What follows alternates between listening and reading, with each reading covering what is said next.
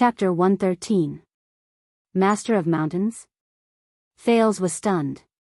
How come I've never heard of it? Because this god does not have a representative in the human world. It does not have a temple or a church, Putray explained with a chuckle. There are even very few credible records of the manifestation of divinity. It only exists in the stories and legends that are passed down by the people. And for the travelers in the wilderness, worshipping the Lord of the Mountains is more of a kind of safety and peace of mind when traveling far away. The gifts from the mountains are more like a ritual to help the travelers overcome the harsh cold. Passed down by word of mouth? During the era of the ancient empire, the Master of Mountains was once the common belief of all humans. Not only us Northlanders, but also you, the Redalians who built the empire at the center of the world, the Kalanzarians of the southwestern land of thorns and dragon-kissed land, the barren bone people of the great desert, the Neda robbers of the Near East, the Kisari who graze on the eastern plains, the dark-skinned red earthlings in the extreme south, and the Kasai who roam the islands. Other than the Far Easterners, almost all humans know and acknowledge the existence of the Master of Mountains. The old Castellan drank a mouthful of ale and said with emotion behind the bar counter, but now, even in Northland, this simple belief can still be seen in the simple and honest countryside. The name of the Master of Mountains has disappeared, just like countless precious Northland traditions. All that is left are the great temples wrapped in power and money. The Redalians and the Northlanders? Thales curiously lowered his head and nibbled on the next piece of bread.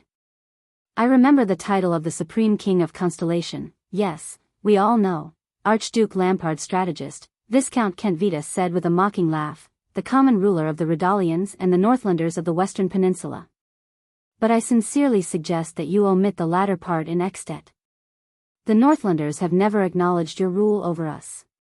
As far as I know, Putray retorted sharply, 2/3 of the Northland province during the era of the ancient empire was in Extet, while the remaining 1/3 was in the northern territory of Constellation. Those Constellatiates also called themselves Northlanders and acknowledged the Supreme King's rule over them. This is where the problem lies. Viscount Kentvita tapped the bar counter thoughtfully. Northland has always belonged to Northlanders. Why should it belong to Constellation? Why should it belong to the rule of a Redalian king? Thales suddenly understood. Northland referred to the Northland province during the era of the ancient empire 1,000 years ago. It was a geographical concept, and Northlanders referred to the human race that existed before the empire was built. They lived on this land. As for Extet, it was a country that was built after the Battle of Eradication. The weight it carried was far less than Northland, let alone Northlanders.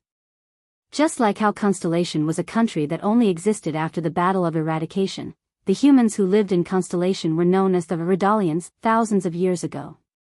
By the looks of it, they seemed to be the main race of the ancient empire. Today, Northlanders and Redalians had long since mixed together in Extet's Black Sand region and Constellation's northern territory. Thales lowered his head and inadvertently saw the wheat residue that had settled in the wine cup. He suddenly remembered the Sunset Pub in the underground street of Lower City district of Eternal Star City, the careless female bartender Jayla, the fierce-looking fat chef Edmund, and the owner of the pub who only showed up once or twice. Why? Because of history, Putray said flatly. Today, whether it's Black Sand region or the Northern Territory, the Redalians and Northlanders have lived together for many years. There is no longer any distinction between them. That's the land and people you snatched from Northland, Kentvita retorted. For example, Cold Castle 400 years ago, and the lonely old tower 200 years ago. Your Northern Territory is our southern land. As the owner of the pub, Castellan listened to the argument between Kentvita and Putray. He could not help but let out a loud laugh that no one else could understand. Thales felt a chill in his heart. So this is how Extetians think. He thought of the soldiers' attitude and behavior towards them when they first entered Lampard's camp. He immediately understood. Constellation wants to protect its northern territory, while Extet wants to recover the Northlanders' territory. Both sides are fighting for justice. How ironic. These are all voices I can't hear in Constellation, right? When Putray said this, he chuckled softly. If you really want to say that Northland only belongs to Northlanders, the Arun family of Constellation's northern territory used to manage the entire Northland province for the emperor, and they were a dukedom family for as long as 1,000 years. Humph, Constellations are pointless proud. Viscount Kenvita snorted coldly and said, in the end, all of you still want to go back to the ancient empire that perished a long time ago, don't you? Are you still reminiscing about the supreme authority and glory of the Pegasus throne, the emperors who could make the entire world tremble with just a wave of their sleeves, and the era where the map of the country could be spread from one end of the room to the other? The empire is undoubtedly the most precious legacy in human history, the most glorious page, and the most powerful existence. Putre answered coldly, even though it no longer exists, its glory has been passed down to this day and has never faded. Ha! I almost forgot. Kenvita raised his hands and laughed mockingly at Thales. As long as Constellation exists, the empire will last forever, right? Your Highness? Thales shrugged and responded to him with a smile. Don't make fun of the royal family, Putre said coldly. His bloodline once stood at the top of the world and witnessed the rise and fall of mankind. Bloodline? Kenvita snorted with a nasal voice. Northlanders do not believe in bloodlines. A hero who can shoulder the burden of the country and its people will naturally become a king. The next moment, the Viscount of Extet narrowed his eyes and said sternly, and listen carefully, Your Highness. The empire ruled by the so-called imperial family that you were born in has only left the world a nightmare of chaos. Thank you for your reminder. Thales scratched his head awkwardly and laughed dryly. What a novel point of view. Novel? Kenvita stared at him and said flatly, Have you heard of Quiso Lampard's story? Your Highness. Quiso Lampard? The ancestor of the Lampard family? The king of rebellion? Thales answered excitedly. You don't need to hear it from the subordinate of an archduke. Putre was about to speak, but he noticed that Thales had raised his hand with great interest and stopped him from speaking. Please continue, Viscount Kenvita, Thales said with a smile. I am very interested in all knowledge. Putre and Kenvita glanced at Thales in surprise. Do you know Archduke Trentida of Reformation Tower? He is one of the 10 archdukes of Extet. Kenvita pondered for a while and said quietly, Reformation Tower is adjacent to your lonely old tower. It is ruled by the Trentida family, a famous family of knights in Northland's history. Their family emblem is a radiant blade. I don't know much about it. Sorry, I am only 7 years old. Thales shook his head awkwardly. But I am very willing to listen to your explanation. What about the Trentida family? What does it have to do with Quiso Lampard? It has nothing to do with the Trentida family. It is their territory, Reformation Tower, and its surroundings. Kenvita sighed and said, That is the easternmost part of Northland.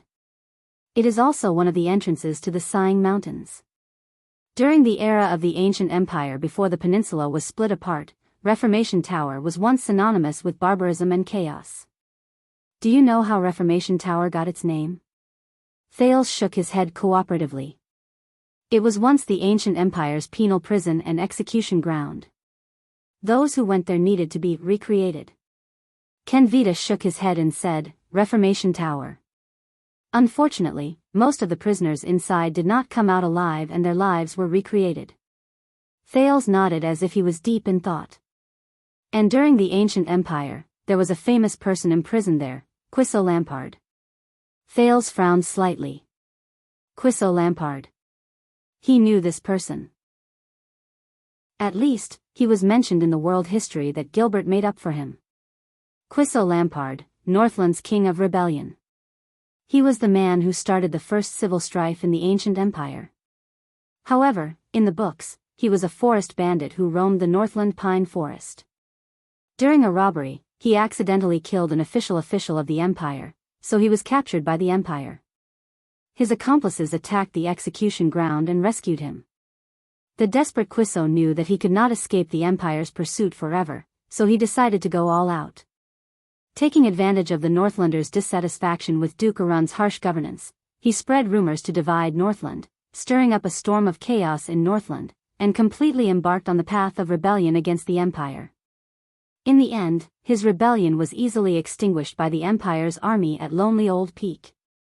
However, the empire's first civil strife also broke out because of this, and it became more and more intense. However, today, Kenvita told him a completely different story. Kenvita said faintly, "It is said that the Lampard family is the descendant of Takmu, the first king of the north, during the uncivilized era before the orcs invaded. More than 1,500 years ago, Quiso Lampard was just an ordinary lumberjack in the Northland province of the ancient empire. However, he was highly skilled, forthright, and righteous. He helped the poor and the weak. He was very famous in the area. Even the Northland province's Duke family, Arund, knew of him. That was the so-called empire's most glorious era. The elves compromised with the empire, the dwarves became craftsmen, the orcs fled to the glaciers, the dragons went extinct, and only the Far East remained unconquered. Therefore, when the empire's campaign to conquer the Far East was in full swing, Quiso was enlisted into the army.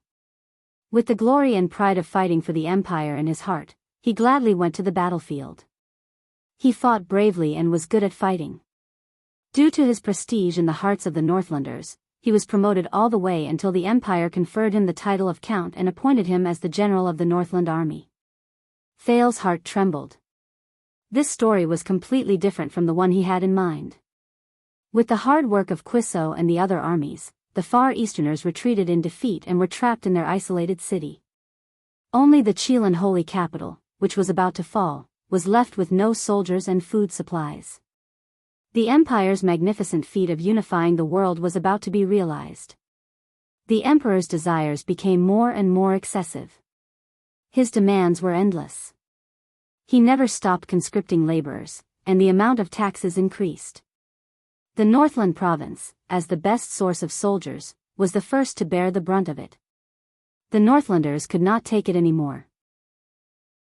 They began to resist taxes, escape from labor, and chase away the emperor's tax collectors. They began to face the empire's authority with anger and curses instead of enthusiasm and obedience. Therefore, Duke Arund, the emperor's servants, could no longer collect enough taxes and labor. There were even frequent cases of tax resistance. The empire's servants came up with a solution. They found the most famous person in Northland, the Northland army's commander, Quiso, who was on his army's rotation break and had returned home to recuperate. Caslan sighed. Putre was silent. Kenvita continued to speak. They persuaded Quiso to become their colleague and go with them to demand the payment of taxes and labor, but Quiso did not agree. They then persuaded Quiso to make an announcement to convince the Northlanders to submit to the empire, but Quiso did not agree. They then used the empire's name and ordered the empire's general to help them find the Northland rebels, but Quiso did not agree either. Quiso said this, "I am loyal to the empire, but I am a Northlander." In the end, the emperor found out about this. The emperor sent an edict. There were only 2 words on it. Kenvita's gaze became extremely cold. He said flatly, "Choose one." Thales felt a chill run down his spine. Choose one. The next thing the Northlanders knew was that Quiso was exiled to Reformation Tower until he proved his loyalty to the empire again. The emperor could not tolerate his general failing to do so. But for a whole year, Quiso did not relent. At the same time, the Northlanders who heard the news became even more resentful. In the end, the emperor, who heard the complaints of the Northlanders, was fed up with Quiso's stubbornness and decided to make an example out of him. He used punishment and fear to intimidate the Northlanders and reassert the empire's dignity. Hence, Quiso Lampard was escorted to the execution ground. There, he watched helplessly as his son was beheaded, his wife was hanged, his daughter was hanged, and his friends were whipped to death. Finally, when it was Quiso's turn, the furious Northlanders and Quiso's subordinates broke through Reformation Tower together. They fought their way into the execution ground, killed the empire's soldiers, and rescued Quiso. When the news spread, the entire Northland was shocked. The people picked up their weapons again, put on their armor, and gathered around the dying Quiso.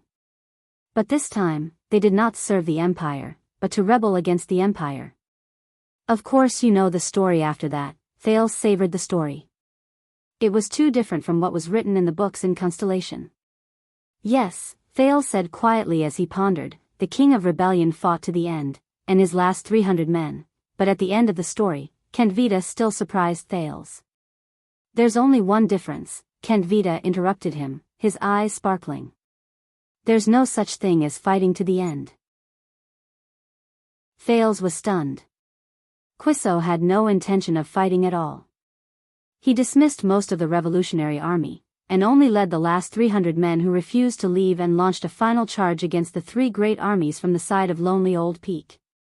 This is more like a complaint against the emperor, not a rebellion against the empire he was loyal to all his life, isn't it? After he died, every Northlander lit candles in every household and honored him as king according to the ancient rites of the Age of Kings. This is the story of the king of rebellion. Many extensions are familiar with it.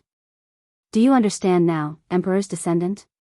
Kenvita said flatly, what the empire left for Northland? Caslin watched Thales' reaction with interest. Fortunately, the others were sitting at a round table some distance away from them. Otherwise, Thales reckoned that there would soon be another tavern brawl between Constellations and extensions. A story that has been meticulously embellished. Putre snorted and laughed. I'm curious, though. How did you know the emperor's edict so clearly? Are you sure that you didn't miss a single word? Go ahead and be sarcastic, citizen of the empire. Anyway, your mind is only filled with the glory of the empire. Kenvita's gaze was filled with disgust. He continued, what did the empire give the world? Endless military conquests, unreasonable and harsh taxes, greedy and corrupt high-ranking officials of the empire, cruel and oppressive rule by the ignorant people, ugly and dark religious oppression. Do you know that primitive beliefs like the Master of Mountains, the Maiden of the Sea, the Father of the Grasslands, and so on disappeared under the ancient empire's ban and the conspiracy of the Emperor and Bright God Church? And the Temple of Knights in the north that was forcefully demolished by the Emperor 1,000 years ago.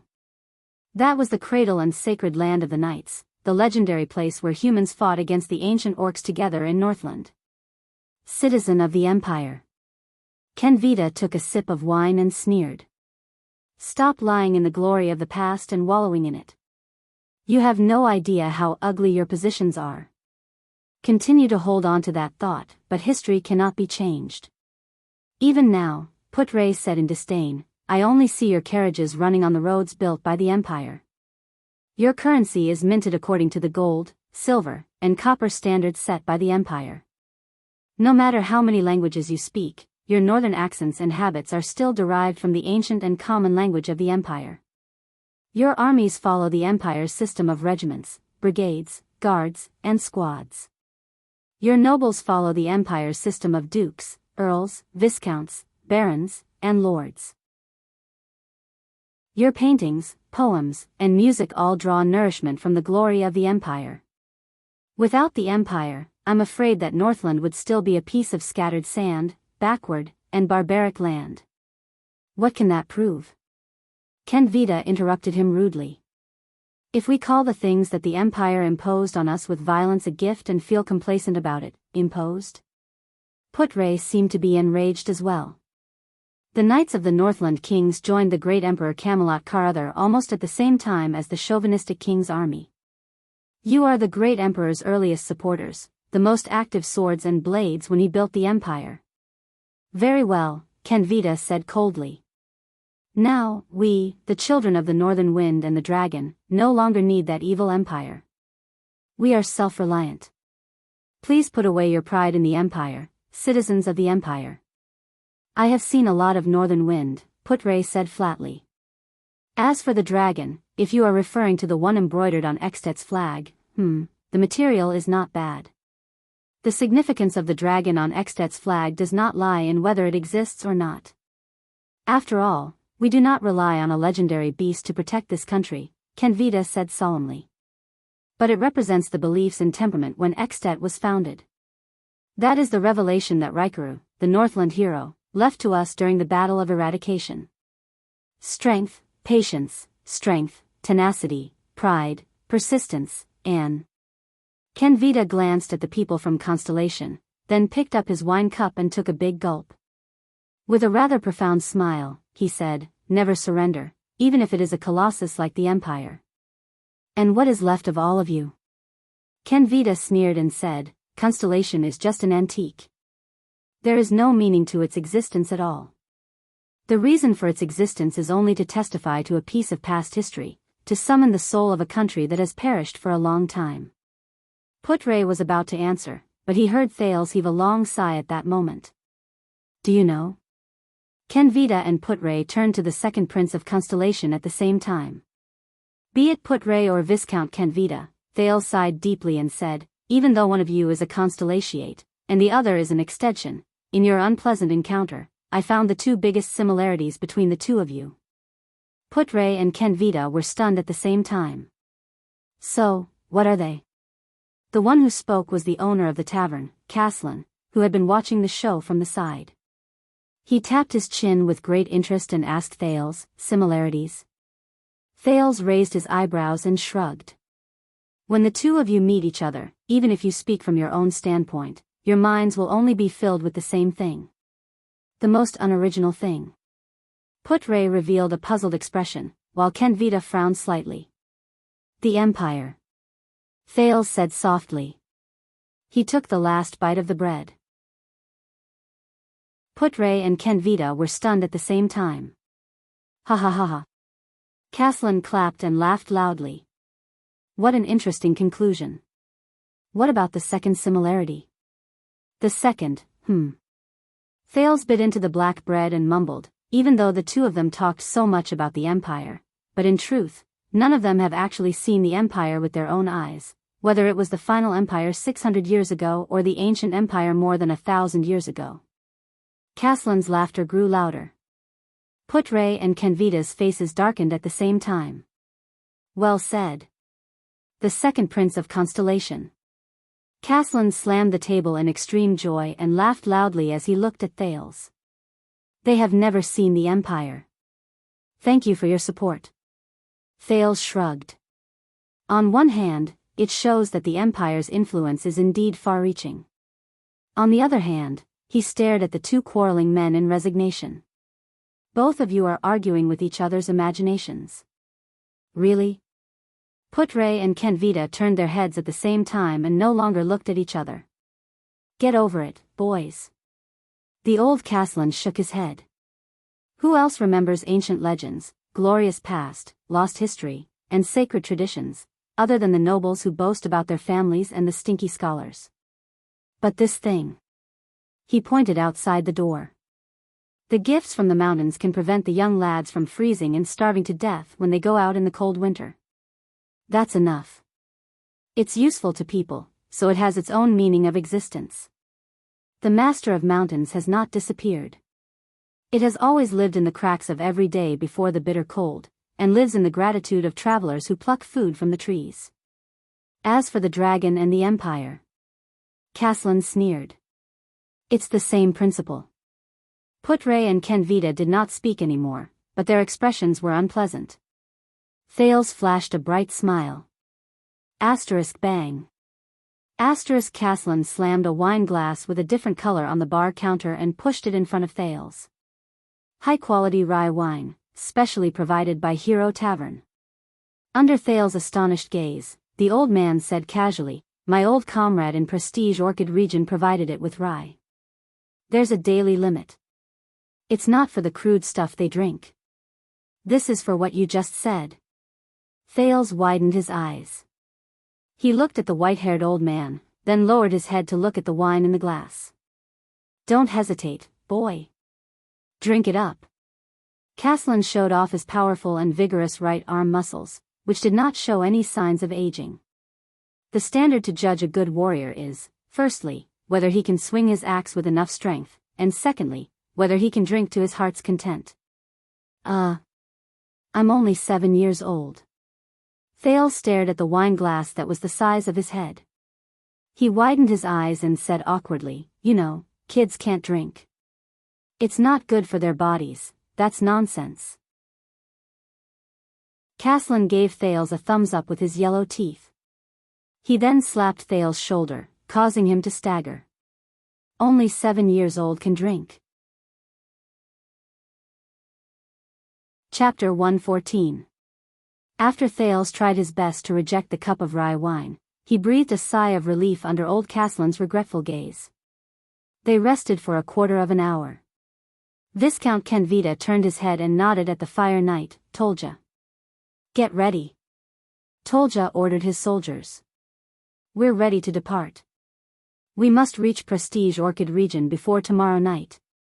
Upon hearing their commanding officer's words, Extet's officers and soldiers stood up in unison. They left behind their wine money and walked out of the tavern. The Constellations looked at Thales. Thales glanced at Putre, shrugged, and jumped off the bar counter. But just as he waved at old Castellan and was about to leave, "Brat, wait." Castellan left the bar counter and walked towards Thales. Thales only then realized that this old man was extremely tall. Castellan was almost 7 feet tall. He had to raise his neck to an angle that he could barely look up at him. Fortunately, Castellan squatted down in front of him. "You want to apologize to King Nuvan, don't you?" Old Castellan said slowly, "And I also heard that it is to repay Prince Maria for his misfortune in Constellation." "Yes." Thales exhaled. "Let's see if King Nuvan will be interested in my head." Castellan's gaze on him changed slightly. The old man sighed. "When I was your age, I only knew how to chase sparrows behind my brothers, but..." Thales smiled faintly. But before Thales could speak, Castellan continued, "Damn those messy political schemes of the nobles. They never show mercy, don't they? I don't care if you are 7 or 17. God knows how Prince Maria died. It's a pity, he was a good lad." This. Thales looked surprised. "Thank you for your understanding." "Sir Castellan, listen," Castellan said flatly. "I once served under Nuvan. To a certain extent, I am quite familiar with him. This tavern owner knows King Nuvan?"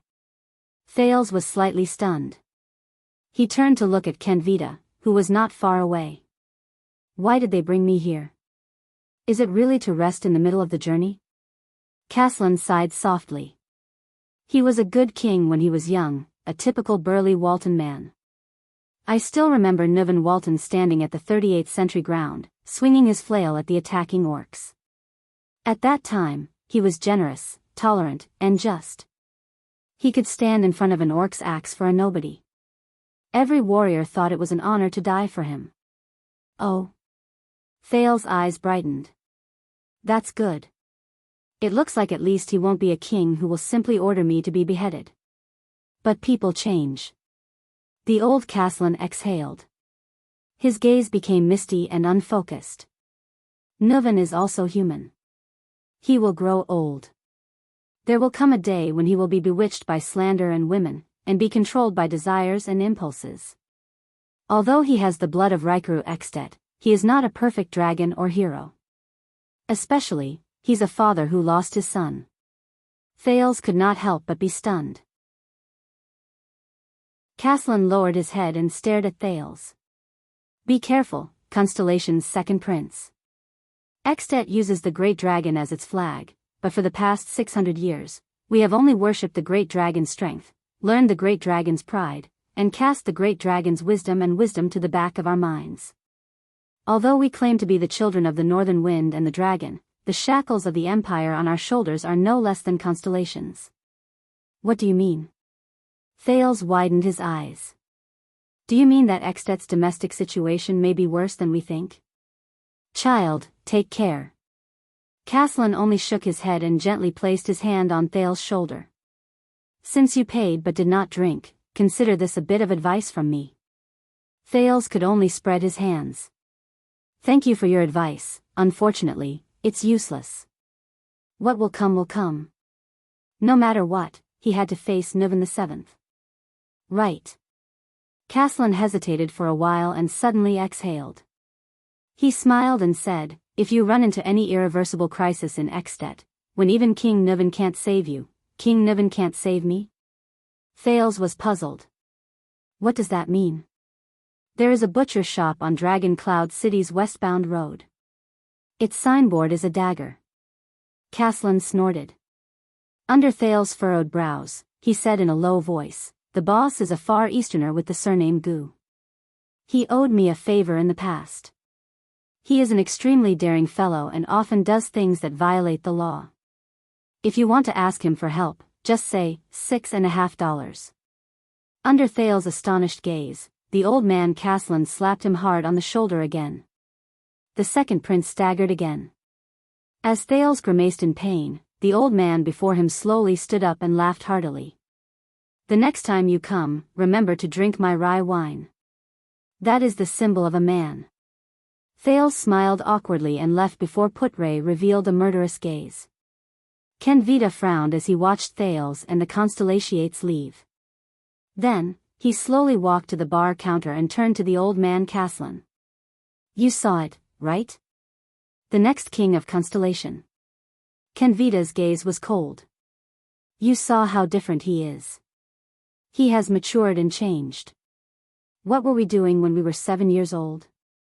What was King Niven doing when he was 7 years old?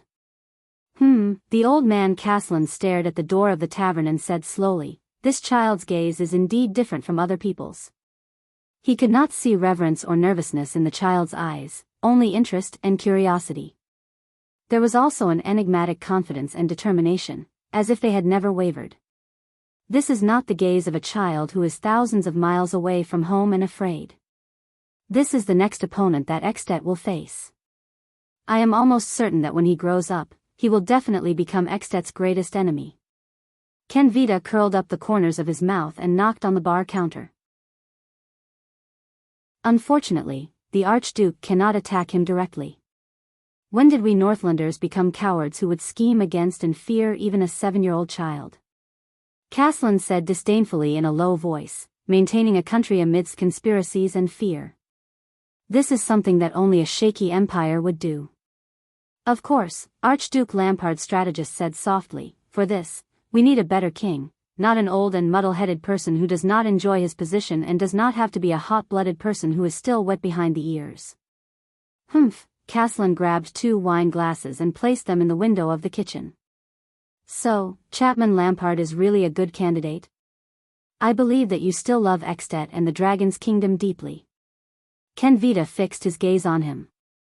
Even though King Niven chased you out of the White Blade Guards. Hey! The old man seemed to be particularly dissatisfied with this sentence. Niven did not chase me away. I left on my own. Kenvita did not speak. He only stared at the old man. Really? After a few seconds, he said slowly, so, you still don't agree? So you still don't agree? Caslan shook his head mockingly. I am just a tavern owner. What can I agree to? Caslan the Earthshaker, as the former leader of the White Blade Guards, your name still spreads among them. Your story is still being sung in the 38th century grounds, Kenvita said slowly, as long as you say the word, why? Do you want me to use my influence and connections to convince my old subordinates to stand on Chapman's side? Caslan snorted in disdain. I believe that you will make the best choice for Extet. Kenvita's expression was indifferent, but his gaze was sharp. He stared straight at the old Caslan. Caslan Lampard, you are, after all, the Archduke's uncle. Caslan raised his head abruptly. And the most famous commander of the White Blade Guard since Extet was founded, Kenvita said flatly. In the upcoming storm, you are destined to be unable to remain unscathed. Of course, it might not be just convincing my old subordinates. After all, the White Blade Guards are the king's personal guards. They are responsible for the safety of the common elected king of Extet. Kenvita thought silently. Do you know what this reminds me of? Caslan interrupted his thoughts. Kenvita curled the corners of his lips politely into a smile. The old man stared at him coldly. Quisso Lampard was asked by the Empire to convince his fellow countrymen to cooperate with the Empire, pay taxes obediently, and stop resisting. If I say no, will that brat Chapman exile me to Reformation Tower as well? Kenvita frowned. Go back and tell my nephew, Caslan said slowly but firmly, go to hell with Lampard. Go to hell with Rumba. Kenvita sighed and shook his head as expected. Then, you should at least be able to help me with the second favor. Caslin snorted coldly. All of you are always concerned about benefits, aren't you? Kenvita narrowed his eyes. This time, it has something to do with that prince. Caslin put away a few cups again and ignored the Viscount. There are people in Ekstedt who want to assassinate that prince. Whether it's to frame the Archduke or to mess up the situation, Kenvita said with a dark expression. They even used the officer spy lurking in our mystic gun unit. You know that I hate these dirty politics the most. Caslin raised his head and said bluntly, I don't want to know anything. What happened next is related to you. Kenvita interrupted him in a deep voice. The Archduke sent a letter yesterday saying that we found a clue about the officer spy in the black market, but it was intercepted halfway. What does it have to do with me? Caslin said rudely. Those who intercepted the clue halfway used the sword style of the Tower of Eradication, an unusual power of eradication, and they were definitely not from the Tower of Eradication. Caslin was stunned. Go on. The old man became solemn. What is the power of eradication? I know you will care about it. Kenvita said sharply, it's the one you mentioned a long time ago, the frenzied and out-of-control power of eradication. I remember that you are still working for the Tower of Eradication. It's just to return a favor to Shao. A nostalgic look appeared in Caslin's eyes. After all, it's been so many years since I graduated, but he immediately looked at Kenvita seriously. What else? The supra-class swordsman of eradication under us, Croche. Do you remember her? She's the daughter of your comrade, that strong little girl. She was heavily injured in their hands and almost lost her life. She's the only one who escaped. Caslin clenched his fists. The clues we've been pursuing have been cut off. The only clue we have left is that strange power of eradication. Kenvita said sincerely, we need your help, even if it's for the Tower of Eradication, not for Lampard. The person who is as famous as Grey Sword Guard, Shao, the pride of the Tower of Eradication, the pride of the White Blade Guards, ground shaker, Caslin Lampard. A few days later, in the lounge of the House of Legacy in the Tower of Eradication. We can be sure that the disaster swords do not have the complete inheritance of the Northland military sword style.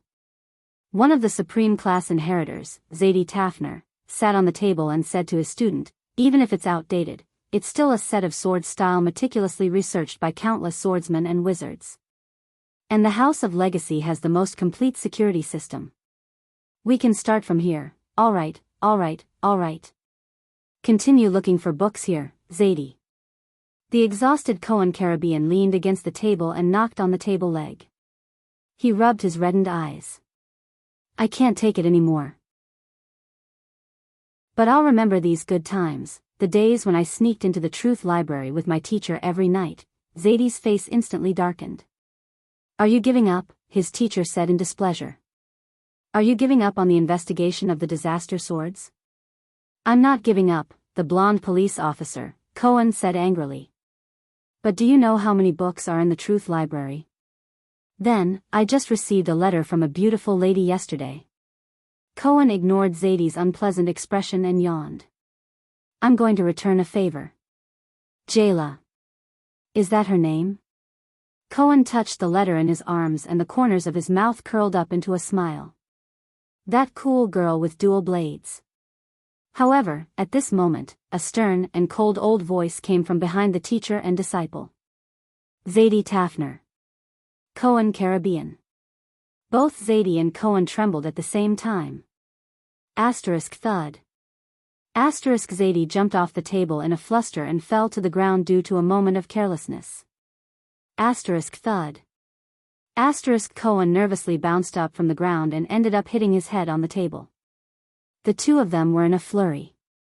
One rubbed his knees and his face was contorted, while the other touched his scalp and grimaced in pain. They stood up with difficulty and tried their best to stand straight. They put on their most obedient and friendly smiles and looked at the cold, gray-haired old man from the Far East who had appeared out of nowhere with a sword hanging from his waist. Ah. Shao. When did you come back? They all said that you went to Sharp Blade Valley for an inspection. This was the heir of the Tower of Eradication, Zadie Tafner, who raised his hands and bowed with a face full of smiles. Master Xiao. Ah, this time when I came back, I planned to visit you first. I even specially brought you Constellation's specialty. This was Cohen Caribbean, Constellation's police officer come captain of the city defense, rubbing his hands together with a flattering expression. But the gray-haired old man, Xiao, ignored their smiles. The table in the lounge is not for dancing. Xiao stared at Zadie, who had a flattering expression on his face. His cold voice made Zadie's smile even more awkward. The heir must set a good example. Of course, of course. Zadie Tafner nodded sincerely and humbly. Then, he turned to Cohen. His steel-like stern face scared the latter. Since there are chairs, don't sit on the ground. Yes, yes. Cohen listened to Xiao's teaching seriously. The two of them smiled and nodded repeatedly. They were as respectful as they could be. What a joke, this was the master of the Tower of Eradication, the Grey Sword Guard. The lightest punishment he could give his students was to stand upside down with one hand for 10 hours. And the crimes that were worthy of the lightest punishment, for example, taking 2 long steps while walking, was not in a good posture. The Grey Sword Guard stared at them coldly. Zadie and Cohen stood straighter than the other. Fortunately, Xiao only snorted in the end and did not say anything else. The two of them secretly breathed a sigh of relief. Until Xiao said his next sentence. I heard, Xiao said slowly, that you have sneaked into the Truth Library many times these few days. Zadie and Cohen were petrified on the spot at the same time. Listen to my explanation. Zadie smiled awkwardly. That, you were not around, right? Cohen found some clues about the disaster sword, so, this is for the Tower of Eradication, for the purgers. Cohen used the words he learned in the police station and patted his chest righteously. We are for the disaster sword, but Xiao's solemn and deep voice rose slowly and interrupted them. Very well. The Grey Sword Guard's expression was solemn. Cohen Caribbean. Cohen immediately puffed out his chest and raised his head solemnly. He stood straight.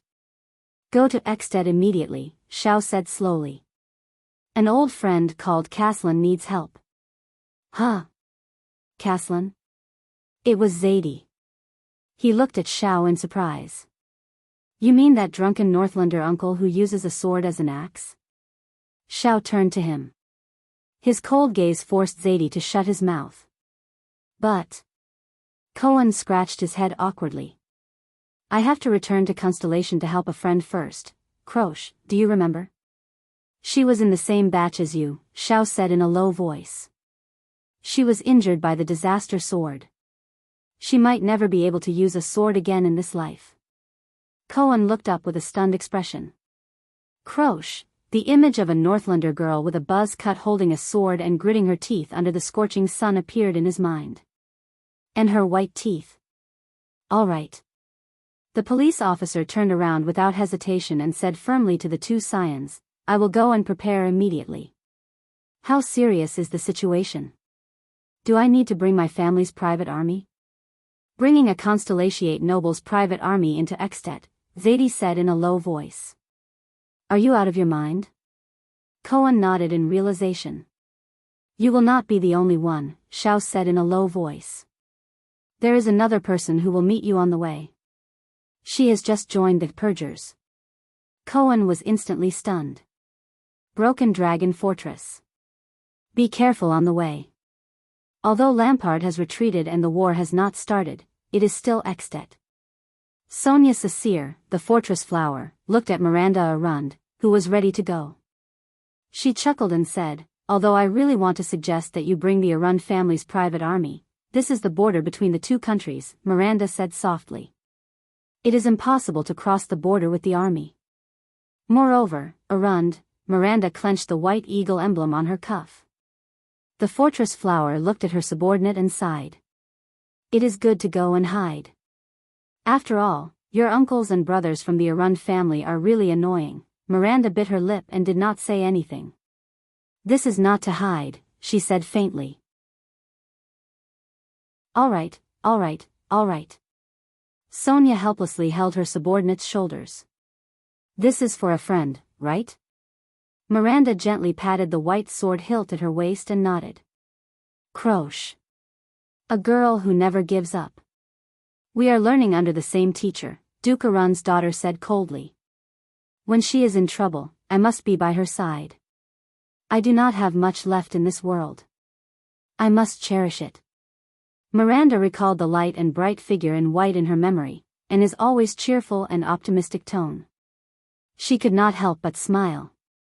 She turned around and stepped into the stirrup. Don't worry, commanding officer. I am not some helpless little tabby cat. Besides, I won't be fighting alone. Miranda Arund nodded at Sonia from her horse. An old friend will be coming with me. Once the matter is settled, I will return. She flung the reins and galloped out of the fortress's gate. Sonia looked at Miranda's retreating figure and the faintly discernible white eagle emblem on her back. She sighed. Chapter 115. Somewhere in Eternal Star City. It was in pain. The air here was cold and moist.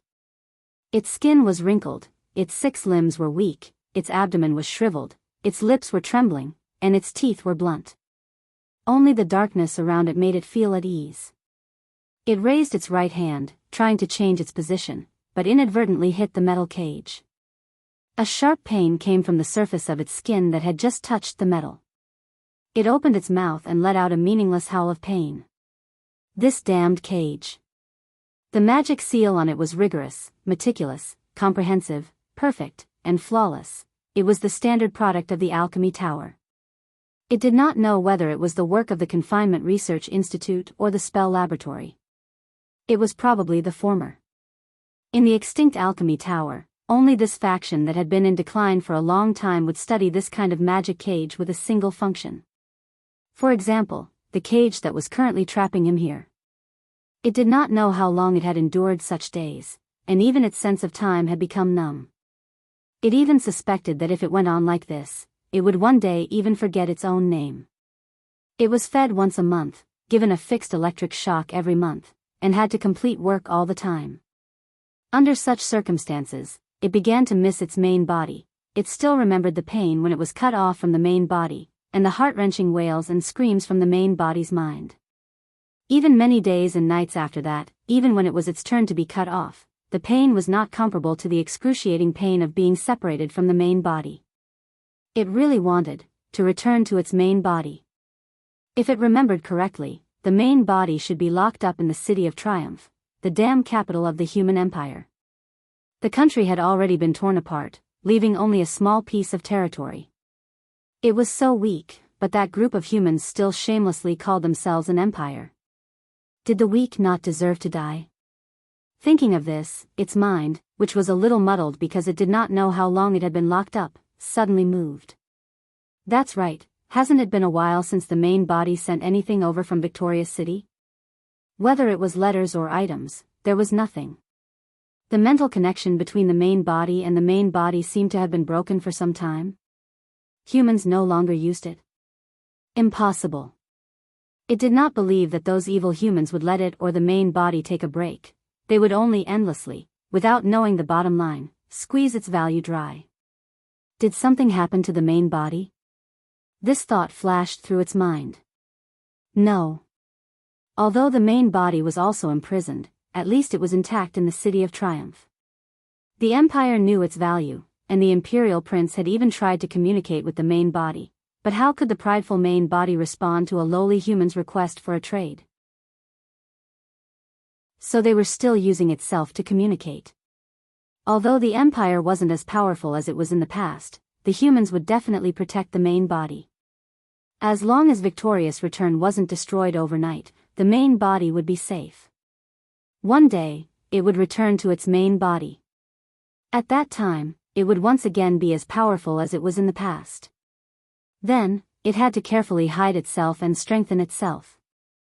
Most importantly, it had to find a way to restrain those mystics. It did not want to experience the humiliation of being captured and imprisoned as a slave a second time. Especially that damned mystic. Giza Streelman. If the human outside the cage door had not mentioned this name recently, it would have almost forgotten about it.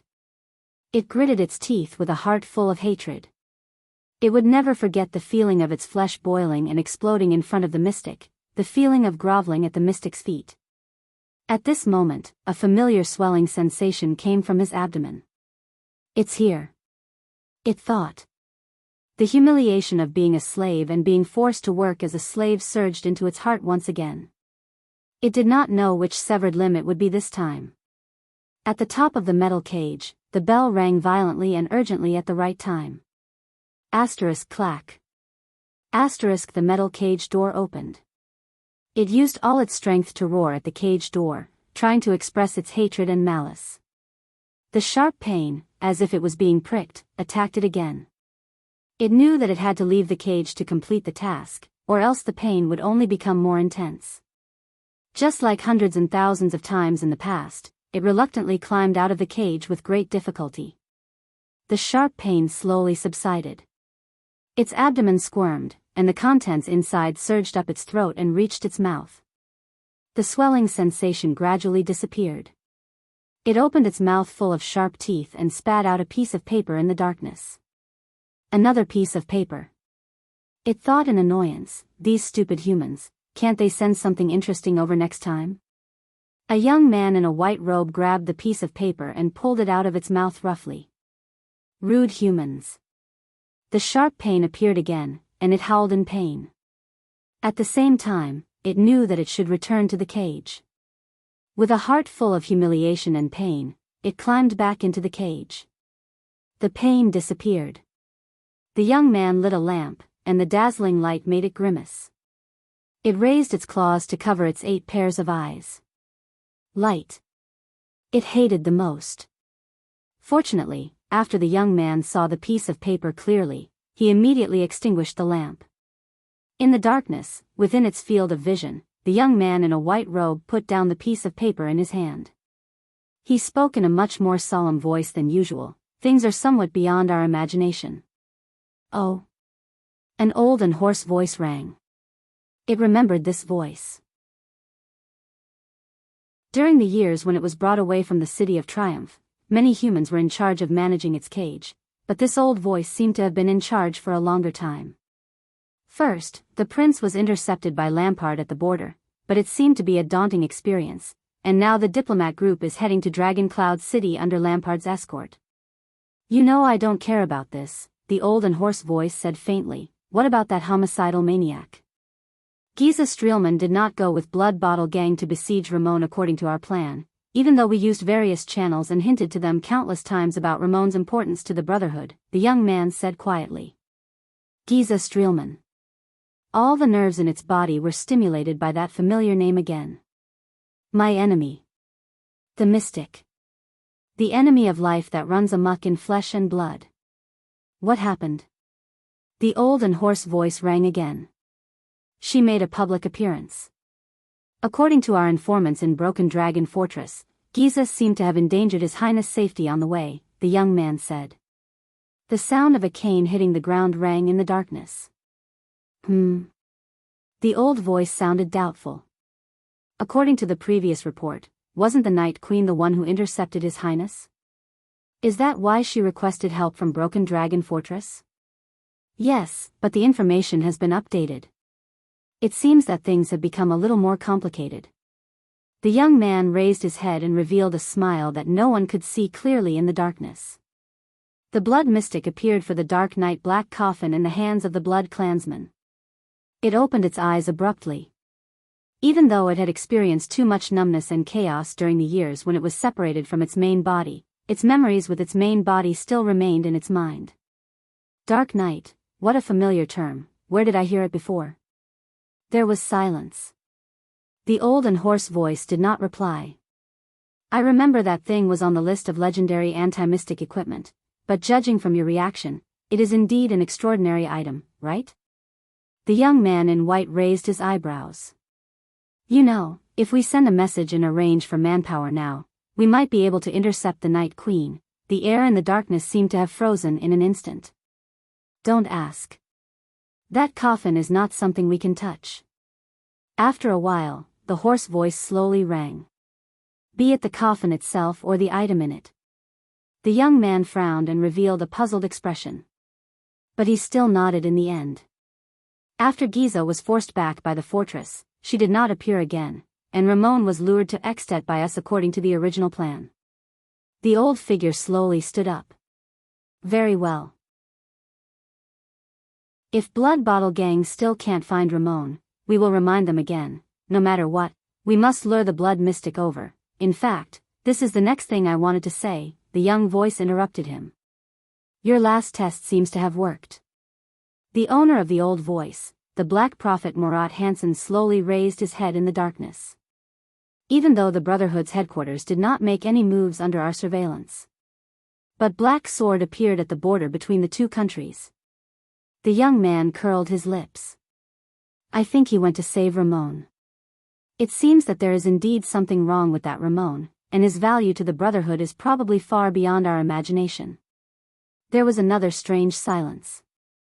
Then, Murat's sinister laughter slowly rang out. He he he. The Black Prophet laughed softly. Heh, I was almost fooled by my own student and that old woman. There was a moment when I really wanted to dispel my suspicions about Ramon's identity and remove him from the blacklist. But no matter how meticulous his disguise is, he can't beat your suspicion that is stronger than that of Broken Dragon Fortress, teacher. The young man in the white robe, Raphael Lindbergh, raised his head in the darkness and chuckled sarcastically. Let the news out. Murat did not care about Raphael's mockery. He stopped smiling and said in a low voice, the prince should have already entered Extet, right? Raphael nodded. They are on the last stretch of the road in Black Sand region. Let Cora come back. The Black Prophet nodded and took a deep breath. Since he has completed his mission and successfully lured Ramon to the prince's diplomat group, Raphael crushed the paper in his hand and gently sprinkled it on a strange pattern on the ground. After the shredded paper came into contact with the pattern, they burned and disappeared in a bizarre manner. Do you want to proceed to the next step? The young man asked flatly. Yes, it is time to send a big gift to the secret room and the Brotherhood. The Black Prophet tapped his cane. Get ready to depart. This is your first big test before you take over as the head of the Secret Intelligence Department.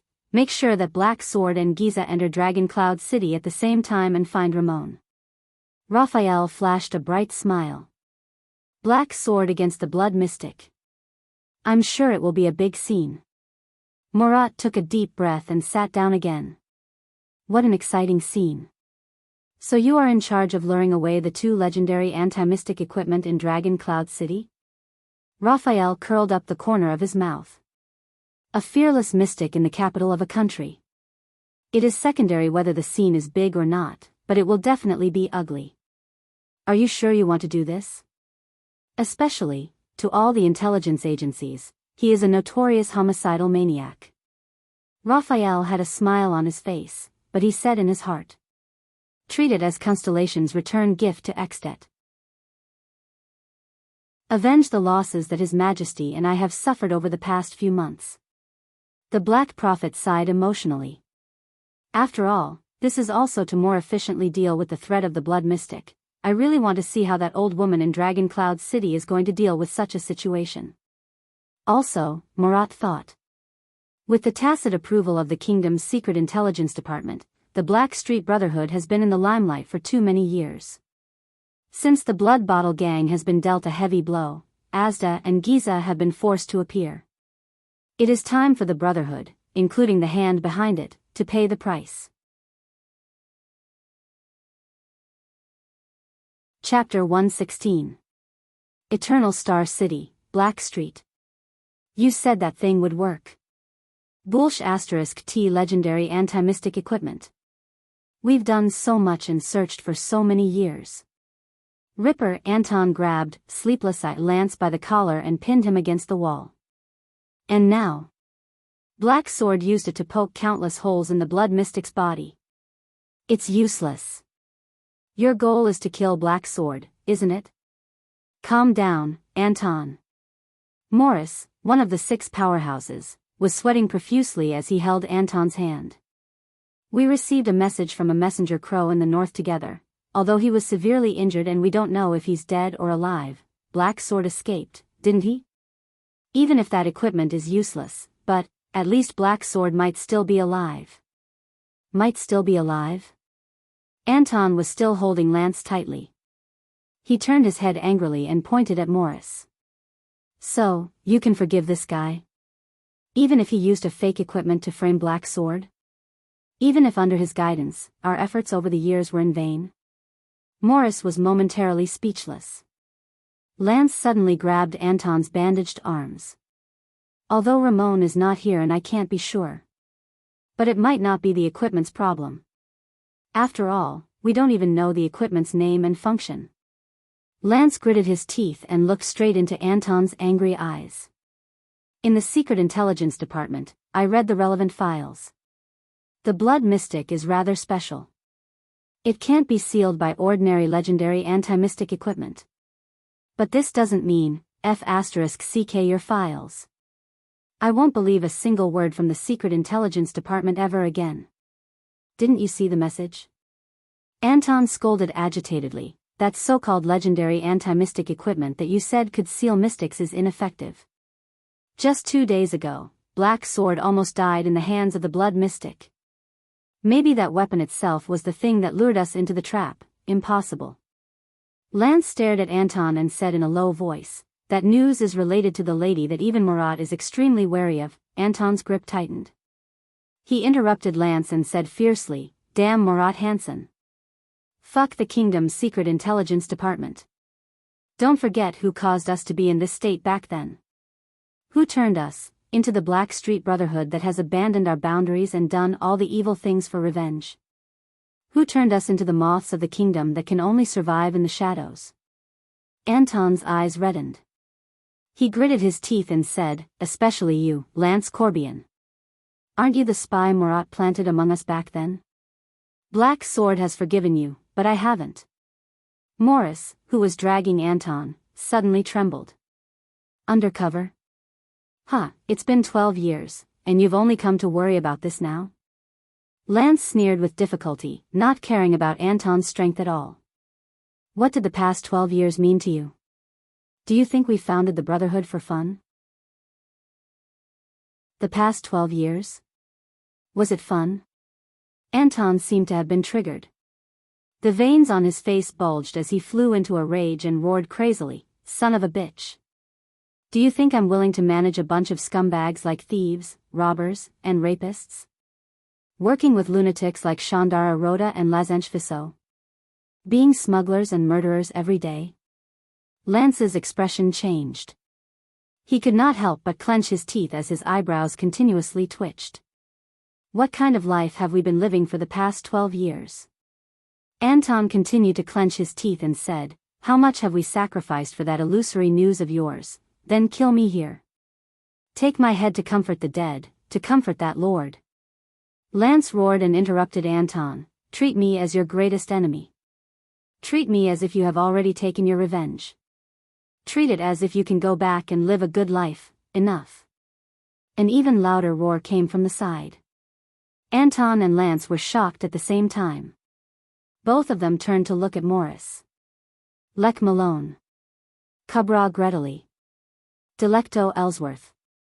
Morris trembled. He lowered his head and clenched his fists. Names came out of his mouth one by one, Curdimo Finwy. Kyrsters Desmond. And that lord. Both Anton and Lance were shocked. Do you still remember them? Do you remember these names?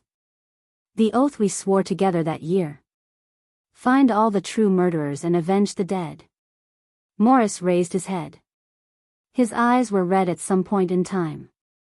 At all costs. Do you think you're the only one suffering in silence? Skinny. Morris roared, over the past decade or so, we, who originally knew nothing about gangs and organizations, have worked hard to conquer territories, build our power, infiltrate the underground world, rope in all the people, fight against Blood Bottle Gang, evade the Secret Intelligence Department's pursuit, treat all suspects as enemies, track down Charlton and Shadow Shield, and investigate the truth of what happened that year. Isn't it all for the same purpose? Asterisk bang. Asterisk Morris punched the wall with all his might. His lips trembled. I've never killed a child before, but in the past 12 years, there were a total of 154 children from the age of 4 to 12 who died in the abandoned houses. This does not include the many child beggars killed by that son of AB *TCH Rhoda and his family 2 months ago. These are all my blood debts. I buried every single one of them with my own hands. I can almost remember every single one of their faces. The most recent one was just a year ago, a boy who ran away. In order to show our toughness and ruthlessness in front of our negotiating opponents, I used my psionic ability to suffocate him to death. Morris could not suppress his emotions. His psionic ability was slightly out of control, and even the air around him became unstable. God knows what we've sacrificed for the past 10 years, and what we've become. Anton closed his eyes, bit his lower lip, and lowered his head. Lance laughed abruptly. Yes, well said. The sleepless eye revealed an expression that looked like he was crying and laughing at the same time. Ha ha ha, Anton Lewandowski, do you think we've done so many things to correct, atone for, or pay for the sins of the past, to create a better world? Dream on. Lance, who had a terrifying gaze, cursed loudly. Go and take a look at what we've done all these years. The Western Desert's prison of bones, that's where we should be. But why are we here? Why aren't we accepting the punishment that should have been meted out to us? Lance pushed Anton away abruptly and shouted angrily. That's because on that day 12 years ago, from the moment we arrived at Renaissance Palace, we had already become a group of specters, a group of ghosts, a group of corpses that are still breathing. The only, supreme purpose of our existence is to drag out all of our enemies and masterminds, and then perish together with them. Only Black Sword knows best. We've long been in hell. The airtight, soundproof room suddenly became quiet. Asterisk thud.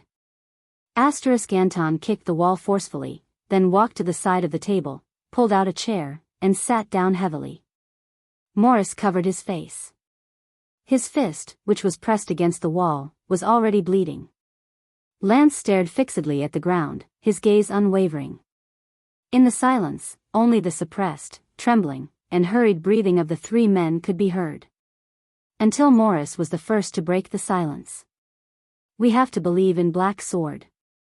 The plump man tried his best to compose himself and slowly said, even without the legendary anti-mystic equipment, he still has the ability to escape from the mystics, just like how he faced Asda in the past. Lance pulled his scarlet cloak up again. Let's wait for news from him. The head of intelligence from the Brotherhood, who came from the Secret Intelligence Department, said in a low voice, when he recovers, I want Black Sword to try that equipment again. How? Anton still had not adjusted himself. He frowned and said bluntly, gamble with his life? If he runs into the blood mystic again, it might be Black Sword's time to die. No, I will remind him to stay as far away from the blood mystic as possible before we confirm the equipment's usability, Lance answered without any emotional fluctuations. Usability? How do we confirm it? Morris wiped away the tears that had appeared in his eyes. Do you still remember Gu? Lance said quietly, that Far Easterner. Gu? Anton frowned. Before our mercenary group was disbanded, that brat who came in last. The one who was chased out by the mane of night dark guards. That's him, Lance said slowly. He is in Ekstedt and brought me some news. You still have contact with him? Morris bandaged his fist and said doubtfully, Gu is not with us. You said before that he has his own agenda and is very suspicious. Our informants in the north are still slightly insufficient. We have no choice but to rely on our local contacts. Lance shook his head. And Gu, whether he is suspicious or not, seems to be doing well there. Wait, you said that we need to confirm the equipment's performance first, so... Morris stared at Lance in a daze. That's right. Gu found an old friend in Ekstedt these few days.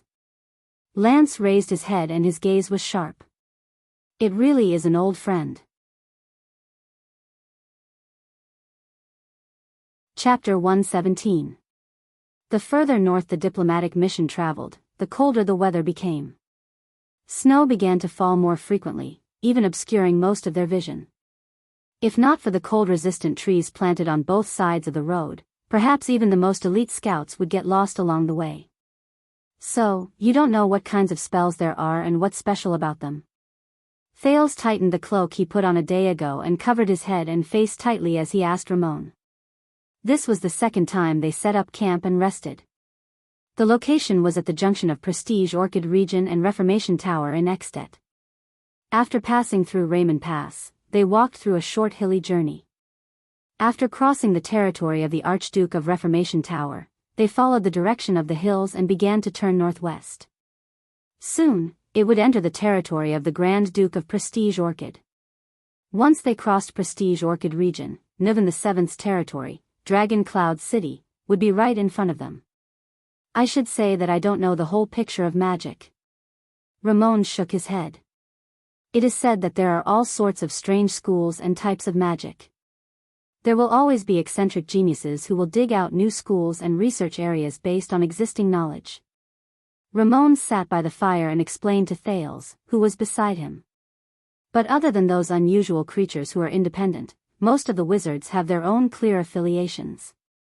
Belonging? Thales' eyes lit up. You mean, in ancient times, it was the gathering place of wizards and the magic organization they belonged to? Ramon's eyes sparkled. The 3 major magic towers. Magic tower? Thales turned his head abruptly. The bits and pieces of information he obtained when he investigated the origins of mystics in Mindy's Hall surged into his mind again. I've heard about this before. Thales' eyes lit up. So, the ancient wizards gathered in the 3 magic towers to conduct research? The 3 great magic towers are not just 3 towers, nor are they just 3 locations. Ramon muttered, wizards are not weirdos who stay in their towers. It is said that the 3 great magic towers represent the 3 attitudes and values of a wizard. What attitude? Thales asked curiously. You mean the attitude wizards have when they face knowledge? Ramon shook his head. I do not know. It is very difficult to find information about the mages in the past. Thales sighed. All right. What are the 3 great magic towers? Don't tell me you don't even know this. Ramon nodded and smiled. I know that. He looked around furtively and saw Ida dozing off by the fire. Putre and Kenvita were arguing about something in the distance. Wyatt tried his best to communicate with Ralph but failed in the end. Tolja had led the scouts to scout the road ahead and had yet to return. The Extet soldiers around them seemed to have gotten used to them. When he saw that the distance between them and their attention was still far away, Ramon cautiously approached Thales. He extended his finger towards the snow-covered ground in a field of vision that only the 2 of them could see. First, the ascetic tower. Ramon gently drew a square on the ground that was turned 45 degrees, with one corner facing downwards. He then connected the diagonal lines of the square and drew a cross inside. According to the information I've read, they are the most ancient group of mages. Even before the Holiness Exorcism campaign, the ascetic tower had appeared. But they are also the most mysterious. I don't know what they are doing. I didn't manage to find out much about them. Thales frowned. Next, the alchemy tower. Ramon drew a circle. Then, he drew 2 triangles on the left and right sides of the circle. Each of them had a corner pointing outwards. The side of the circle where the triangles were near was an arc, matching the arc of the circle. Ramon then drew a small circle at the center of the circle. Thales recognized that the pattern looked like an eye. Ramon continued, as the name suggests, it is said that the alchemy tower is an important aid for humans to defeat the orcs. Their creations are all prepared for war or practical use. Some of their products have been passed down to this day and are still usable. They are rare items that only a few people possess. Finally, the soul tower. Ramon then drew 2 shapes. The upper and lower semicircles of the 2s overlapped. The pattern was especially strange and its meaning was unknown. There are all kinds of strange information about them. One moment, they are said to be the protectors of the secular world. The next moment, they are said to have an agreement with the empire. Or, they are said to be on bad terms with the other two magic towers. There are even some who say that their existence has brought a lot of chaos to the world, and that they are practically the source of all evil. I am also unable to understand the things that they are researching. Obviously, they are different from the other two magic towers. Ramon looked at Thales. The latter nodded to show that he remembered it. The doctor quickly extended his hand and nervously wiped off the 3 patterns, leaving nothing behind. That's all I know. As for the rest, I know nothing about the 3 great magic towers' inheritance, characteristics, history, and origins. Knowledge regarding magic has been completely banned. Ramon sighed. Also, you must never draw these 3 patterns in front of anyone, such as Murat. There will be trouble. Thales raised his eyebrows. Then, you drew them in front of me without any worries? Am I that trustworthy? Ramon turned his head and revealed that strange expression again. Trust? Heh. Ramon chuckled softly. His big nose twitched. I think you are not interested in magic for no reason. The ability to deflect mystic guns. Thales' pupils trembled. Damn it, he still cares a lot about it. I keep feeling that it is not a psionic ability. Ramon chuckled. It should be some kind of magic, but I just don't know what it is yet. That's why you are so thirsty for information about magic, right? Some kind of magic? To be precise. Thales said in his heart, your deduction is correct. Thales fixed his gaze on him. Constellation's new prince come the next king. Not only is he interested in magic, he even possesses some sort of magical power. Ramon beamed with joy. His haggard, dignified face made Thales feel nauseous. Just thinking about it makes me excited. Thales let out a long sigh and carefully pondered over the knowledge he heard from Ramon over the past few days. So, the 3 great magic towers no longer exist, the prince said quietly. Ramon's smile froze. He clasped his hands together, lowered his head, and hunched his back. The strange doctor wiped off a snowflake on his nose and sighed. It is said that this is the case. Do you know about mystics? They are not the slightly stronger warriors that ordinary people think they are. In fact, Thales did 3 somersaults in his heart. Found it. On the surface, the second prince said without batting an eyelid, as a member of the royal family, I know some things about mystics. They are the undying calamities. Ramon looked at Thales with a solemn gaze. Exactly. It is said that from the governments of various countries, to the churches of the gods in heaven, and even the demons in hell, all of them fear them. They are afraid that one day, they will make a comeback and launch a second battle of eradication. If that is the case, the calamities are the main cause of the destruction of the magic towers? Thales asked in a daze. Ramon straightened his collar and his expression became extremely solemn. I do not know whether the calamities were the ones who destroyed the magic towers, Ramon said in a low voice, but I believe that the so-called calamities, the so-called mystics, and the magic towers are all products of the wizard's research. Thales said in disbelief, so, everything related to magic in the world, including inheritance, knowledge, and history, were all intentionally banned? Ramon exhaled deeply. Yes. I guess that someone did not want to see the emergence of a new calamity. Thales frowned deeply. Magic brought about an unmanageable risk, so they simply shut down and banned the existence of all magic? This is too stupid. Thales sighed. Because they were afraid of the possibility of mystics appearing and their power, they banned magic. What a short-sighted and stupid decision. I agree with you on this point. Ramon clenched his fists. It is precisely to fight against the mystics and their harm that we need to seek possibilities from magic, isn't it? Although the 3 great magic towers were destroyed, their ruins should still exist, right? Thales stroked his chin. You didn't go there to try your luck? Ruins? Ramon curled up the corner of his lips and said with an unpleasant expression, this is the worst part.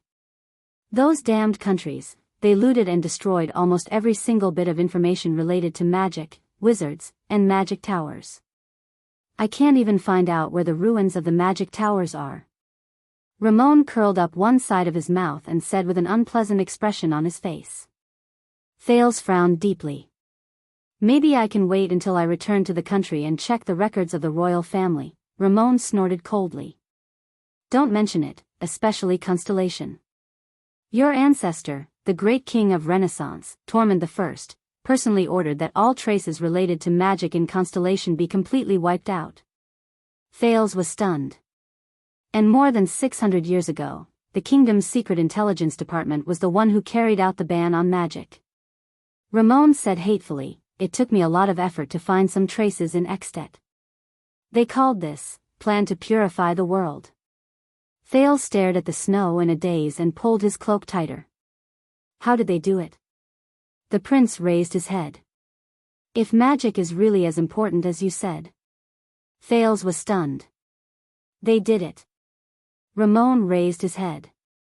His eyes were filled with hatred.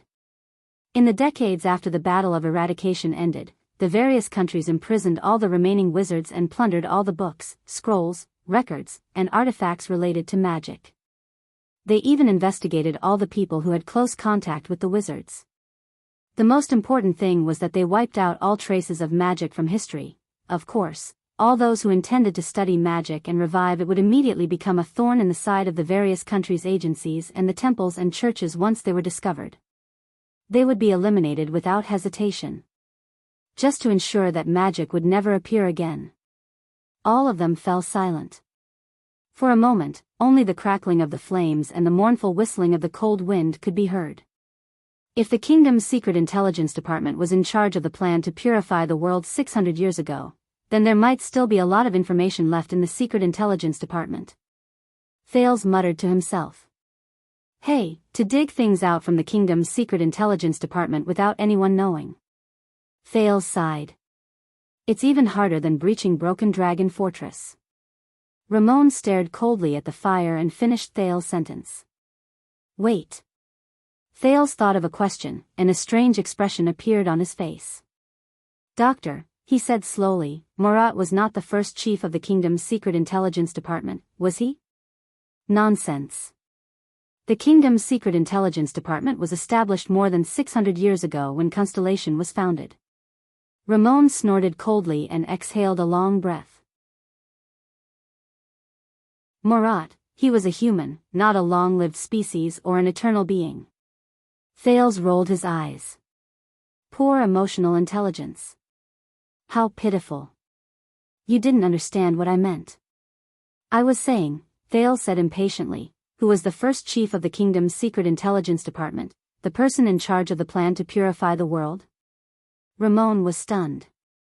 He immediately turned his head to look at Thales. This will be a clue.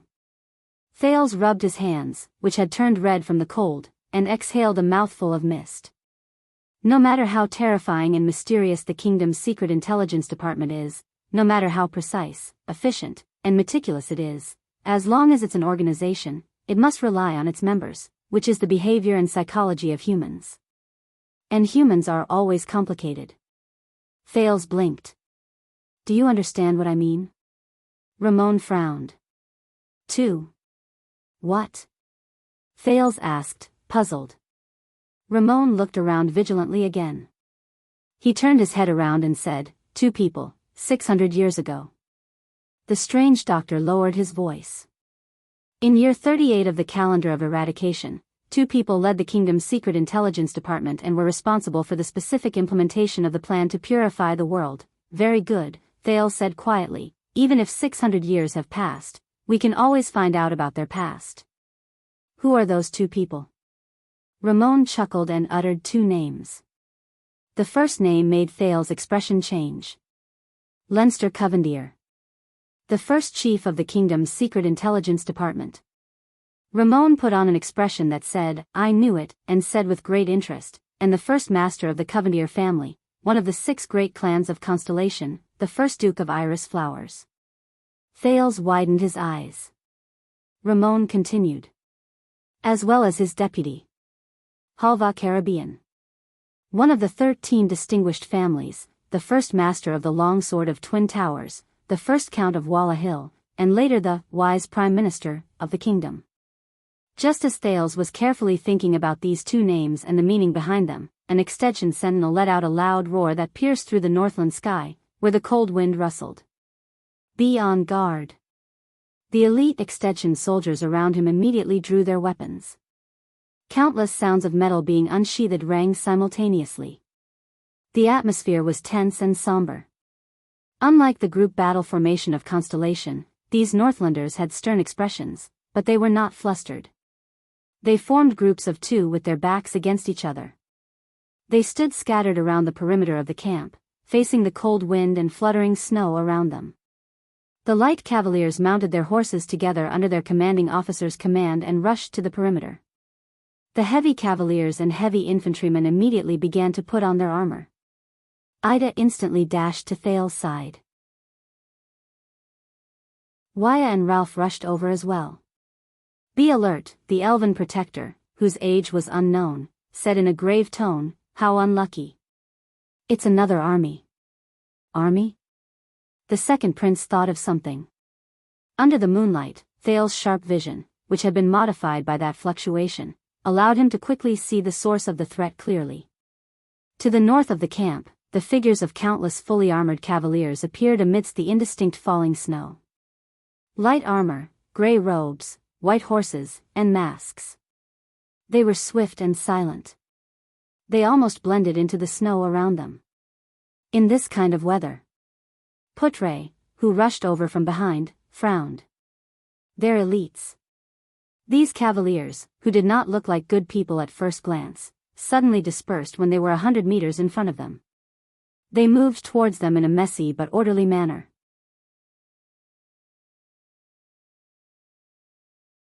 Chapter 118. Beside his ears.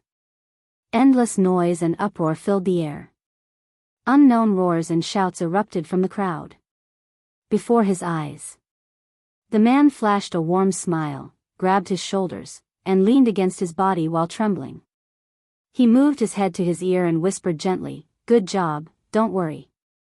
Good job, don't worry. In the deep darkness, he suddenly woke up from a nightmare. The wounds on his body seemed to have come alive in an instant, and at the same time, an unbearable pain erupted. His face contorted, and he suppressed the cries of pain in his throat. First, he focused his attention on sensing everything around him. The wind and snow howled in his ears, and a stench assaulted his mouth and nose. A few low cries of livestock came from a few steps away. He raised his trembling left hand with difficulty, and as expected, he touched an old bumpy wall made of rough bricks. The power of eradication surged. In the pitch-black darkness, his surroundings gradually appeared in his senses. This was the place he fled to after he dragged his heavily injured body and sent a message to the Brotherhood's informant. It was an ordinary livestock pen in the Northland countryside. It had a simple but thick thatched roof, a rough handmade fence on one side of the wall, and a muddy ground mixed with water, snow, urine, mud, and his own blood. Safe. The blood mystic is not nearby. Only then did he let out a low, painful groan. 2 puncture wounds, 6 lacerations, 2 bone fractures, abrasions, contusions, and muscle strains are countless. She's clearly a girl with a beautiful smile. He thought of the blood mystic and smiled bitterly. Why is she so hot-tempered? I just wanted to use the legendary anti-mystic equipment to poke a hole in your real body. When he thought of this, he touched the 2 weapons beside his hand. Lance. He sighed in pain. I've been tricked by you again. Not far away, a herd of thick-furred pigs, 2 big and 6 small, gathered together uneasily. They kept each other warm while trying their best to stay away from the new uninvited guest. A black dog stood outside the fence, bravely guarding the border of its territory, and let out a low, warning growl at him. The falling snow outside the house gradually subsided. His perception was able to extend out of the circle and touch another wooden house with a thatched roof. There were 4 people sleeping soundly inside. Two were relatively calm, while the other two were young and restless. Next door was a stable, and inside it were two slightly different breaths. They should be two strong horses unique to the Northland. He smiled in the dark, thinking of the days when he was busy and had to live in different countries. Obviously, this was an ordinary northern family of four. One of the horses was a plowing horse, and the other was a horse used for military service and hunting. They were probably rented from the feudal lord. Looking at the terrible environment around them, the pigs were probably not their own. Instead, they were reared for the feudal lord's dining table. God knows how the pigs, which looked carelessly reared, could survive in this kind of weather. After all, this place wasn't like the South, where there were completely different and meticulous methods of raising livestock. He remembered that a long time ago, she, that dirty girl, also told him that she wanted to come to the north to take a look. How did the Northlanders survive in such cold weather? I wonder if they raise piglets? She blinked her curious eyes and looked at herself. But at that time, he only lowered his head and wiped the blade on his leg. Do the Northlanders raise pigs? Now I have the answer. I have to write this down. I can tell her in the future. But now. The next moment, the smile on the man's face faded. Lying on the ground, he clenched his teeth tightly. The power of eradication surged into him and seeped out of every pore, urging the wounds on his body to close, repair, and heal. However, this process was filled with even more terrifying waves of pain and an even more unbearable itch. It was just like the countless times he struggled in the past. But the man only trembled and broke out in cold sweat. The corners of his lips curled up slightly, revealing a bitter smile. It's all right. At least I don't have to endure Ramon's incessant chatter and mocking when he treated me. That big-nosed doctor's boring nagging is almost as lethal as a mystic's. The power of eradication surged into all his wounds like waves, forcing his nerves, his muscles, and his bones to speed up the recovery, self-healing, and reorganization. The surging pain and impact made him close his eyes while he trembled, and he could not stop breaking out in cold sweat. After a long while, he finally stopped trembling, and his entire body went limp on the ground. He clenched his teeth and sighed in relief. How long has it been since I've been so badly injured? He tried his best to turn over, and his mouth and nose rubbed against the filthy ground. Filthy, huh? In the darkness, he chuckled softly. I'm filthy, now, I no longer have the right to glare at her. That dirty girl. The man pressed his hands against the filthy ground, got up weakly, and sensed the condition of his body. I need some food to replenish my energy, preferably meat. He looked in the direction of the pigs. Mr. Thick Fur Pig's family instinctively sensed the man's killing intent. They trembled and whimpered softly. At the same time, the four breaths of the Northlanders, who were sound asleep, rang in the man's ears again. These pigs are probably one of their few sources of livelihood. He sighed. The man looked at the shivering Mr. Thick Fur Pig's family, and flashed a smile that they definitely could not see or understand. Then, he grabbed the two weapons beside him, and flipped out of the pen. He remembered that the day before the bitter cold winter was almost here. Fortunately, this is Northland. Thank you, Master of Mountains. Thank you for your gift. And I will always remember your generosity. Spear and shield bearers. Form the first line of defense on the gentle slope in front of us. Make them slow down no matter what. Ken Vita looked at the attacking cavaliers with a solemn expression and ordered resolutely. Under his command, the Extet infantrymen of Black Sand region picked up the big iron shields unique to Northland without hesitation and jogged to the front of the camp to form a line of defense. Heavy infantry, 1 minute. You must be ready and follow the line of defense. Two-handed heavy swords in front, aim at the horse's legs. Heavy armored axemen at the back. As long as it falls from the horse, whether it can move or not, smash it with your axes. Phil. Ken Vita turned his head and shouted at the archers at the side of the camp, have your men get ready. The enemy appeared too suddenly, there's no time to shoot. As his voice faded away, a short Extet soldier suddenly shouted at the archers who stood in 2 rows at the side of the camp, "Knock the arrows, draw the bows, and prepare to shoot in unison. Cavaliers, get on your horses and look for an opportunity to attack from the side. Shoot the signal arrow, and at the same time, send light cavalier messengers to the campsite at the back. Have the rearguard quickly reinforce them." In comparison, the Constellatiates, who were heavily protected by the Black Sand Region army, were much quieter. Bad weather, strong wind, difficult to control.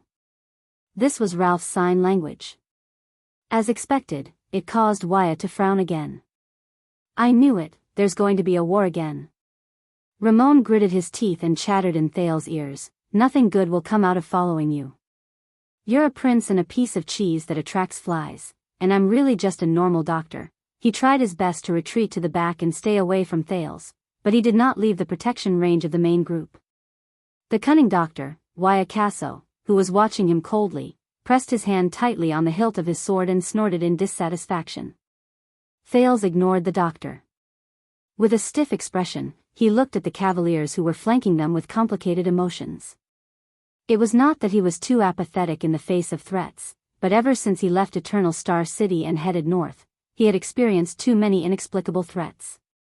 So much so that when he encountered a similar situation again, his first reaction was no longer shock and nervousness, but a long sigh. What is it this time? Can't they just let me reach Dragon Cloud City safely?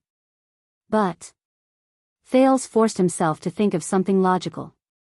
Black Sand Region's army of more than 2,000 soldiers had been vigilant along the way, and they had been careful in their journey. Why would they not be vigilant against this group of uninvited guests?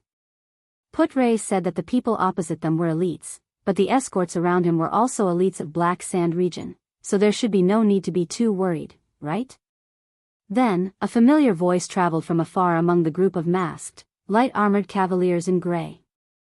"Soldiers, lower your guard." It was Tolja. Thales heaved a sigh of relief. The Fire Knight of Black Sand Region, one of the 5 war generals of Extet, who had set out to investigate, appeared from among the cavaliers opposite them. He stopped beside the campfire at the outermost perimeter. "These are King Nuven's personal guards. They are the troops he sent to receive the Prince of Constellation's diplomat group. Old friend, it's not that I don't believe you, but nowadays, it's never wrong to be more cautious." Viscount Kenvita drew his sword from his waist and walked to the front of the camp under the protection of a group of soldiers. "Is there anyone from the king who can testify?" Kenvita suppressed the unspoken words in his heart. There might even be traitors among the Archduke of Black Sand Region's subordinates, right? The cavaliers in gray reined in their horses and stopped in front of the camp. Thales could not help but notice that their steeds were quiet and steady in the face of the cavaliers' rude reins. They did not even whinny a lot. These cavaliers lined up in a line and stood neatly an arrow's throw away from the camp, displaying superior mobility and discipline. "Elites, huh?" A masked man with brown hair and a white cape rode out from among the cavaliers. Tolja followed behind him and rode all the way into Black Sand Region's camp. I've seen these people when I was traveling before." The vice diplomat beside Thales took a deep breath when he saw the figures of these elite cavaliers clearly. Based on their attire, they are indeed the king's personal guards of Extet. Thales rolled his eyes and breathed a sigh of relief. Fortunately, they should not be enemies, for now. Beside him, the attendant from the Tower of Eradication, Waya, was obviously stunned. "You mean the White Blade Guards?" Waya whispered. The White Blade Guards, who are comparable to the elites of the Royal Guards of Constellation and are known as the Dragon's Imperial Guards. White Blade Guards. The King's personal guards. The Dragon's Imperial Guards. Thales stored this information in his heart and observed the development of the situation cautiously. The masked man rode in front of Kenvita. He first cast a glance at the Archduke of Black Sand Region's most trusted strategist, then looked sharply in the direction of the Constellatiates. His gaze stopped on their double-cross stars flag for a moment before he turned his head. "As the captain of King Nuven's personal guards, I should be considered one of the king's men, right?" The masked man pulled down his scarf, revealing a pale and well-defined face. There was a weapon of unknown shape on his back. The white handle protruded from the snow-white cape. "Nicholas, it's you." Kenvita saw the other person's face clearly and his expression turned unpleasant. The pale-faced man in the cape snorted coldly. He nimbly dismounted from his horse in front of Kenvita and threw a scroll with wax seal into Kenvita's bosom. "I brought the white blade guards to welcome the Prince of Constellation. If you have any questions, go and see the king's warrant." With a frown, Kenvita tore open the seal. "I met them during my scouting, the white blade guards." The fire knight behind the cloaked man, Lord Tolja, immediately dismounted from his horse. With a tense expression, he said, "It seems like King Nuvan really values this Constellation diplomat group." After Kenvita finished reading the warrant, he sighed and sheathed the sword in his hand. At the same time, he gave an order to the army of Black Sand region. "Stand down. Let them in." The masked cavaliers in grey capes, the white blade guards, rode into their campsite as if there was no one else around. Even though their faces were hidden under their veils, their gazes were sharp and fierce. They glared fiercely at everyone in the campsite, whether it was the extensions from Black Sand region or the Constellations at the center of the campsite, mobilizing an army of nearly 2,000 soldiers to protect this prince. The man in the white cloak walked towards the direction of the Constellation diplomat group. He looked at the situation around the campsite and snorted coldly. "Lampard is really a generous archduke." Hearing the sarcasm in his tone, Kenvita and Tolja both frowned. "This is for the prince's safety, at least until he safely meets King Nuvan," Kenvita replied calmly. "We believe that there are people in Ekstedt who want the prince's life. According to the information we received, Black Sand region surrounded and intercepted the prince in front of the fortress, and shot him with mystic guns." The man tightened his cape. "That's right. It seems that they really want his life." Kenvita was speechless for a moment. "We will take over here," the man in the white cape said bluntly. "As for your mission in Black Sand region, it has ended. Go back to where you should be. It's not a good idea to bring a few thousand people into another suzerain's land, especially when the day before the bitter cold winter is approaching. Lampard's ambition ends here. His Majesty will settle the score with him." Tolja replied coldly, "The Archduke's order is to protect the prince until he reaches Dragon Cloud City. Even if he leaves with you willingly, we must still follow him to Dragon Cloud City. It's up to you. If you want to follow, then follow. It's not my money that's going to be wasted anyway." The man knocked on the white handle behind him and said nonchalantly, "Next time, Tolja, let's spar again." Tolja snorted in dissatisfaction and subconsciously pressed his hand on the saber at his waist. The man in the white cape chuckled and continued walking towards Thales. By the order of King Nuvan Walton, the great common-elected king of Ekstedt and the successor of Rikaru the hero. Surrounded by his subordinates, the man in the white cloak ignored the rest of the people and walked straight to Thales' side. He lowered his head to size up the only 7-year-old boy in the military camp. There was not even a hint of a smile on his pale face. "You are Thales Jadestar?" Putre's expression changed. He could sense the hostility in the man's tone. Thales also noticed the coldness in the man's gaze. He slowly furrowed his brows. Something's not quite right. But in the end, Thales only took a deep breath and flashed a smile that looked like a formula. Beside him, Putre frowned. He glanced at Kenvita and Tolja, who had unpleasant expressions on their faces but did not say a word. He cleared his throat and said to the group of white blade guards, who had unpleasant expressions on their faces, "This is Thales Jadestar, the second prince of Constellation." By order of King Kessel, however, before Putre could finish, he was rudely interrupted by the man in the white cape. "My name is Nicholas, the commander of the white blade guards." The man named Nicholas shook his head expressionlessly and lowered his head to speak to Thales. "A long time ago, people used to say that the blood of the Empire's royal family came from the gods. That's why it's brilliant gold. When it flows out, it will even sparkle under the sun. So, is your blood golden as well?" Will it sparkle? Nicholas. Putre and Wyatt seemed to have heard this name before. Both he and the attendant looked at each other in shock.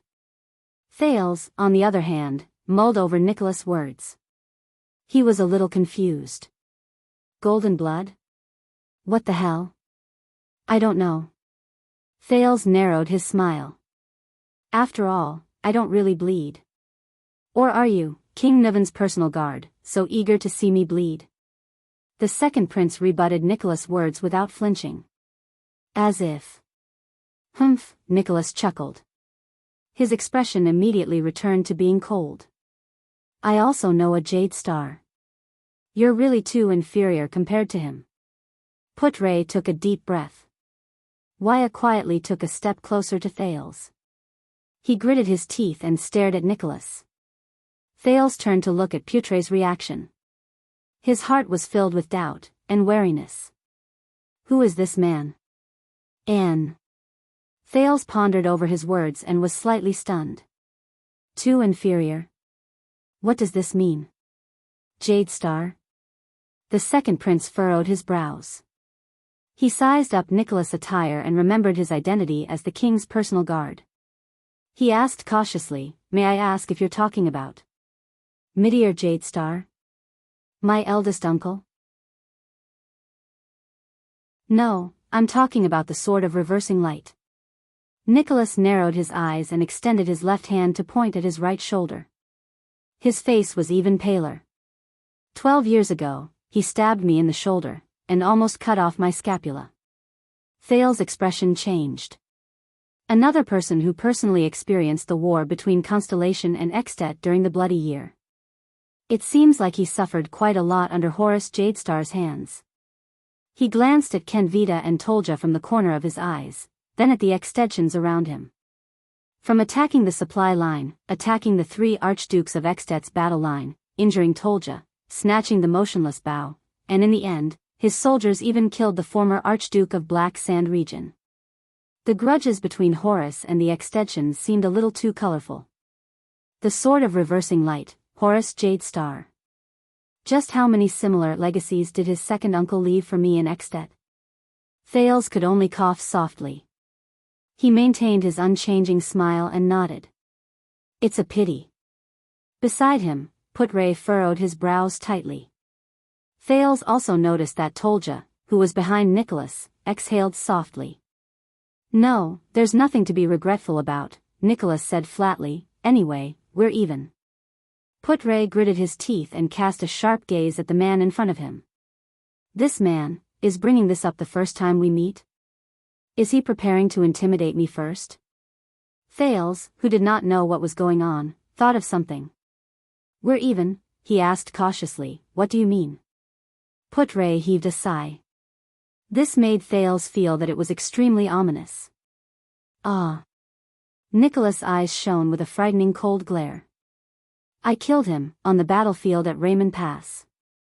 Thales' expression froze at this moment. That's terrible. He thought to himself.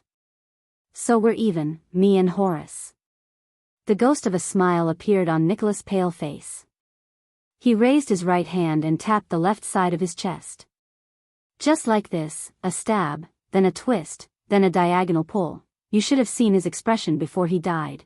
Thales frowned and began to size up the commander of the White Blade Guards again. The person who killed Horus. The enemy of the Jadestar royal family. The final proof, Nicholas narrowed his eyes and exhaled softly.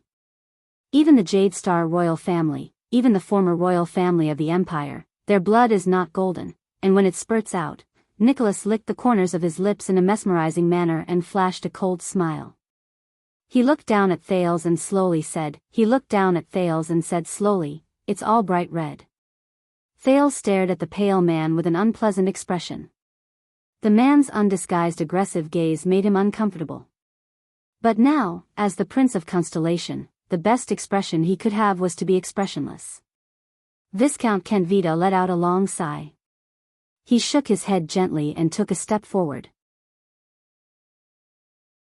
This is Lord Sori Nicholas, one of Extet's famous 5 war generals. His Highness, the Prince of Constellation, shook his head slightly and took a step forward. People call him. Kenvita looked at the unpleasant expressions of the constellations and raised his eyebrows in resignation. Star Killer. Nicholas stared at Thales with a burning gaze. Like a hunter sizing up his prey. Thales felt a slight chill in his heart. Star Killer? Let's save the meaningless pleasantries, citizen of the Empire, Nicholas said slowly. From now on, we will escort you to Dragon Cloud City. Thales was stunned. Of course.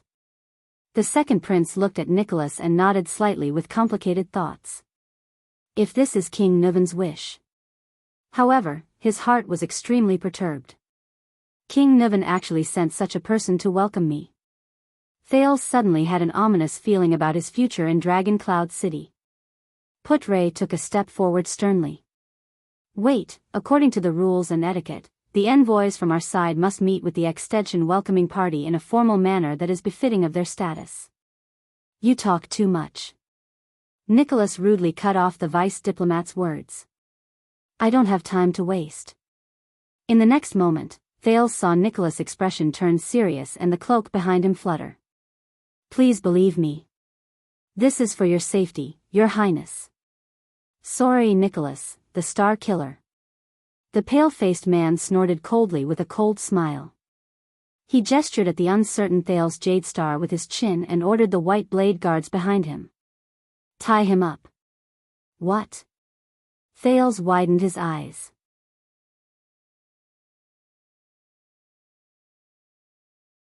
Chapter 119. Before Thales could react, the attendants and guards behind him took a step forward without hesitation and shielded him behind them. In the next moment, the sound of swords being unsheathed rang out incessantly. Asterisk clang. Asterisk Waya unsheathed his blade without hesitation. The tip of the blade was pointed at Nicholas' throat. His gaze was solemn. Asterisk swoosh. Asterisk Ralph's remaining hidden blade also popped out of his sleeve. The blade was pointed at Nicholas' heart. The upper half of his face, which was not covered by the silver mask, had an unpleasant expression. Asterisk clang. Clang. Asterisk clang. Asterisk These were the white blade guards behind Nicholas. These tall and sturdy masked Northland elites were equipped with lightweight iron-colored arm shields in their left hands, and with their right hands, they pulled out specially shaped swords from their waists. The hilts were snow-white and slender, and could be held with both hands. The blades shone brightly, and their curves were beautiful. They did not look like the rough and forceful Northland style. Their movements of pulling out their swords were orderly and heavy. Their gazes beyond their masks were murderous. At some point in time, they had spread out in a semicircle and surrounded the Constellation diplomat group from three sides. The remaining dozen or so soldiers of Constellation, such as Janet and Willow, pulled out their weapons without hesitation and stood at the front line to confront the white blade guards. Judging by their movements and the look in their eyes, these are true elites. Our royal guards are nothing more than this. Aida's voice traveled into Thales' ears. They are even more powerful than the Black Sand Region's army. Even if they were to go up against the vampire's Sacred Blood army, they would probably not be inferior. Thales stared in disbelief at Nicholas, who had a cold smile on his face. What's going on? Tie me up and bring me to Dragon Cloud City. It was not that he did not anticipate what he might encounter in Extet. In fact, it was very normal for King Nuven, who had lost his beloved son, to be angry, ridiculed, and humiliated him. Even if the Jadestar royal family and the Walton family had the same interests when it came to avoiding a war between the two kingdoms and restraining Black Sand Region's ambitions. But Thales did not expect that this humiliating welcome would begin before he even reached Dragon Cloud City. Do I really have to let them tie me up and bring me to Dragon Cloud City? If we refuse. Under the moonlight, Thales felt his skin crawl as he looked at the white blade guards' shining white swords and estimated the difference in strength between them and the enemy. What will happen? How absurd. Putre's stern and angry voice rang out. He anxiously thought about the situation before him and said in a flustered and exasperated manner, "Tie me up?" Never before had an envoy from one country been treated like this. This was an insult to King Nuvan VII's reputation and the honor of the kingdom of Extet. This will not bring any glory to your king. If he was King Nuvan's man, he would have to be mindful of Extet's reputation and dignity as the common elected king, unless, around them, the extensions from Black Sand region watched everything in the field with puzzled expressions. The dozens of white blade guards and the dozen or so Constellation diplomat group faced off against each other with their weapons drawn. The corners of Nicholas' lips curled up to reveal an ominous, cold smile. This will indeed not bring any glory to His Majesty, but it can make him happy, that will be enough. Putray tightened his grip on the long sword in his hand.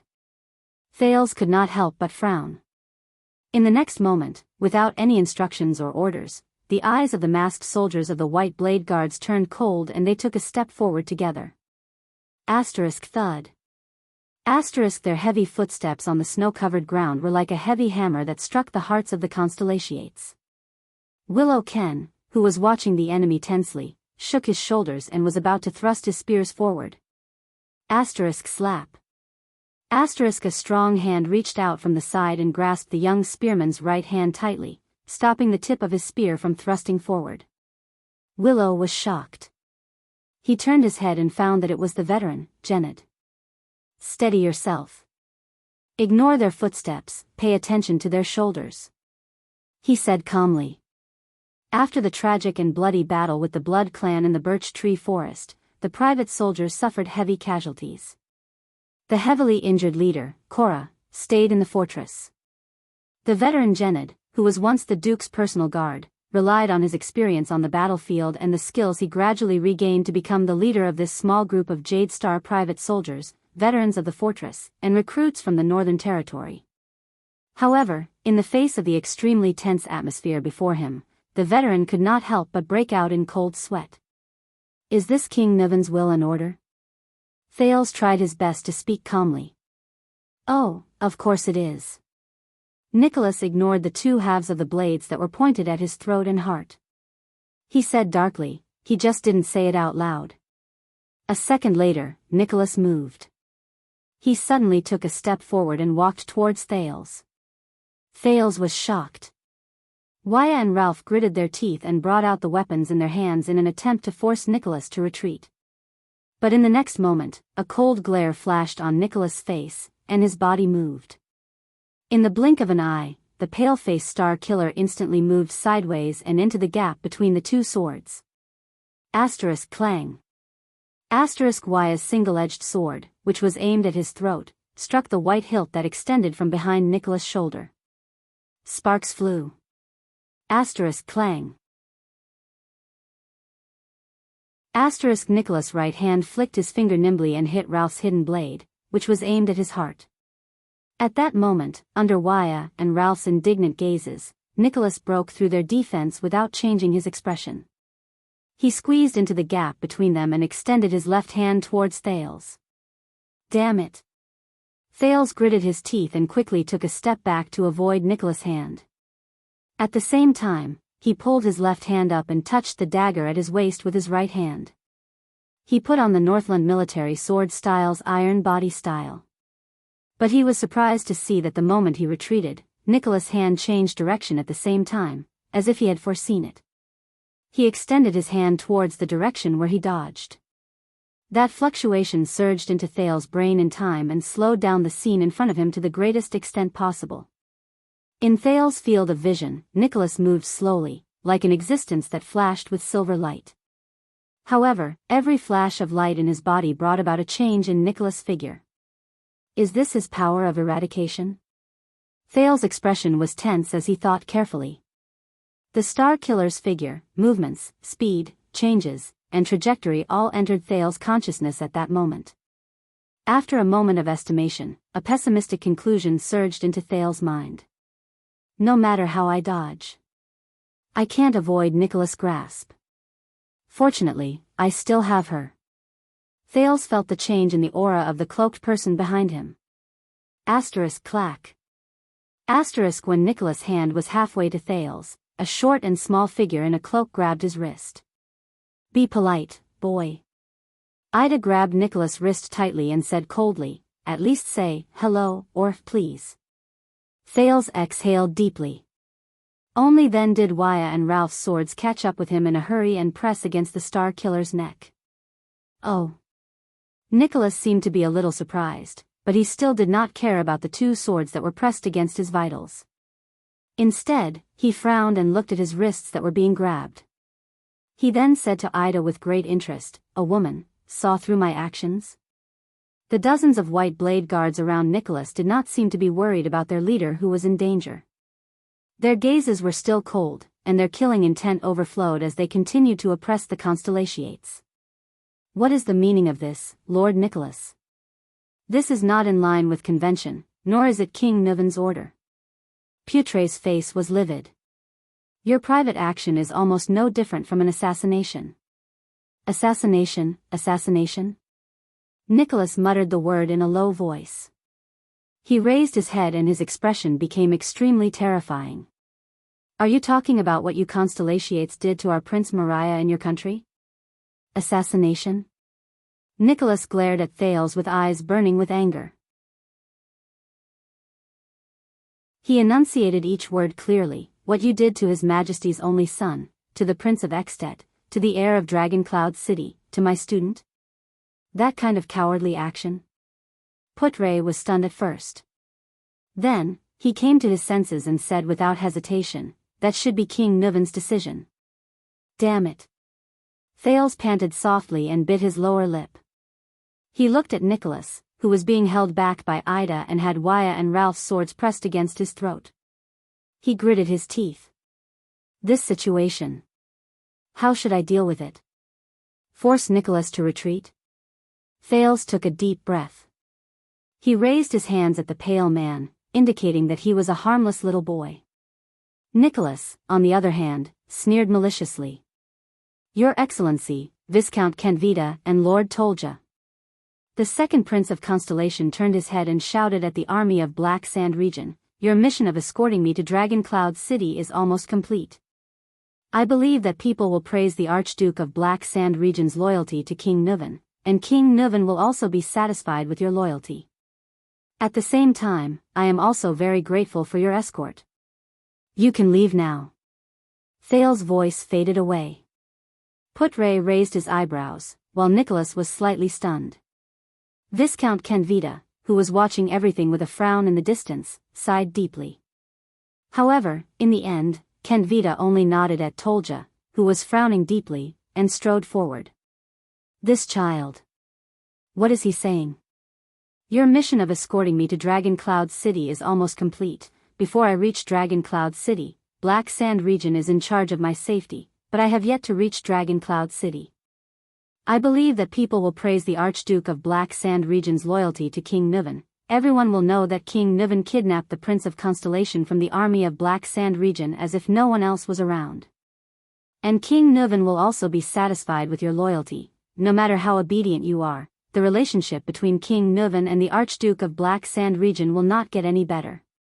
Dragoncloud City will still view Black Sand region as a thorn in its side. At the same time, I am also very grateful for your escort. A chance to win the friendship of the Prince of Constellation is right before your eyes. You can leave now, hurry up and help us out. Lord Nicholas. While Viscount Kenvita spoke, he re-evaluated whether Putre had taught the second prince these words. This is, after all, the camp of Black Sand region's army. The Archduke has given us the mission to protect Prince Thales' safety, and your actions now are undoubtedly very unwise. Nicholas flung Aida's hand away, still ignoring the blade on his neck. He said coldly to Kenvita, I thought that you are also Extensions. Of course we are Extensions, but we are also Northlanders. And Northlanders cherish their reputation, just like how snow eagles cherish their wings. Kenvita walked in front of Nicholas and looked at the two parties who were at each other's throats. His gaze paused for a moment on Thales and Putre. Your Grace. I believe that King Nuven did not give you the order to kidnap the prince and bring him to Dragoncloud City. Behind him, under Tolja's signal, the soldiers of Black Sand region slowly surrounded them. Nicholas fixed his gaze on Kenvita. Then, he flashed a faint, cold smile. What if I say no? The man's face turned even paler. What will you do?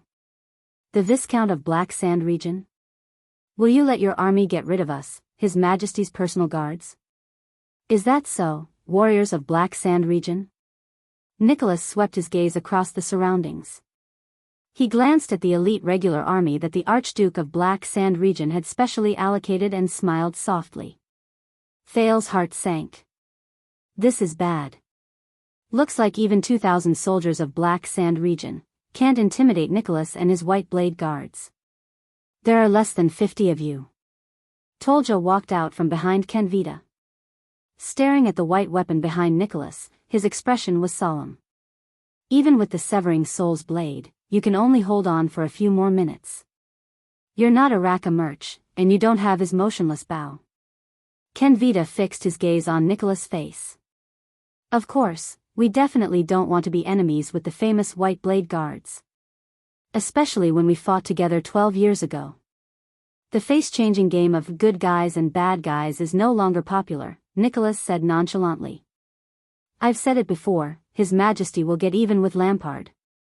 Before that, you won't want to provoke his personal guard captain. Thales thought of something. White Blade guards. He remembered what Putre had told him about Caslin's identity. Caslin retired 20 years ago, so, you know, Thales said slowly, attracting everyone's attention, we just passed by Caslin's Hero Tavern a few days ago. Thales noticed that the moment he finished speaking, Nicholas' expression suddenly changed. Even the eyes of the White Blade guards around them, who were confronting them, sparkled. Caslin, looks like that old man means something to them. Thales nodded in his heart. Caslin treated me to a glass of rye wine, the limited edition kind, Thales continued to say calmly. He's a wise and open-minded old man. But I don't think you know him, Lord Nicholas. A complicated expression appeared in Nicholas' eyes. Because. Thales sighed. The White Blade guards led by someone like him must be different from you. Nicholas stared at him without saying a word. In the next moment, Thales first gritted his teeth, as though he had made up his mind. Then, under everyone's shocked gazes, the second prince shouted, Constellations, put down your weapons. Waya and Ralph looked at Thales in shock. Even Ida let out a surprised gasp under the cloak. The Constellations looked at the White Blade guards around them, who were glaring at them fiercely. They looked at each other in bewilderment, not daring to believe the prince's order. Only Putre looked pensive. Kenvita and Tolja frowned at the same time. Nicholas stared at him with an indecipherable expression. This is an order from your second prince, the heir to the throne of Constellation. Thales repeated with a firm expression. Putre was the first to sheath his sword and take a step back. Then, Genid sheathed his sword without hesitation. Waya glanced at the prince in disbelief. Under the latter's unquestionable gaze, he gritted his teeth and withdrew his sword from Nicholas' neck. Then, it was Ralph, then the fifth, the sixth, until all the Constellations sheathed their weapons. Under everyone's watchful eyes, Thales took a step forward, past Waya and Ralph's protection, and arrived in front of Nicholas. You should have done this a long time ago. Nicholas lowered his head and looked at him expressionlessly. The earlier you submitted, the less pain you would have suffered. Enough, Your Excellency, Thales interrupted him coldly. I don't know why you insist on bringing me back to Dragon Cloud City with you tied up. Whether it's a new grudge or an old one, whether it's Prince Mariah or Prince Horace, Thales suppressed the trembling in his voice. But before I complete my first mission, I will only answer to King Nuvan. Nicholas stared at the second prince of Constellation in astonishment. This will be a conversation between the future king of Constellation and the current king of Extet. Thales took a deep breath. But before that, you want to humiliate me, who is about to talk to King Nuvan. There is no doubt that your actions are tarnishing King Nuvan's honor. Does a father who has lost his only son no longer need to care about his own honor? Ask yourselves, White Blade guards, Northlanders. Thales turned to the White Blade guards around him. His personal guards, the White Blade guards, the Dragon's Imperial guards. Humiliatingly tying up a 7-year-old child and bringing him to Dragon Cloud City. Let everyone know the magnanimity of Extet's common elected king, Rikuru the hero's successor, and the ruler of the Northlanders, King Nuvan VII. The gazes of the white blade guards became unfocused beyond the veil covering their faces. Castellan told me that whether it is the history of the empire or the symbol of the dragon, these are not important. What is important is whether the Northlanders can still persevere and live their lives well. Thales turned around and spread his arms. He raised his head and stared at Nicholas with a steady gaze. Over the past few days, we have eaten the Northlanders' food and drank their wine. According to Northland's customs, we are now King Nuvan's guests. We are guests in the land under his rule. Now, we are finally about to reach his doorstep. Let us constellations, the so-called descendants of the empire. Let us see the magnanimity and glory of the Northlanders, and whether it is worth it for us to take this dangerous journey. The white blade guards quickly exchanged glances, then looked at their commander in unison. Kenvita's gaze kept shifting between Thales and Putre. He seemed to be deep in thought. Waya looked worriedly at the star killer in front of him. And the most crucial decision-maker, Nicholas, slowly narrowed his eyes. After a few seconds, very good, Thales Jade Star. He looked at Thales and smiled faintly. You and your uncle are not that far apart. Thales was stunned. Put away your weapons, my brothers. Nicholas looked at Thales with a complicated expression. Let His Majesty decide who our guest belongs to, even if his hatred for us runs as deep as the sea. Upon receiving the order, the white blade guards sheathed their swords in an orderly manner. Thales finally breathed a sigh of relief. The people of Constellation, including the two commanders of Black Sand region, also breathed a sigh of relief. At this moment, alert. Outside the camp, the soldiers of Black Sand region once again let out an alarming shout. Everyone's attention was instantly drawn to the area outside the camp. Under the moonlight, a new group of cavaliers appeared before their eyes and headed towards the camp. Kenvita narrowed his eyes and asked Nicholas, your companions? Nicholas did not answer him. The sound of hooves could be heard from outside the camp. It was a dozen cavaliers. Carrying a strange flag, they slowly headed towards their camp. It was a flag with a white background. A golden ear of wheat with an arc was drawn on it. It stretched from the upper right corner of the flag to the lower left corner, and crossed with an equally golden dagger. Good night, everyone. An unfamiliar male voice traveled into their ears from afar. Praise be to the Lady of Harvest and the Maiden Shepherd of the Ocean. May they bless all of you with no worries about food or clothing and a prosperous life. Kenvita took a few steps forward. Looking at the flag with the ear of wheat and the dagger, he slowly frowned. I am Lissa Kenvita, the Viscount of the City of Light Town. This is the military camp of the Archduke of Black Sand region, Viscount Kenvita said loudly. Who goes there? Under the protection of a dozen cavaliers, a middle-aged man with a golden ponytail slowly rode out from the crowd. He was dressed in a gorgeous coat and a top hat embedded with jewels to keep out the cold. I am Shiles Bamra, the honorary Marquis of Goodflow City. The middle-aged man stopped his horse. He took off his hat and placed it on his left chest. With a friendly and humble smile on his face, he bowed slightly in Kenvita's direction. I am from the friendly and generous 16 City-States Alliance of Kemu Union. I am a member of the 36 seats in the Kemu Union Parliament. I am representing the Alliance's Goodflow City on a diplomatic mission to Extet. I heard that Constellation's second prince is here, so I specially came to meet you. Midnight, Dragon Cloud City, Westbound Avenue. He was a black-haired, black-eyed Far Easterner. He was about 30 or 40 years old. The Far Easterners aged at a different rate compared to the Redalians and Northlanders. It was not easy to tell their age from their appearance. Holding an everlasting lamp, he walked steadily in the dark and cold underground cellar, intending to start his day's work. But in the next moment, he frowned, as if he sensed something. He stopped in his tracks. In the silence and darkness, his eyes carefully swept across every corner in front of him. His ears listened to all the movements in the cellar. There was nothing. But he did not let his guard down. Because he trusted his instincts more.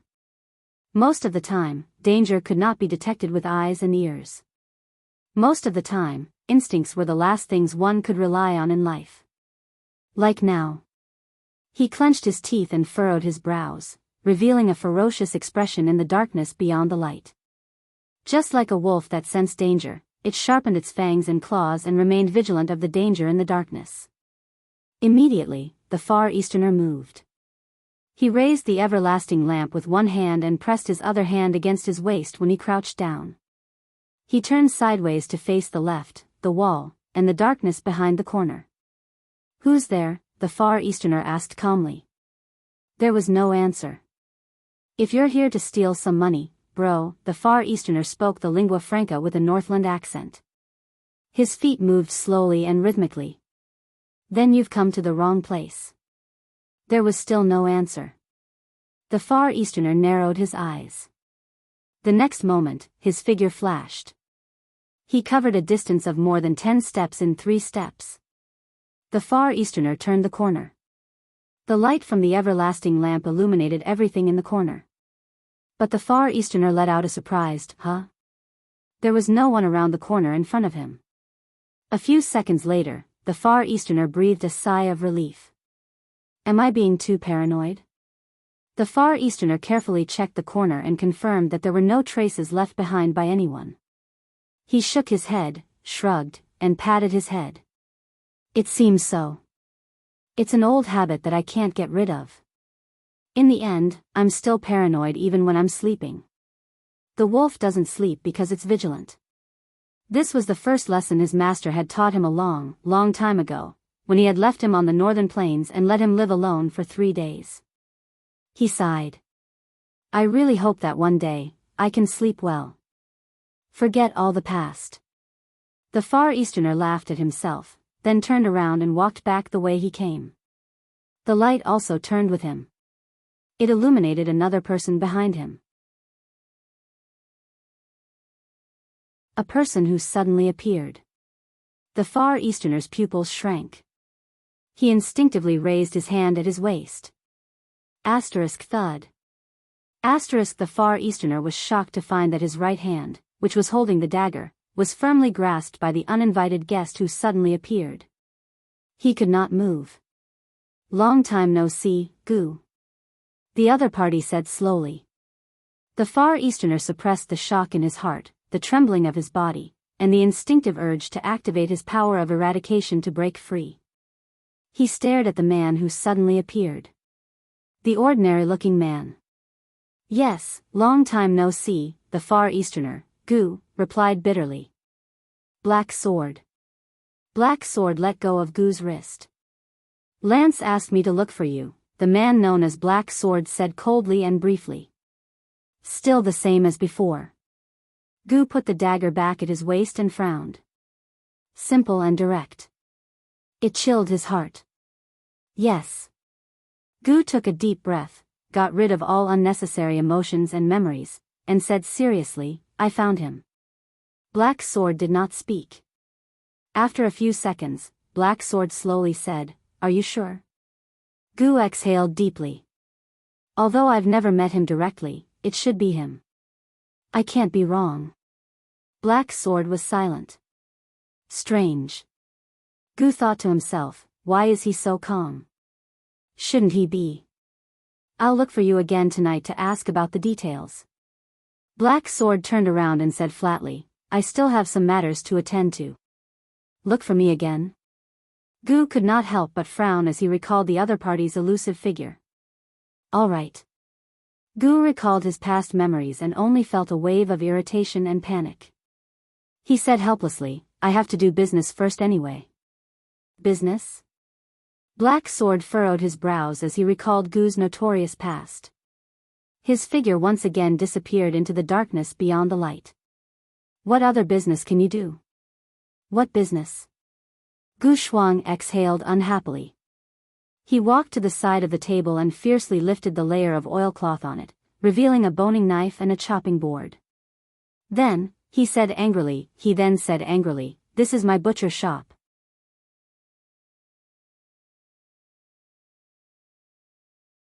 Chapter 120. In the cold wind, a group of people with a complicated and strange composition formed a long procession on the road to Dragon Cloud City. Even though they avoided the misfortune of being kidnapped to Dragon Cloud City, the next day, the White Blade Guards under Nicholas Still invited the Constellation diplomat group out of Black Sand Region's escorting area without any explanation. They were then escorted to Dragon Cloud City by the White Blade Guards. The army of Black Sand Region followed slowly and orderly on both sides and behind them. Kenvita and Tolja still dutifully sent out scouts to ensure the safety of the surrounding roads. As for the White Blade Guards, these masked elite soldiers were cold, taciturn, rude, and unreasonable.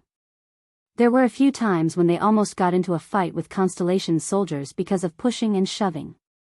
The middle-aged marquis with a blonde ponytail rode elegantly on his horse. With a kind smile, he said to the second prince of Constellation. The continuation of the Jade Star family's royal bloodline, and Constellation's successor, is of great significance to the entire Western Peninsula. What I mean is, the replacement of the ruling royal family may bring chaos to Constellation that will be difficult to pacify for many years. This is something that the entire Western Peninsula, including us, the Camions, do not want to see. Thank you very much for your concern, Marquis Shiles of Goodflow City. Thales, who sat stiffly on his horse, nodded at the guest from Camus Union with an equally stiff smile on his face. This uninvited guest seemed to be a little too familiar with him. Just like the people in front of Eternal Star City's western city gate who were dressed neatly, respectful, and attentive to serve as the local guides for first-time visitors to Eternal Star City. There were many such lads or tomboys in the Black Street Brotherhood. They usually worked well with the child beggars and hired thugs. When they saw suitable goods, they would act decisively. The best outcome for those guests was to be swindled out of their money, or have their wallets stolen. The worst outcome was to be robbed in a dark alley. Of course, the worst outcome was, none of you want to know. Be careful, boy. A languid voice came from beside Thales. The Camions approached you for no reason. They must have ulterior motives. If it's not for money, then it's for. Achoo. As Ida spoke under the cloak, she held onto Thales' mount and sneezed loudly. She rubbed her nose pitifully. Ida, are you all right? Thales asked worriedly. Ever since we entered Northland, you have been sick. Don't worry. This temperature is nothing. The elf fiercely waved her hand 45 degrees to the left, not caring about the rudeness of this action. Back in the day, I carried a broadsword on my shoulder and roamed the wild boundless mountain. I carried a human head in my hand and battled the Grand Banquet Lord. Achoo. Hey. Thales sighed. I'll add another bonfire for you tonight. This lady who hides her beauty under a cloak must have misunderstood something. Marquis Shiles laughed without a care. Although the Camus Union is famous for its trade and commerce, we are not short-sighted people who deliberately flatter others for the sake of immediate benefits. We strive for long-term benefits and a win-win situation that is mutually beneficial. Only then can we continue doing business. So, if there is anything I'm plotting, then I'm definitely plotting your friendship, Your Highness. Ida snorted. Camions are all liars. None of them are good. This is especially true in Goodflow City. On the other side of the horse, Ralph scratched his head awkwardly. On the horse, Marquis Shiles smiled without saying a word. What you said might be too biased. He held the reins of Thales' horse tightly to prevent it from going berserk. Hey, I must have been cast with the enemy of horses halo, the second prince's crazy ramblings. Wyatt shook his head and said, there are some Camions in the Tower of Eradication as well. Even though most of them come from poor backgrounds in Camus Union, when it comes to their abilities and personalities, I think they are about the same as us and Extet's apprentices. Thank you for speaking up for justice. Marquis Shiles smiled and said, Attendant Casso. That's because you haven't, achoo, seen the worst among them. Ida sneezed again and put her hands on her hips in annoyance. I guarantee that you will have a deep impression of them.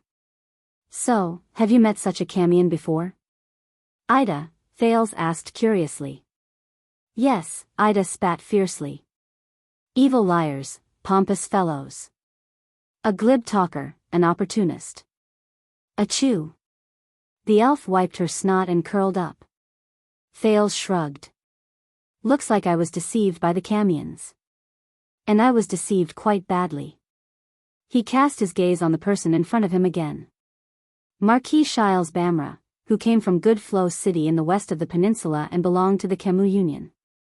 I heard that Kemu Union is a kingdom of merchants, Your Grace, Thales asked slowly. I wonder if this is true. Of course. Many people understand it this way, and I can't say that this kind of description is completely wrong. When he heard the prince's question, Shiles seemed to have been suddenly motivated. He spoke cheerfully, but everything is dictated by history, Your Highness. History. History? I heard that Kemu Union was formed by a few city-states after the Battle of Eradication. Thales' interest in research and exploration had also been piqued. A kingdom that relied on the start of commerce? So this forged your tradition and foundation? To be precise, we are not a kingdom, at least not a traditional kingdom. Marquis Shiles looked at Thales' expression and smiled slowly. After the Battle of Eradication, the 4 cities in the west of the Western Peninsula formed an alliance. They helped each other in the chaotic world and managed to protect themselves. Among them was Good Flow City, which was located southwest of Extet and northwest of the Great Desert. This was the origin of Kemu Union. We lacked resources and heritage, and were sandwiched between a few great powers. Kemu Union could only seek survival in the form of commerce. We used a free environment and a relaxed tax policy to support our merchants to go out and work hard. We also acted as the transporters of goods and resources for the various great powers. We struggled to survive as a middleman. From this perspective, we are indeed a kingdom of merchants. However, Marquis Shiles changed the topic. Even though these cities belong to Kemu Union, they operate independently and govern themselves. Other than the Union public law, each city has its own laws and regulations, their own ruling families, their own customs, and of course, each has its own characteristics.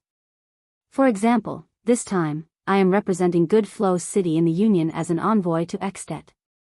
In this regard, we are not like a kingdom, but more like a group of merchants helping each other. But you are called an alliance, right? Thales could not hold back his interest and asked, you should at least look like an alliance, right? For example, a supreme authority that each city obeys?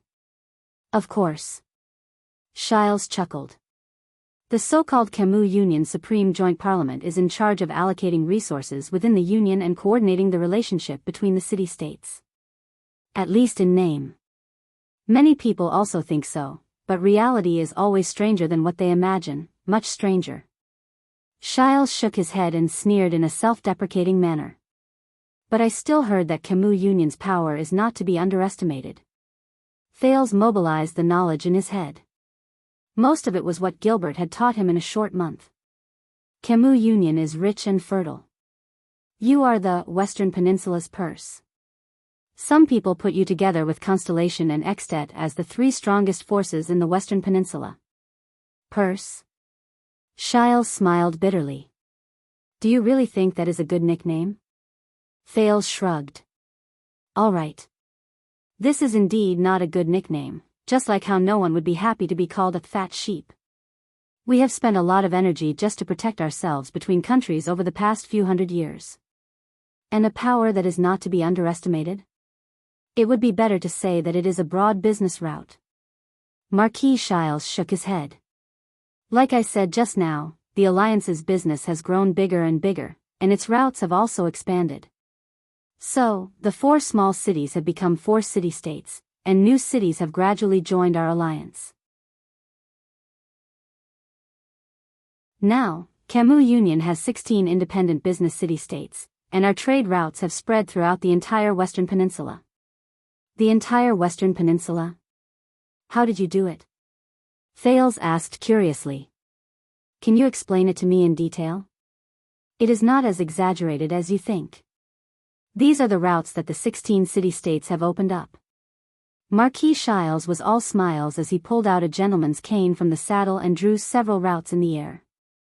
From Extet city of faraway prayers and prestige orchid region in the north, to Thornland's Olumbia Kingdom and dragon-kissed lands and Lenzo Dukedom in the south, to White Mountain and the Alliance of Freedom in the east, and even to the western edge of the Great Desert. These are the direct routes for our land merchant caravans. Along the way, we can visit a small half of the western peninsula, and even the entire left half of the continent is within our reach. The Marquis continued to speak with delight. And our western port near the Demon's Sea extends Camus Union's business even further. To the west are the Three Devil Islands, the Olumbia Kingdom, and the Turundi Shared Governance, which are the kingdoms on the west coast.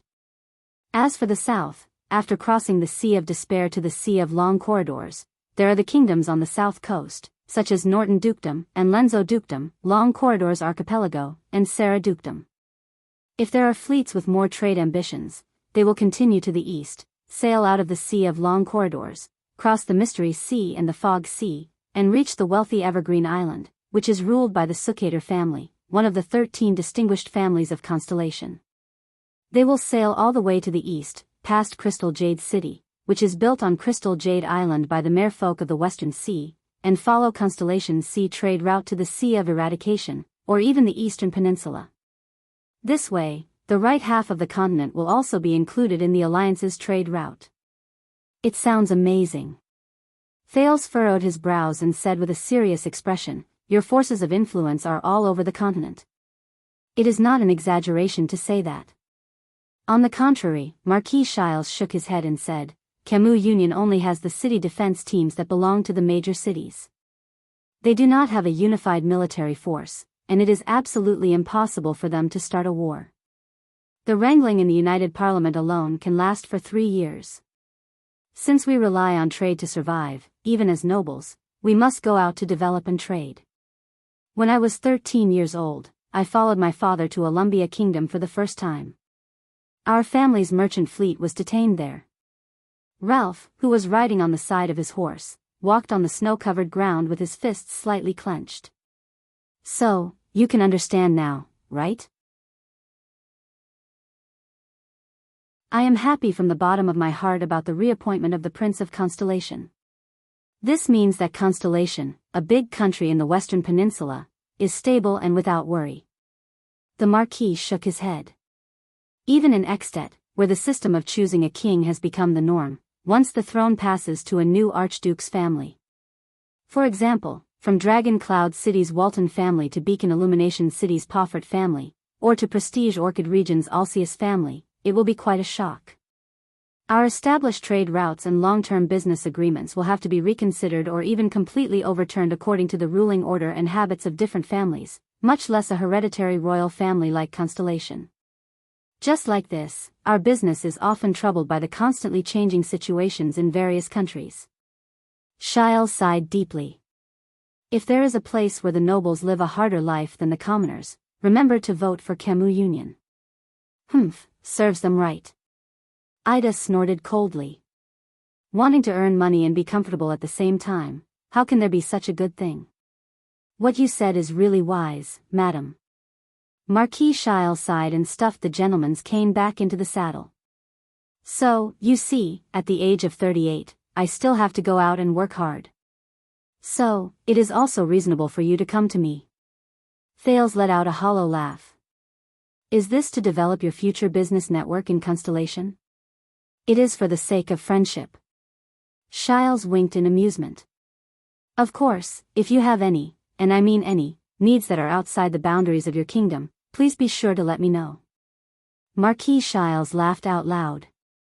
As a marquis of a small city, I have no other forte, but I do have some connections in various countries. Wait, Marquis? Thales frowned. Duke's son, male merit. But I seem to have never heard of such a title as Marquis in this world.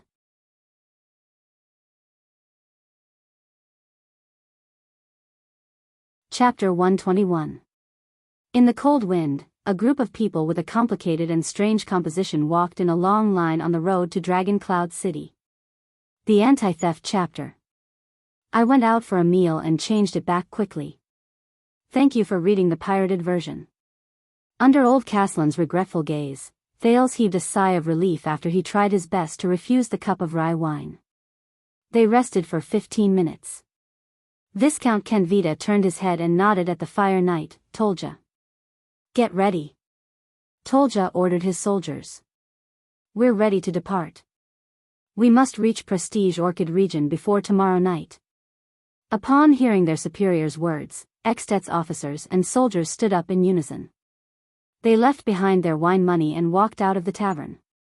The people from Constellation looked at Thales. Thales glanced at Putre, shrugged and jumped off the bar counter. But just as he waved at old Caslin and was about to leave, "Brat, wait." Caslin left the bar counter and walked towards Thales. Thales only then realized that this old man was extremely tall. He was almost 7 feet tall. He had to raise his neck to an angle that he could barely look up at him. Fortunately, Caslin squatted down in front of him. You want to apologize to King Nuvan, don't you? Old Caslin said slowly, and I also heard that it is to repay Prince Mariah for his misfortune in Constellation. Yes. Thales exhaled. Let's see if King Nuvan will be interested in my head. Caslin's gaze on him changed slightly. When I was your age, the old man sighed, I only knew how to follow my brother and chase sparrows. Thales smiled faintly. But before Thales could speak, Caslin continued, damn those messy political schemes of the nobles. They never show mercy, don't they? I don't care if you are 7 or 17. God knows how Prince Mariah died. It's a pity, he was a good lad. This. Thales revealed a surprised expression. Thank you for your understanding. Sir Caslin. Caslin stared at him fixedly. Then, with an awkward expression, Thales pointed outside the door. Listen, old Caslin said flatly. I once served under Nuvan. To a certain extent, I'm quite familiar with him. This tavern owner knew King Nuvan. He turned to look at Kenvita, who was not too far away. Why did they bring him here? Was it really for a break? Caslin sighed softly. He was a good king when he was young, a typical burly Walton man. I still remember Nuvan Walton standing at the 38th century ground, swinging his flail at the attacking orcs. At that time, he was generous, tolerant, and just. He could stand in front of an orc's axe for a nobody. Every warrior thought it was an honor to die for him. Oh. Thales' eyes brightened. That's good. It looks like at least he won't be a king who will simply order me to be beheaded. But people change. Old Caslin exhaled. His gaze became misty and unfocused. Nuvan is also a human. He will also grow old. There will come a day when he will be bewitched by slander and beauty, and be controlled by desires and impulses. Although he has the blood of Raikaru Extet in him, he is not a perfect dragon or a hero. Especially, when he is a father who has lost his son. Thales could not help but be stunned. Caslin lowered his head and stared at Thales. Be careful, Constellation's second prince. Extet uses the great dragon as its flag, but for 600 years, we have only worshipped the great dragon's strength. We have learned the great dragon's pride, but we have forgotten the great dragon's wisdom. Although we claim to be the children of the northern wind and the dragon, the shackles of the empire on us are no less than those of Constellation. What do you mean? Thales widened his eyes. Do you mean that Extet's domestic situation may be worse than we think? Child, take care. Caslin only shook his head and gently placed his hand on Thales' shoulder. Since you paid but did not drink, consider this a bit of advice from me. Thales could only spread his hands. Thank you for your advice, unfortunately, it was useless. What will come will come. No matter what, he had to face Nuvan VII. By the way. Caslin hesitated for a while and suddenly exhaled. He smiled and said, if you run into any irreversible crisis in Extet, when even King Nuvan can't save you, even King Nuvan can't save me? Thales was puzzled. What does that mean? There is a butcher shop on Dragon Cloud City's westbound street. Its signboard is a dagger. Caslin snorted. Under Thale's furrowed brows, he said in a low voice, "The boss is a Far Easterner with the surname Gu. He owed me a favor in the past. He is an extremely daring fellow and often does things that violate the law. If you want to ask him for help, just say, $6.50. Under Thale's astonished gaze, the old Caslin slapped him hard on the shoulder again. The second prince staggered again. As Thales grimaced in pain, the old man before him slowly stood up and laughed heartily. "The next time you come, remember to drink my rye wine. That is the symbol of a man."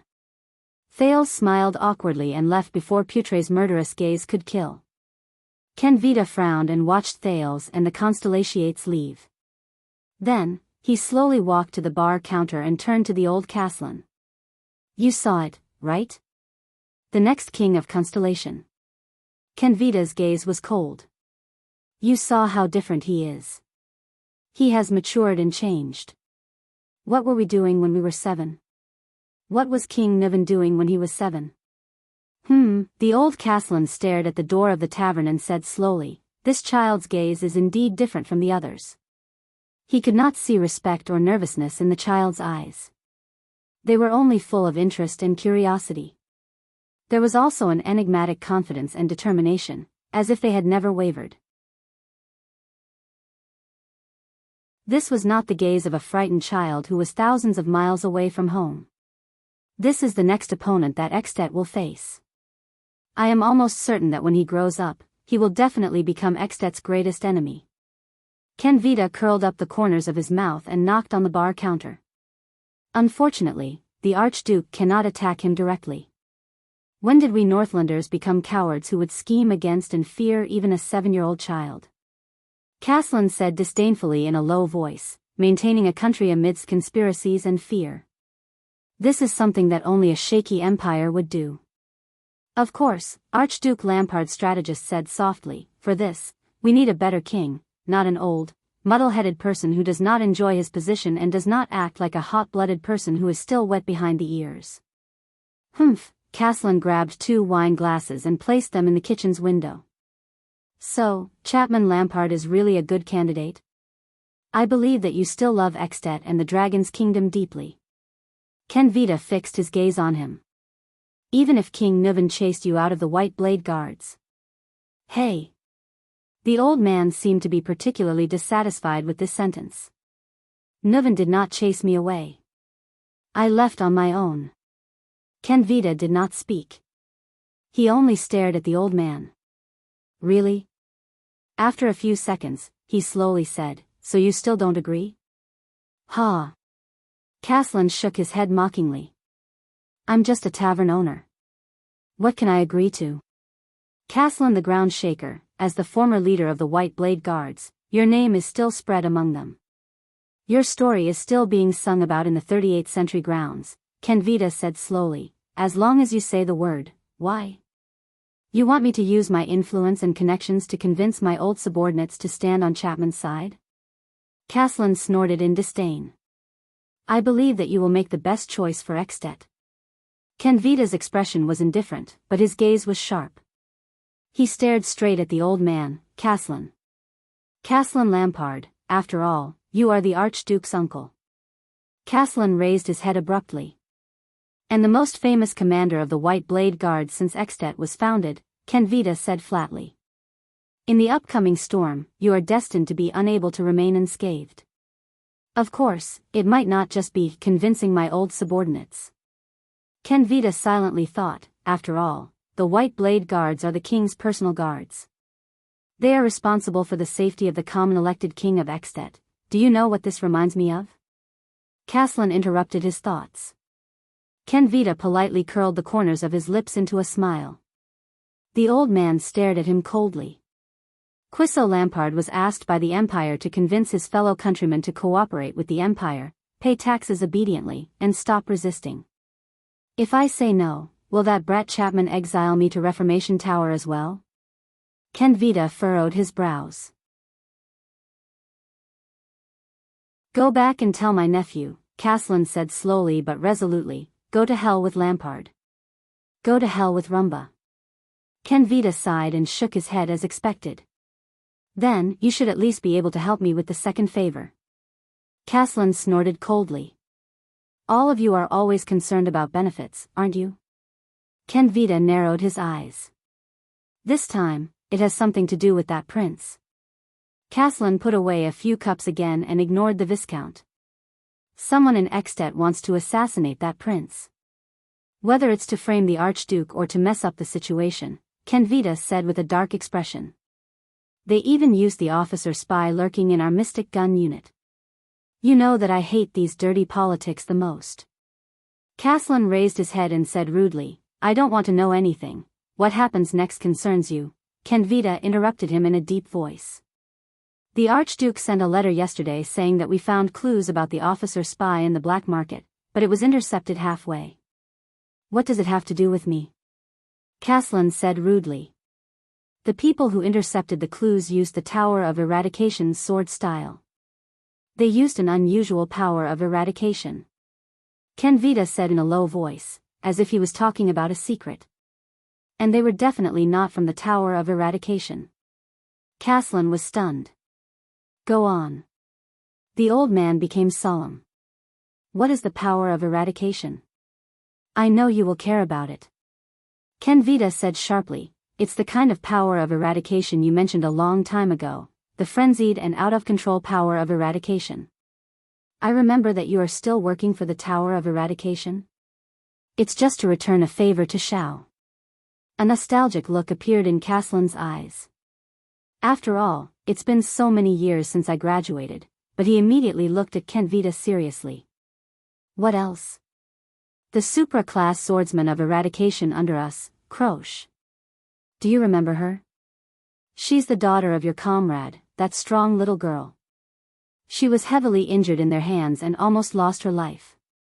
She was the only one who escaped. Caslin clenched his fists. The clues we pursued have been cut off. The only clue we have left is that strange power of eradication. Ken Vita said sincerely, we need your help, even if it's for the Tower of Eradication, not for Lampard. The person who is as famous as Grey Sword Guard, Shao, the pride of the Tower of Eradication, the pride of the White Blade Guards, ground shaker, Caslin Lampard. A few days later, in the lounge of the House of Legacy in the Tower of Eradication. We can be sure that the disaster swords do not have the complete inheritance of the Northland military sword style. One of the supreme class scions, Zadie Tafner, sat on the table and said to his student, even if it's outdated, it's still a set of sword style meticulously researched by countless swordsmen and wizards, and the House of Legacy has the most complete security system. We can start from here. All right. Continue looking for books here, Zadie. The exhausted Cohen Caribbean leaned against the table and knocked on the table leg. He rubbed his reddened eyes. Anyway, I can't take it anymore. But I will remember these good times, the days when I sneaked into the truth library with my teacher every night. Zadie's face instantly darkened. Are you giving up? His teacher said unhappily, are you giving up on the investigation of the disaster swords? I'm not giving up, the blonde police officer, Cohen said angrily, but do you know how many books there are in the truth library? Then, I just received a letter from a beautiful lady yesterday. Cohen ignored Zadie's unpleasant expression and yawned.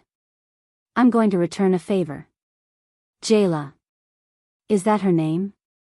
Cohen touched the letter in his arms, and the corners of his mouth lifted into a smile. That cool girl with dual blades. However, at this moment, a stern and cold old voice came from behind the master and disciple. Zadie Tafner. Cohen Caribbean. Both Zadie and Cohen trembled at the same time. Thud. Zadie jumped off the table in a fluster and fell to the ground due to a moment of carelessness. Thud. Cohen nervously bounced up from the ground and ended up hitting his head on the table. The two of them were in a flurry. One of them rubbed his knees with a twisted expression, while the other touched his scalp and grimaced in pain. They stood up with difficulty and tried their best to stand straight. They put on their most obedient and friendly smiles and looked at the cold-faced gray-haired old man from the Far East who had appeared out of nowhere with a sword hanging from his waist. Ah. Shao. When did you come back? They all said that you went to Blade Valley for an inspection. This was the heir of the Tower of Eradication, Zadie Tafner, who raised his hands and bowed with a face full of smiles. Master Shao. Master Shao. Ah, I planned to visit you first when I came back this time. I even brought you Constellation specialties. This was Cohen Caribbean, Constellation's police officer come captain of the city defense, rubbing his hands together with a flattering expression. But the gray-haired old man, Shao, ignored their smiles. The table in the lounge is not for dancing. Shao stared at Zadie, who had a flattering expression on his face. His cold voice made Zadie smile even more awkward. The heir must set a good example. Of course, of course. Zadie Tafner nodded sincerely and humbly. Then, he turned to Cohen. His stern face scared the latter so much that he trembled. Since there are chairs, don't sit on the ground. Yes, yes, yes. Cohen listened to Shao's teaching seriously and seriously. The two of them smiled and nodded repeatedly. They were as respectful as they could be. What a joke, this was the master of the Tower of Eradication, the Grey Sword Guard. The lightest punishment he could give to his students was to stand upside down with one hand for 10 hours. And crimes that were worthy of the lightest punishment, for example, taking 2 long steps and having poor manners. The Grey Sword Guard stared at them coldly. Zadie and Cohen stood straighter than the other. Fortunately, Shao only snorted in the end and said nothing. The two of them secretly breathed a sigh of relief. Until Shao said his next sentence. I heard, Shao said slowly, that you have sneaked into the Truth Library many times over the past few days? Zadie and Cohen froze on the spot at the same time. Listen to my explanation. Zadie smiled awkwardly. That, you were not around, right? Cohen found some clues about the disaster swords, so, this is for the Tower of Eradication, for the purgers. Cohen used the words he learned in the police station and patted his chest righteously. We are for the disaster swords, but Shao's solemn and deep voice rose slowly and interrupted them. Very well. The Grey Sword Guard's expression was solemn. Cohen Caribbean. Cohen immediately puffed out his chest and raised his head solemnly. He stood straight. Go to Exted immediately, Shao said slowly. There is an old friend called Caslin who needs help. Huh? Caslin? It was Zadie. He looked at Shao in surprise. You mean that drunken Northlander uncle who uses a sword as an axe? Shao turned to him. His cold gaze forced Zadie to shut his mouth. But... Cohen scratched his head awkwardly. I have to return to Constellation to help a friend first. Do you remember Croche? She was in the same batch as you, Shao said in a low voice. She was injured by the disaster swords. She might never be able to use a sword again in this life. Cohen looked up with a stunned expression. Croche, the image of a Northlander girl with a buzz cut holding a sword and gritting her teeth under the scorching sun appeared in his mind. And her white teeth. All right. The police officer turned around without hesitation and said firmly to the two scions, I will go and prepare immediately.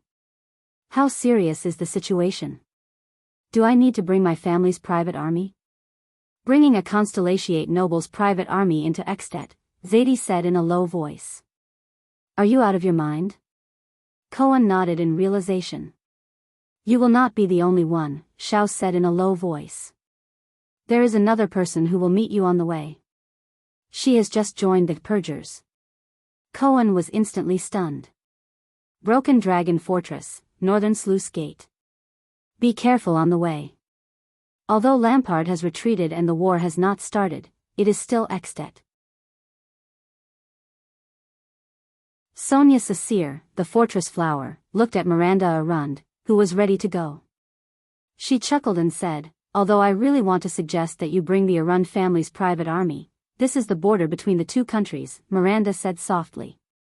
It is impossible to cross the border with the army.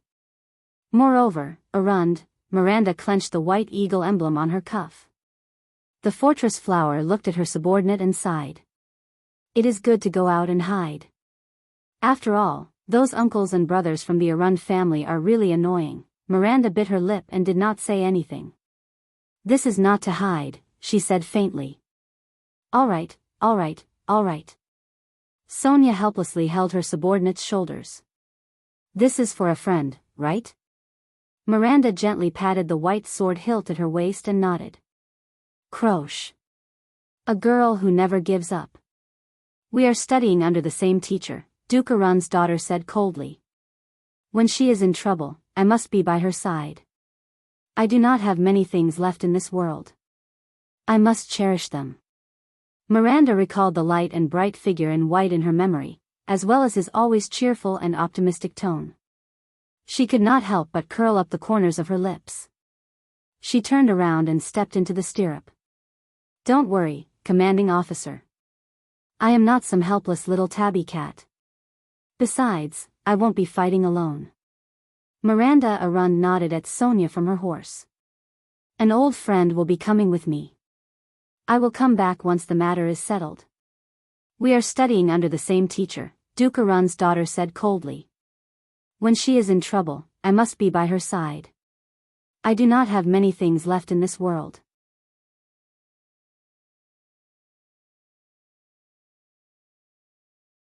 Chapter 122.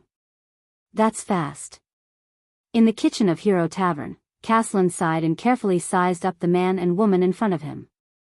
So, you two are the most outstanding seedlings in the tower, the ones who came to help? Cohen Caribbean had already taken off his police officer uniform and put on a thick Northland leather robe, but his blonde hair was still dazzling. Miranda Arund, on the other hand, was wearing snow boots and a dark half-body armor. Her shoulder-length black hair was tied into a ponytail behind her head.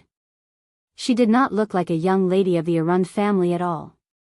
After going through the strict training and trials of the Tower of Eradication, they knew how to disguise and hide themselves better. Survival in the wild was always a compulsory lesson for swordsmen and knights of eradication. But their disguises seemed to be ineffective in front of the old tavern man. I don't understand. The white-haired old man Caslin frowned. This is not a trial game. Shao sent two nobles here? My young master and mistress? Cohen's expression froze. Did I give myself away? He lowered his head and looked at his attire. Stop looking. I'm talking about you, silly boy, Caslin said coldly to his junior, your posture and footsteps. Cohen turned to Miranda in shock. The latter frowned and looked back at Cohen. Even from 6 kilometers away, I can smell the scent of a battlefield officer from all over your body. Caslin shook his head. Look at your frightened face, like a rabbit ready to jump up and bite someone. You just came back from the front line of the Western Desert, right? Cohen looked at the old man in surprise. How is that possible? I'm just being on guard. According to Zadie's suggestion, he had already adjusted himself well, and the symptoms of a battlefield withdrawal were almost non-existent. Unless... Cohen looked at the old man solemnly. He was once one of my kind. An animal that lives on the battlefield. And a very terrifying kind. Cohen recalled the cold gazes of some of the Suicide Squad members in the desert, and he could not help but feel a chill in his heart. Cohen looked at the old man in front of him and gave Miranda a look. Unfortunately, his former colleague ignored him. Left with no choice, Cohen could only smile and say, Mr. Caslin, Master Shao gave us the task of tracking down the disaster swords, but his words were rudely cut off by Caslin. Caslin ignored Cohen and continued to size Miranda up. He said stiffly, as for you, little girl, you're dressed like a professional mercenary. You should be able to move about freely in a place like Columbia. Caslin ignored Cohen and continued to size Miranda up. He said stiffly, but you should know that there aren't many mercenaries in Northland. The people here are fierce and aggressive. There are many things that the men in the family can handle with a sword. Mercenaries don't have any business here. Your attire will stand out. Miranda's expression changed. And your temperament. Only a fool wouldn't recognize you as a noble, Miss Arund. But forget it. Caslin sighed. At least you're much stronger than many young nobles, Miss Arund. Hearing this, Miranda opened her mouth in shock. How could this be, my identity? How could he tell? When I entered the border, there was no sign of the white eagle on me at all. I say. The old man on the chair placed his hands on his knees. His brows were raised and his face was full of suspicion. Do you really know what kind of existence you're facing? The descendants of 2 dukes and counts, and the Arund family's people. Caslin's face was full of disgust. He clicked his tongue. The young masters and ladies of great noble families, write a letter immediately and ask Xiao to send more people here. It would be best if there's a supreme class elite. Cohen furrowed his brows. *T. The contact doesn't like us? What should we do? At this moment, the lady from the Arund family suddenly took a step forward and glared at Caslin angrily. Listen, old man, Miss Miranda Arund said with a hostile expression. You do your job, and we do ours. This is the ideal situation. As for our abilities, we know what kind of danger we're facing, and we're not some pampered young master or lady. Miranda's expression was solemn as she enunciated each word clearly. Cohen is my peer. He's an awakened from the glory of the stars. I know him. He has spent many years at the front lines of the Western Desert, and he knows everything there is to know about battles and wars. He is an outstanding warrior and military officer. On the battlefield, his usefulness will not be any less than that of an old Lemeter who has not moved for decades, Miss Arund said plainly. Cohen looked at Miranda in surprise. He stared at his peer who refused to budge at all. My God! When was the last time she praised me? Does a woman's temper really become better after breaking up? Caslin revealed an amused expression as he looked at the little girl before him. An old body that hasn't moved for decades? Interesting. How energetic. If I were 30 years younger, I served under the fortress flower. I led Constellation's army in Cold Castle, Lonely Old Tower, Overwatch City, and the border between the 2 kingdoms countless times. I also fought against the Lampard family countless times. Miranda stared at Caslin with a sharp gaze. I know how to fight, old man. We're not those inexperienced newbies. Of course, from your outdated perspective, only supreme class elites like Master Chartier and Master Zadie can deal with such a situation. But Sir Caslin, anyone can look down on our experience and abilities just because we're young masters and ladies of noble families. Only you don't have the right to say that. Caslin narrowed his eyes. The first time I heard your name, Sir Caslin. Miranda slowly placed her hand on the sword at her waist. It wasn't because of your reputation as the Earthshaker, but because of your family name, Caslin Lampard. Caslin raised his eyebrows. Yes, every member of the Arund family must know the situation of their enemy's family like the back of their hand, the swordswoman said calmly and slowly. So? Caslin narrowed his eyes again. Miranda stared at Caslin. So, if you have a problem with the Arund family name because you're a member of the Lampard family, you can just say it. Miranda narrowed her eyes and observed every flaw on the old man's body. She tightened her grip on the hilt of her sword and said coldly, We'll settle our differences with swords, old man. Caslin looked at Miranda's sword and smiled in disdain. Of course, or perhaps you're just trying to provoke us and want to see our strength for yourself? Miranda said meaningfully. If that's the case, then let's hurry up and end this quickly. Then, we can continue with our mission instead of wasting our time here talking nonsense with an old man. Caslin stared at Miranda. His smile disappeared and he returned to his cold, expressionless face. Looking at the impending conflict, Cohen was so anxious that he scratched his ears and cheeks. Miranda. Shouldn't we, at this moment? Ha! Caslin laughed angrily and interrupted Cohen again. Caslin slammed the table and stood up abruptly from his chair. Even though he was in his 60s, he was nearly 7 feet tall and his muscles did not seem to have regressed. He still looked very oppressive. But Miranda's sharp gaze did not waver. She only bent her body slightly and adjusted the angle of her attack. Interesting, young lady. Caslin suddenly laughed. You look like a little female leopard when you're angry. All right, that's the end of the test. Miranda clenched her teeth. End it? This old man, young Croche, was right. Caslin's gaze was sharp. He revealed his yellowish teeth and said slowly, Miranda's observation skills are outstanding. She's resolute and decisive when she encounters problems. She doesn't procrastinate, but she's a little too arrogant. Miranda was stunned. Croche, ah. Cohen pounded his palms excitedly. So, uncle, you know Croche. What did she say about me? Yes, she said. Caslin did not mind that Cohen's way of addressing him had changed from Mr. to uncle. He recalled for a moment and turned his head, revealing a strange expression. Cohen Caribbean isn't a bad person, but he's a slow idiot. That's all. Cohen was stunned for a moment. Then, he scratched his head awkwardly and laughed. He wailed endlessly in his heart.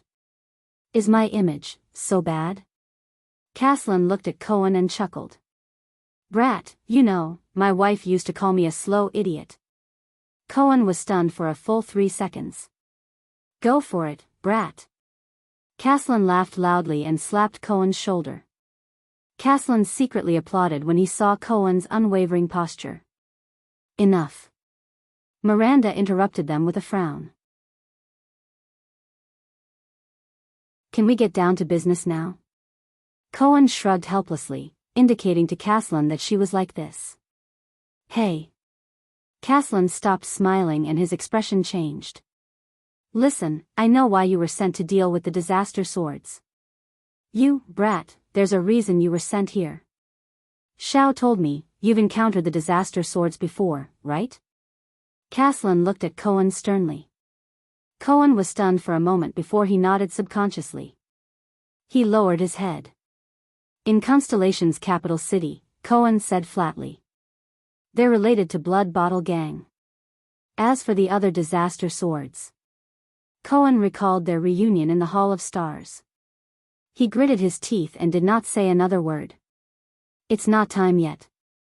You didn't tell me about this, Cohen. Miranda frowned and looked at her colleague from the same period. Cohen frowned and gritted his teeth softly. He did not answer. It's not that I don't want to tell you. But, if you want to talk about the disaster swords, then Raphael. Cohen's expression did not change. He clenched his fists slightly. And you, young lady. Caslin turned to look at Miranda. You weren't pulled into the purgers for no reason, right? Cohen's expression changed. He raised his head and looked at the swordswoman. She was his colleague from the same generation as him, had similar experiences, and had known him for many years. Miranda gritted her teeth and did not say a word. Caslin did not say anything either. He only waited quietly for her to answer. After a while, Miranda spoke with difficulty. This is related to my father, the guardian of the Northern Territory, the former guardian duke of the Northern Territory, Val Arund. When she said this, the young lady of the Arund family paused. Cohen looked at her worriedly. That duke who committed treason? But in Caslin's eyes, even though the well-dressed young girl's voice was shaky, she still gritted her teeth and enunciated each word slowly. In the past 4 to 5 years, I found out that he was in contact with some strange swordsmen from the north, and their power of eradication is very strange. Miranda raised her head and said with a solemn expression, I told Chartier about this. Cohen looked surprised. See, this is why you are here. You have all come into contact with the disaster swords. You have even fought against them and know their characteristics, Caslin said slowly. So you are included in the purgers. When he heard the familiar words, Cohen's expression became solemn. Uncle, you also know about the purgers? He asked. No. Caslin could not help but laugh. Cohen looked at him strangely. A long, long time ago. Caslin's expression slowly became cold. Xiao and I formed the purgers. Cohen's eyes widened. Miranda stared at the old man in shock. Listen, the purgers have existed for a long time, the old man said slowly. Just like how the disaster swords have been active since a long time ago. A long time ago? Cohen repeated solemnly. He remembered the records of Blood Bottle Gang and the disaster swords in the past 100 years. A long time ago. Caslin nodded solemnly. We were two young men who were crazy about swordsmanship and curious about the power of eradication. We tried to find out the truth about the disaster swords and finally eliminate their threat. At that time, we were about the same age as you. We were far from supreme class. We were impulsive and active, and did not care about the consequences, Caslin said flatly. Xiao and I did a lot of hard work. We used all kinds of methods, but the results were always ineffective. And at that time, the disaster swords were much more low-key and secretive than they are now. Most of the time, we could not find any traces of them for several years. Caslin's expression was nostalgic. Later, I joined the White Blade Guards. As for Xiao, he became the scion, Caslin said slowly. Then, the purgers stopped. Until one day, Xiao informed me that he was going to gather the purgers again. Why? Cohen was puzzled. Why do you want to gather them again? Caslin gave him a profound look. Because 12 years ago, the disaster swords, started their activities again. There was an oppressive solemnity in Caslin's words.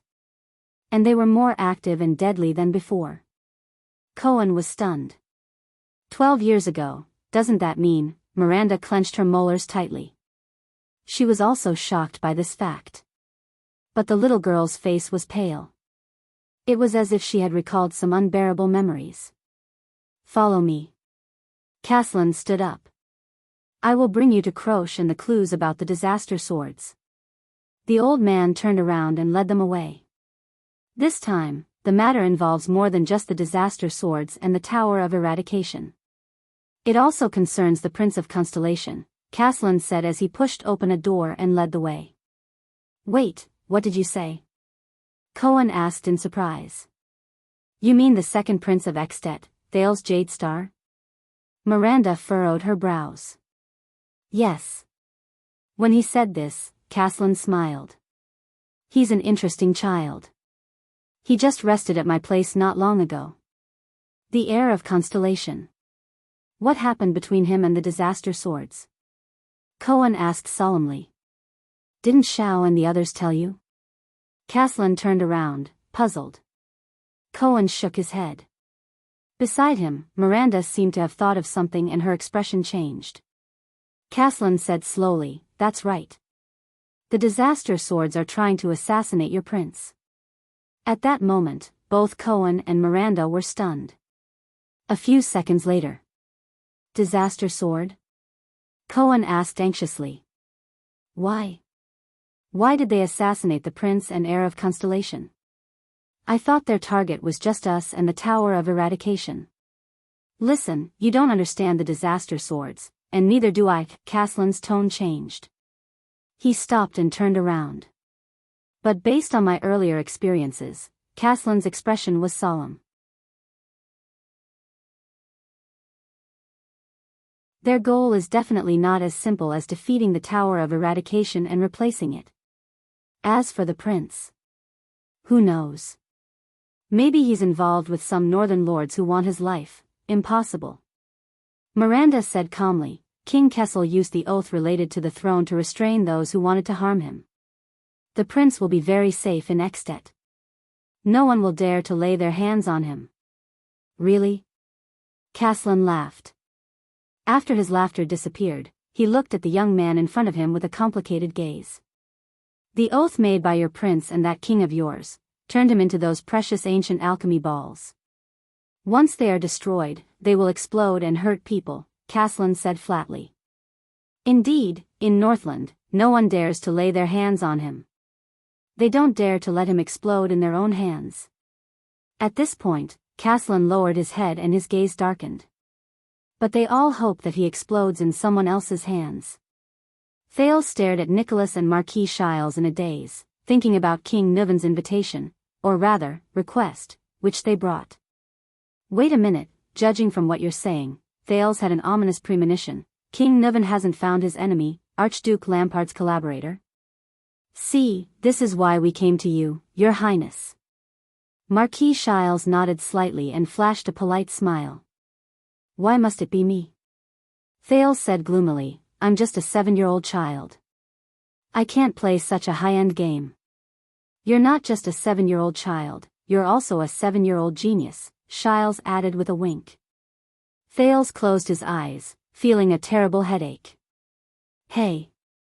As you said, Prince of Constellation, you're the one who should bear King Nuven's wrath, Nicholas said slowly. His tone was filled with a faint threat. But now, there's a chance for you to get rid of the pain you shouldn't have to bear. Whether or not it's up to you, kid. Thales heaved a long sigh. What do you know about Archduke Lampard's collaborator? The diplomat group's vice diplomat, Putre, had already realized how things would go. He asked solemnly, what do you know now? We have a very obvious target now, Nicholas answered with a pale face. When you were still under Broken Dragon Fortress, Lampard once besieged your diplomat group in order to take down the fortress. He tried to lure the garrison of the fortress to attack. Yes. Thinking of Araka and his Fury Guards, Thales took a deep breath. There was such a thing. It's definitely not a happy memory. The Mystic Gun unit in Lampard's army tried to assassinate you under the orders of a spy officer, Nicholas continued while riding on his horse. And based on the information we and the secret room have, we're almost certain that the mastermind behind that spy officer is our target. Thales remembered the bombardment from the Mystic Gun. He stared at the snow-covered ground in a daze.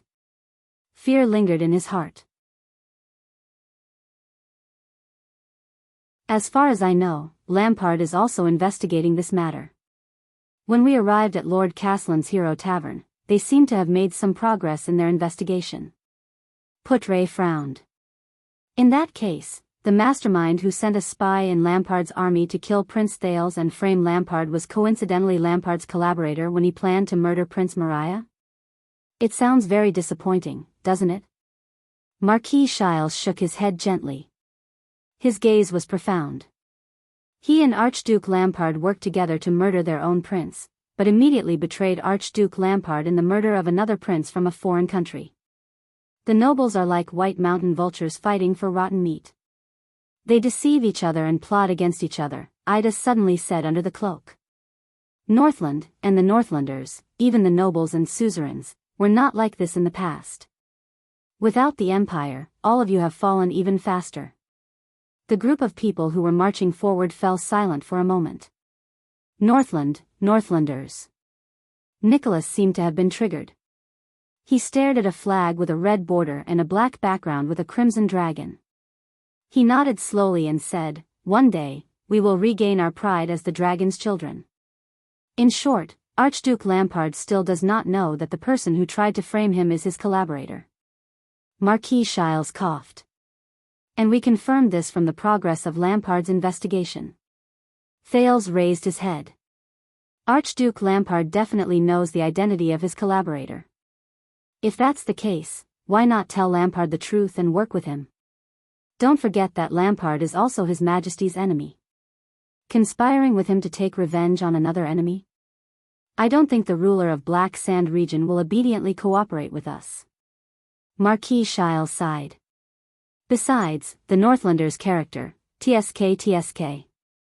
We won't work with scum like Chapman Lampard who killed his own family. Nicholas' eyes were filled with gloom. And he and his collaborator have to pay the price for Maria's death. Archduke Lampard and his collaborator are your enemies. One of them killed most of your men under the fortress, and the other tried to kill you with a mystic gun. Marquis Shiles' smile did not diminish. He took over the unpleasant topic and continued pressuring Thales. King Nuven made it very clear that regardless of whether your highness agreed to it or not, you are already on this ship. Thales closed his eyes and took a deep breath. Even though he knew that from the moment he was crowned with that title, he would have to face everything he once hated the most. But he still underestimated the power of the game of power in this circle. It was a game where you could not choose whether you wanted to play or not, and whether you wanted to try your best. Born for constellation. Is this how it goes? What an annoying feeling. The second prince of constellation slowly opened his eyes. To lure out Lampard's collaborator, is it? The prince said flatly. What does Niven intend to do? Nicholas was about to reply, but he was interrupted by the prince in a completely different tone. Thales raised his head. His gaze was as bright and sharp as a sharpened blade. Also, if I cooperate with his revenge plan, what benefits is Niven willing to give me? Nicholas was stunned for a few tenths of a second. He noticed that Thales no longer addressed him as King Niven or King Niven. But the commander of the White Blade Guards immediately curled his lips and revealed a faint, cold smile. You will be satisfied.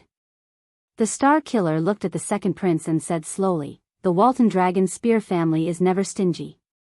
One more question. Thales raised his head. His gaze was burning. You said that from Lampard's investigation, his collaborator is the mastermind behind my murder using the mystic gun. That's right. Nicholas frowned. Is there a problem? Where did you get the details of Lampard's investigation, and how did you ascertain it? Thales asked in a deep voice. This is our business. Nicholas shook his head.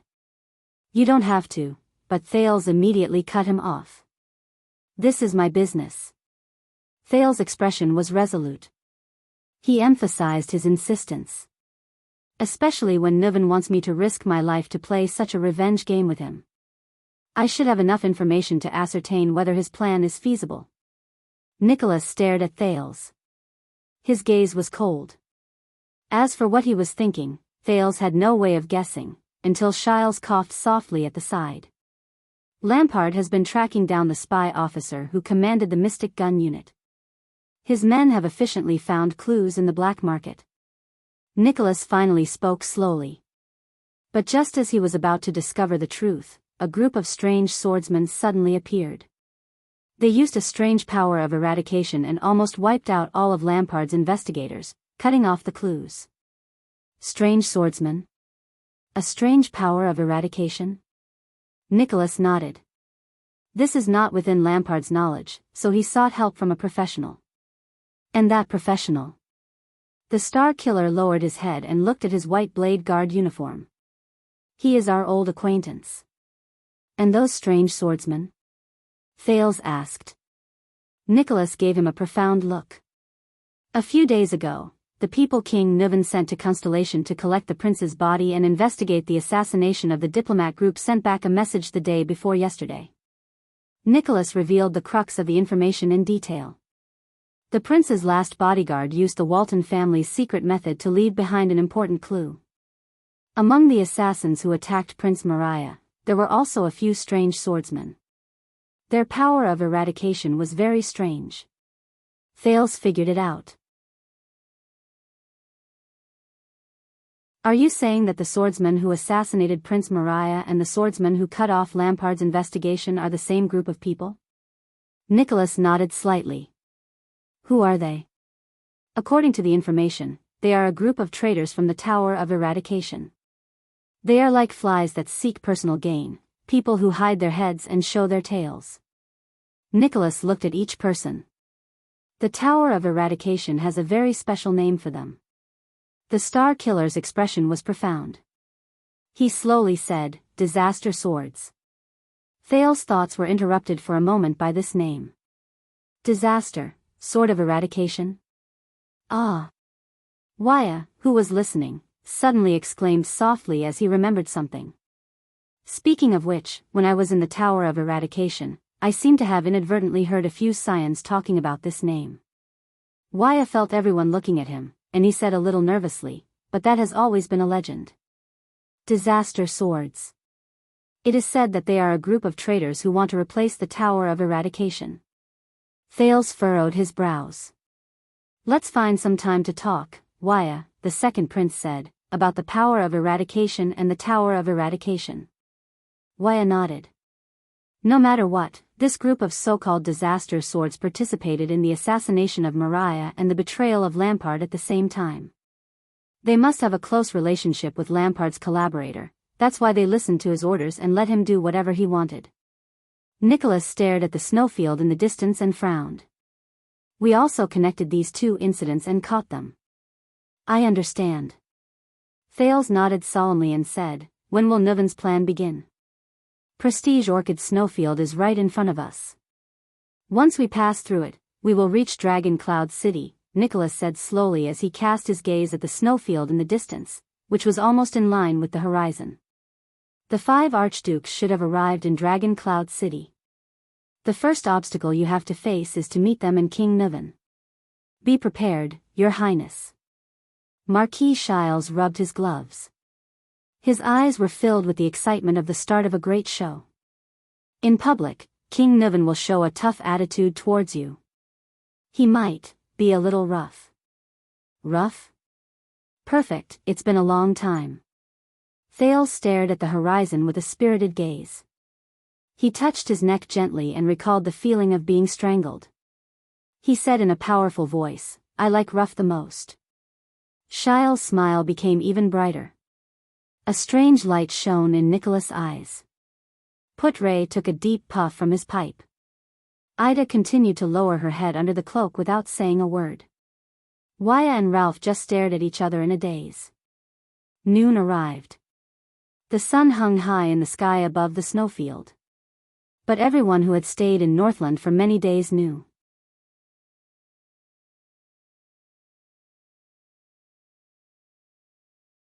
Chapter 123. Before Thales could react, the attendants and guards behind him took a step forward without hesitation and shielded him behind them. It's still an anti-theft chapter. Please come back later. In the next moment, the sound of swords being unsheathed rang out incessantly. Asterisk clang. Asterisk Wuxia unsheathed his blade without hesitation. The tip of the blade was pointed at Nicholas' throat. His gaze was solemn. Asterisk swoosh. Asterisk Ralph's remaining hidden blade also popped out of his sleeve. The blade was pointed at Nicholas' heart. The upper half of his face, which was not covered by the silver mask, had an unpleasant expression. Asterisk clang. Clang. Asterisk clang. Asterisk these were the white blade guards behind Nicholas. These tall and sturdy masked Northland elites were equipped with lightweight iron-colored arm shields in their left hands, and with their right hands, they pulled out the uniquely shaped sabers from their waists. The hilts were snow-white and slender, and could be held with both hands. The blades shone brightly, and their curves were beautiful. They did not look like the crude and forceful Northland style. The way they pulled out their blades was neat and heavy. Their gazes beyond their masks were murderous. At some point in time, they had formed a semicircle and surrounded the Constellation diplomat group from 3 sides. The remaining dozen or so soldiers of Constellation, such as Janet and Willow, pulled out their weapons without hesitation and stood at the front line to confront the white blade guards. Judging by their movements and the look in their eyes, these are true elites. Our royal guards are nothing more than this. Aida's voice traveled into Thales' ears. They are even more powerful than the Black Sand Region's army. Even if they were to go up against the Vampire's Sacred Blood army, they would probably not be inferior. Thales stared in disbelief at Nicholas, who had a cold smile on his face. What's going on? Tie me up and bring me to Dragon Cloud City. It was not that he did not anticipate what he might encounter in Extet.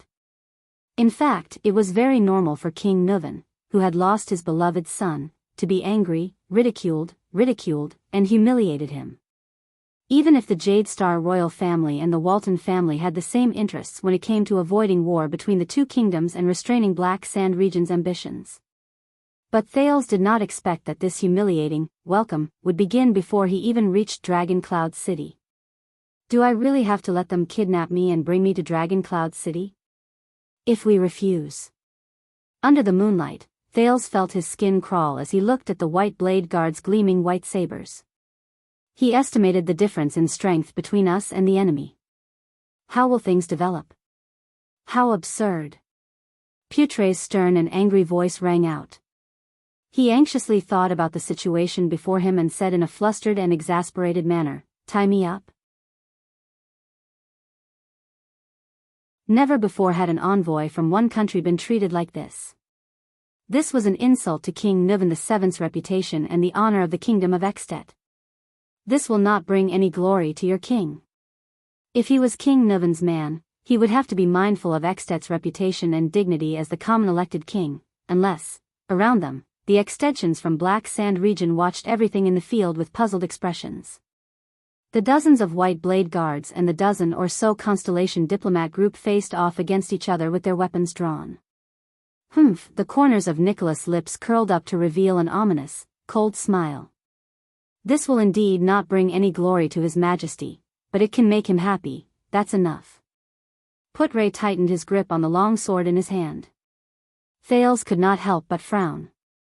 In the next moment, without any instructions or orders, the eyes of the masked soldiers of the White Blade Guards turned cold, and they took a step forward together. Thud. Their heavy footsteps on the snow-covered ground were like a heavy hammer that struck the hearts of Constellation's people. Willow Ken, who was watching the enemy tensely, shook his shoulders and was about to thrust his spears forward. Slap. A strong hand reached out from the side and held the young spearman's right hand tightly, pressing down on the tip of the spear he was about to thrust. Willow was shocked. He turned his head and found that it was the veteran, Gened. Steady. Ignore their footsteps, pay attention to their shoulders, he said calmly. After the tragic and bloody battle with the Blood Clan in the Birch Tree Forest, the private soldiers suffered heavy casualties.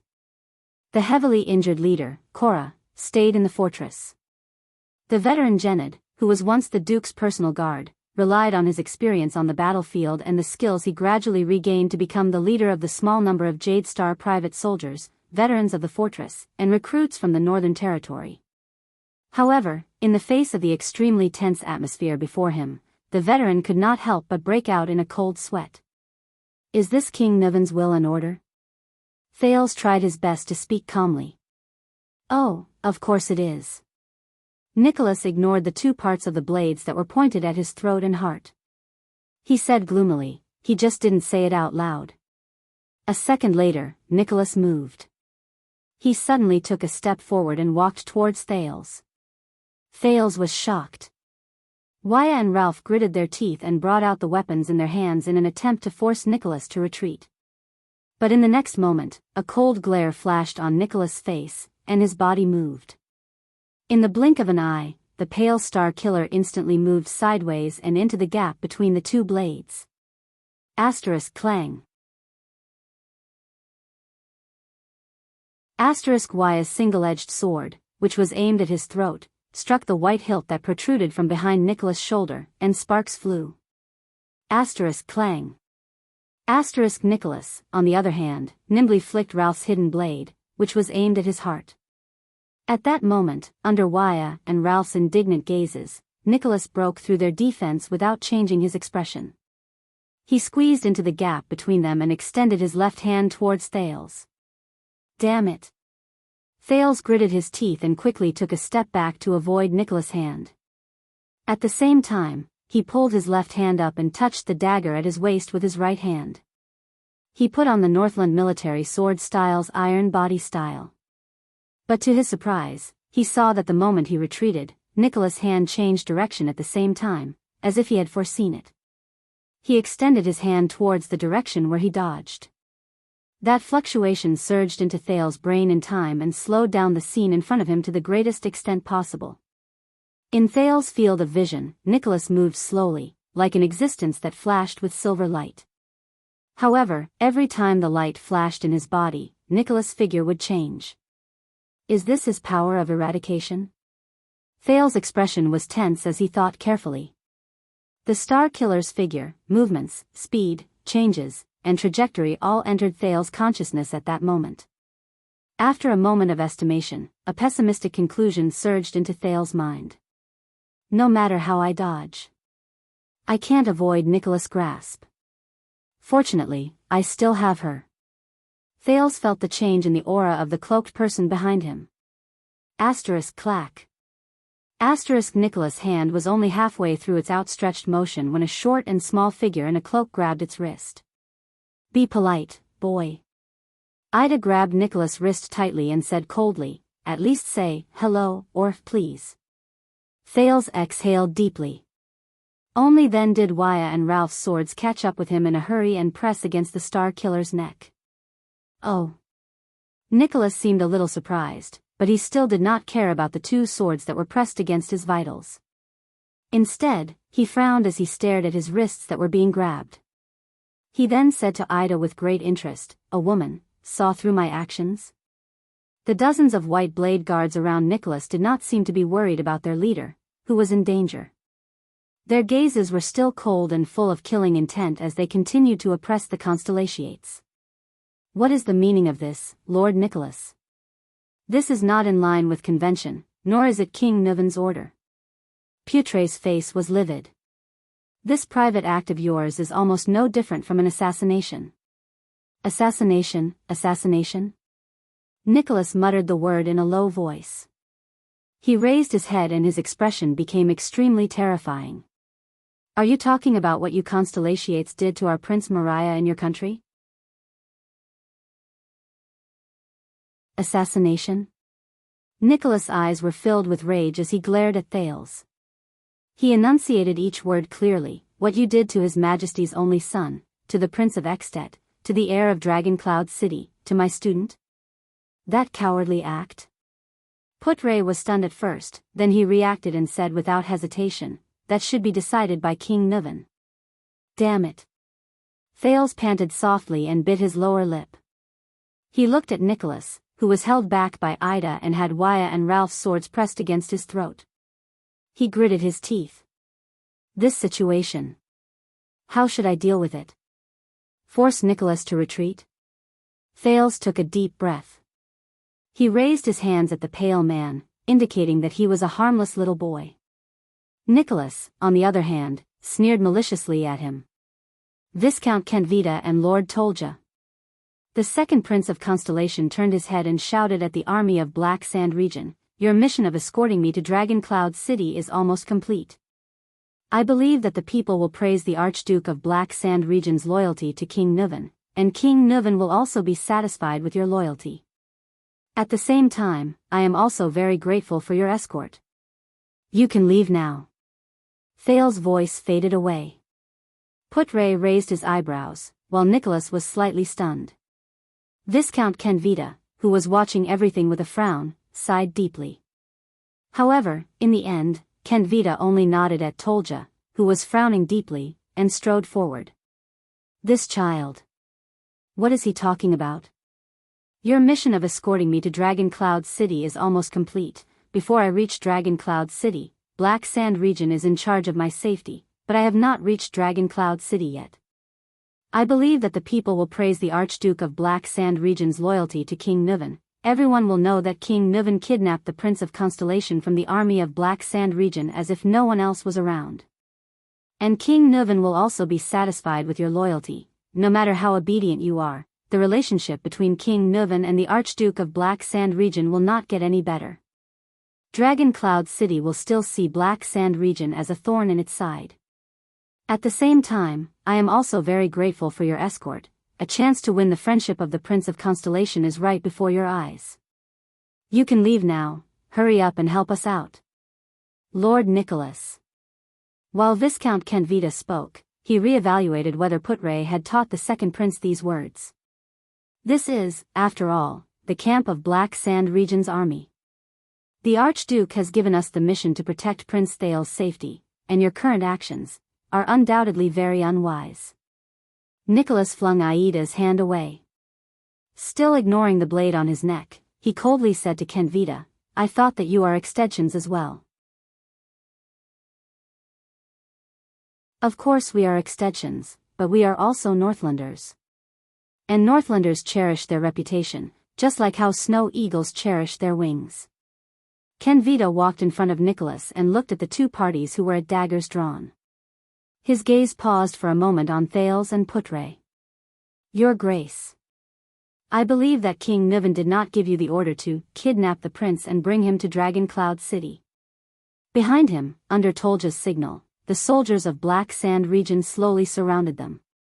Nicholas fixed his gaze on Kenvita. Then, he revealed a faint, cold smile. What if I say no? The man's face turned even paler. What will you do? The Viscount of Black Sand region? Will you let your army get rid of us and His Majesty's personal guards? Is that so, warriors of Black Sand region? Nicholas swept his gaze across the surroundings. He glanced at the elite regular army that the Archduke of Black Sand region had specially allocated and smiled softly. Thales's heart sank. This is bad. It looks like even 2,000 soldiers of Black Sand region can't intimidate Nicholas and his White Blade guards. There are less than 50 of you. Tolja walked out from behind Kenvita and stared at the white weapon behind Nicholas. His expression was solemn. Even with the severing soul's blade, you can only hold on for a few more minutes.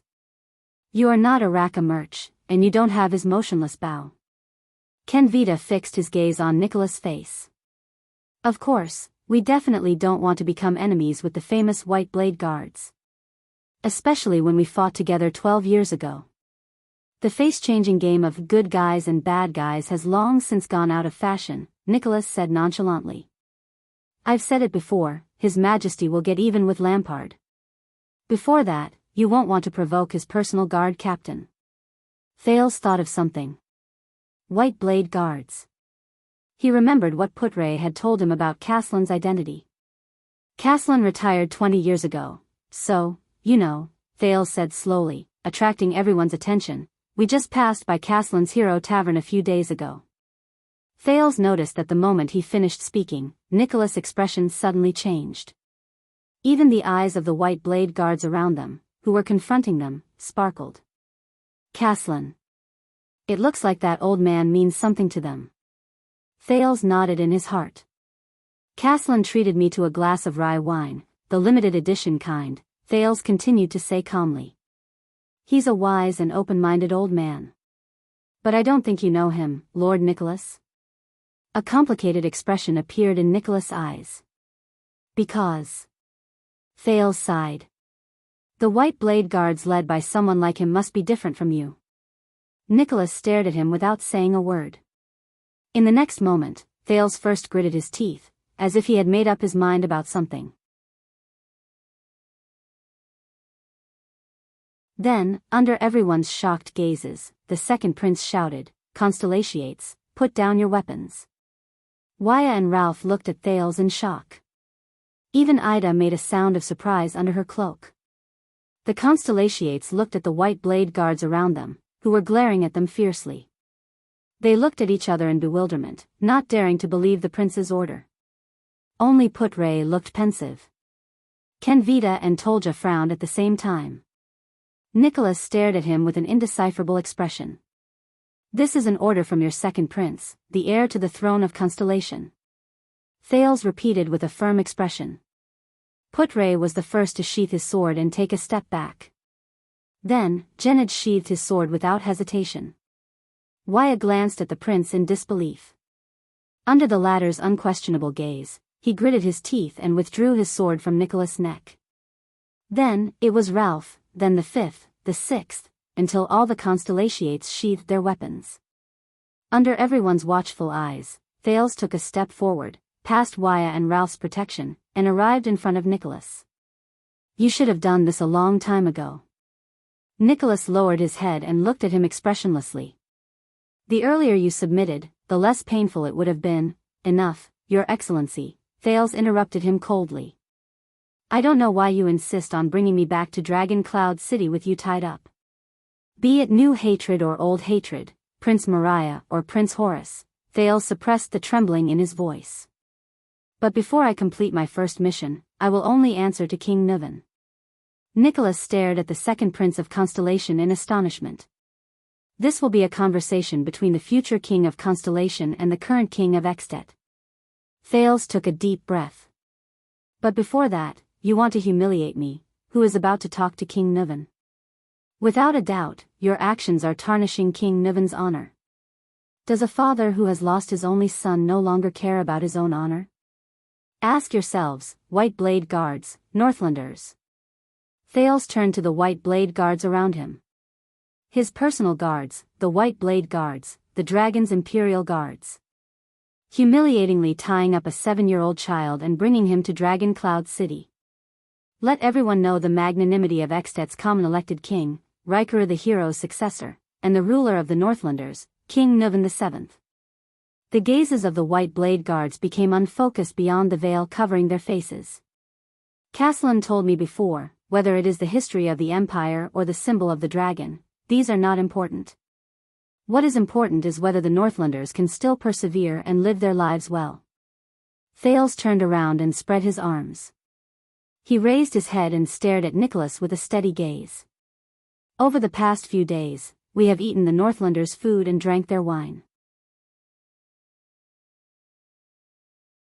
According to Northland's customs, we are now King Nuvan's guests. We are guests in the land under his rule. Now, we are finally about to reach his doorstep.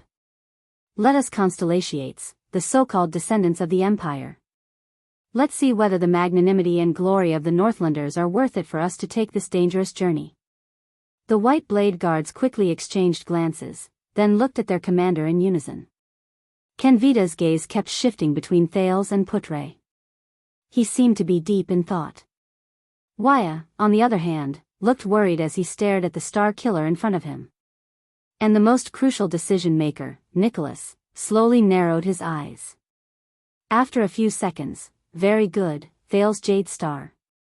He looked at Thales and smiled faintly. You and your uncle are not that far apart. Thales was stunned. Put away your weapons, my brothers. Nicholas looked at Thales with a complicated expression. Let His Majesty decide who our guest belongs to, even if his hatred for us runs as deep as the sea. Upon receiving the order, the White Blade Guards sheathed their swords in an orderly manner.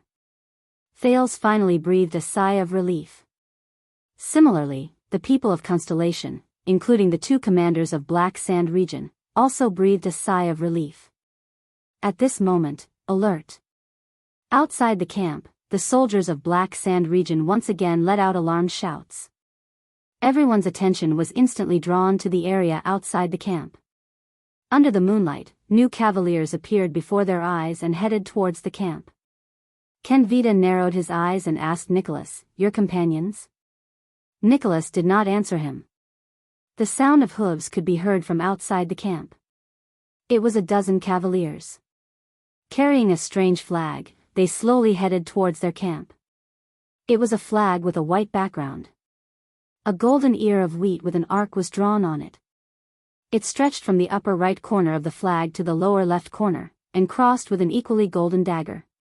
Good night, everyone. An unfamiliar male voice traveled into their ears from afar. Praise the Lady of Harvest and the Maiden of the Ocean. May they bless all of you with no worries about food or clothing and a prosperous life. Kenvita took a few steps forward. Looking at the flag with the ear of wheat and the dagger, he slowly frowned. I am Lissa Kenvita, the Viscount of the City of Light Town. This is the military camp of the Archduke of Black Sand region, Viscount Kenvita said loudly. Who goes there? Under the protection of a dozen cavaliers, a middle-aged man with a golden ponytail slowly rode out from the crowd. He was dressed in a gorgeous coat and a top hat embedded with jewels to keep out the cold. I am Shiles Bamra, the honorary Marquis of Goodflow City. The middle-aged man stopped his horse. He took off his hat and placed it on his left chest. With a friendly and humble smile on his face, he bowed slightly in Kenvita's direction. I am from the friendly and generous 16 City-States Union of Kemu Union. I am a member of the 36 seats in the Kemu Joint Parliament. I am representing Good Flow City in the Union as a diplomatic envoy to Extet. I heard that the second Prince of Constellation is here, so I specially came to meet him. I am representing Good Flow City in the Union as a diplomatic envoy to Extet. I heard that the second Prince of Constellation is here, so I specially came to meet him.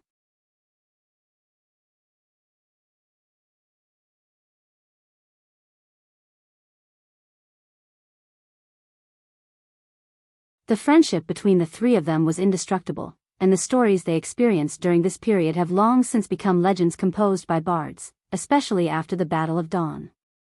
For example, Seeking Dragon in the Desert, 1,000 Miles of Demon Hunting, The Chaos of the Devil's Sea, The Founding of the Anlenzo Duchy, The Wanted Criminals of the Forbidden Forest, The Setting Sun and Rebirth of the Holy Tree, The Mystery of the Brave Soul's Fort, and The Evil God's Sacrifice of Horse Riding City are all famous poems that describe their experiences in the past 10 years. At the very least, Chara's fearlessness and bravery, Meteor's steadfastness and reliability, and Kai Peng's resourcefulness and cautiousness are all vividly extolled in these poems. As Thales listened to the names of the poems, his curiosity grew. Seeking Dragon, Hunting Demon, Evil God. Isn't this what I remember from those fantasy worlds where people form teams and run around together?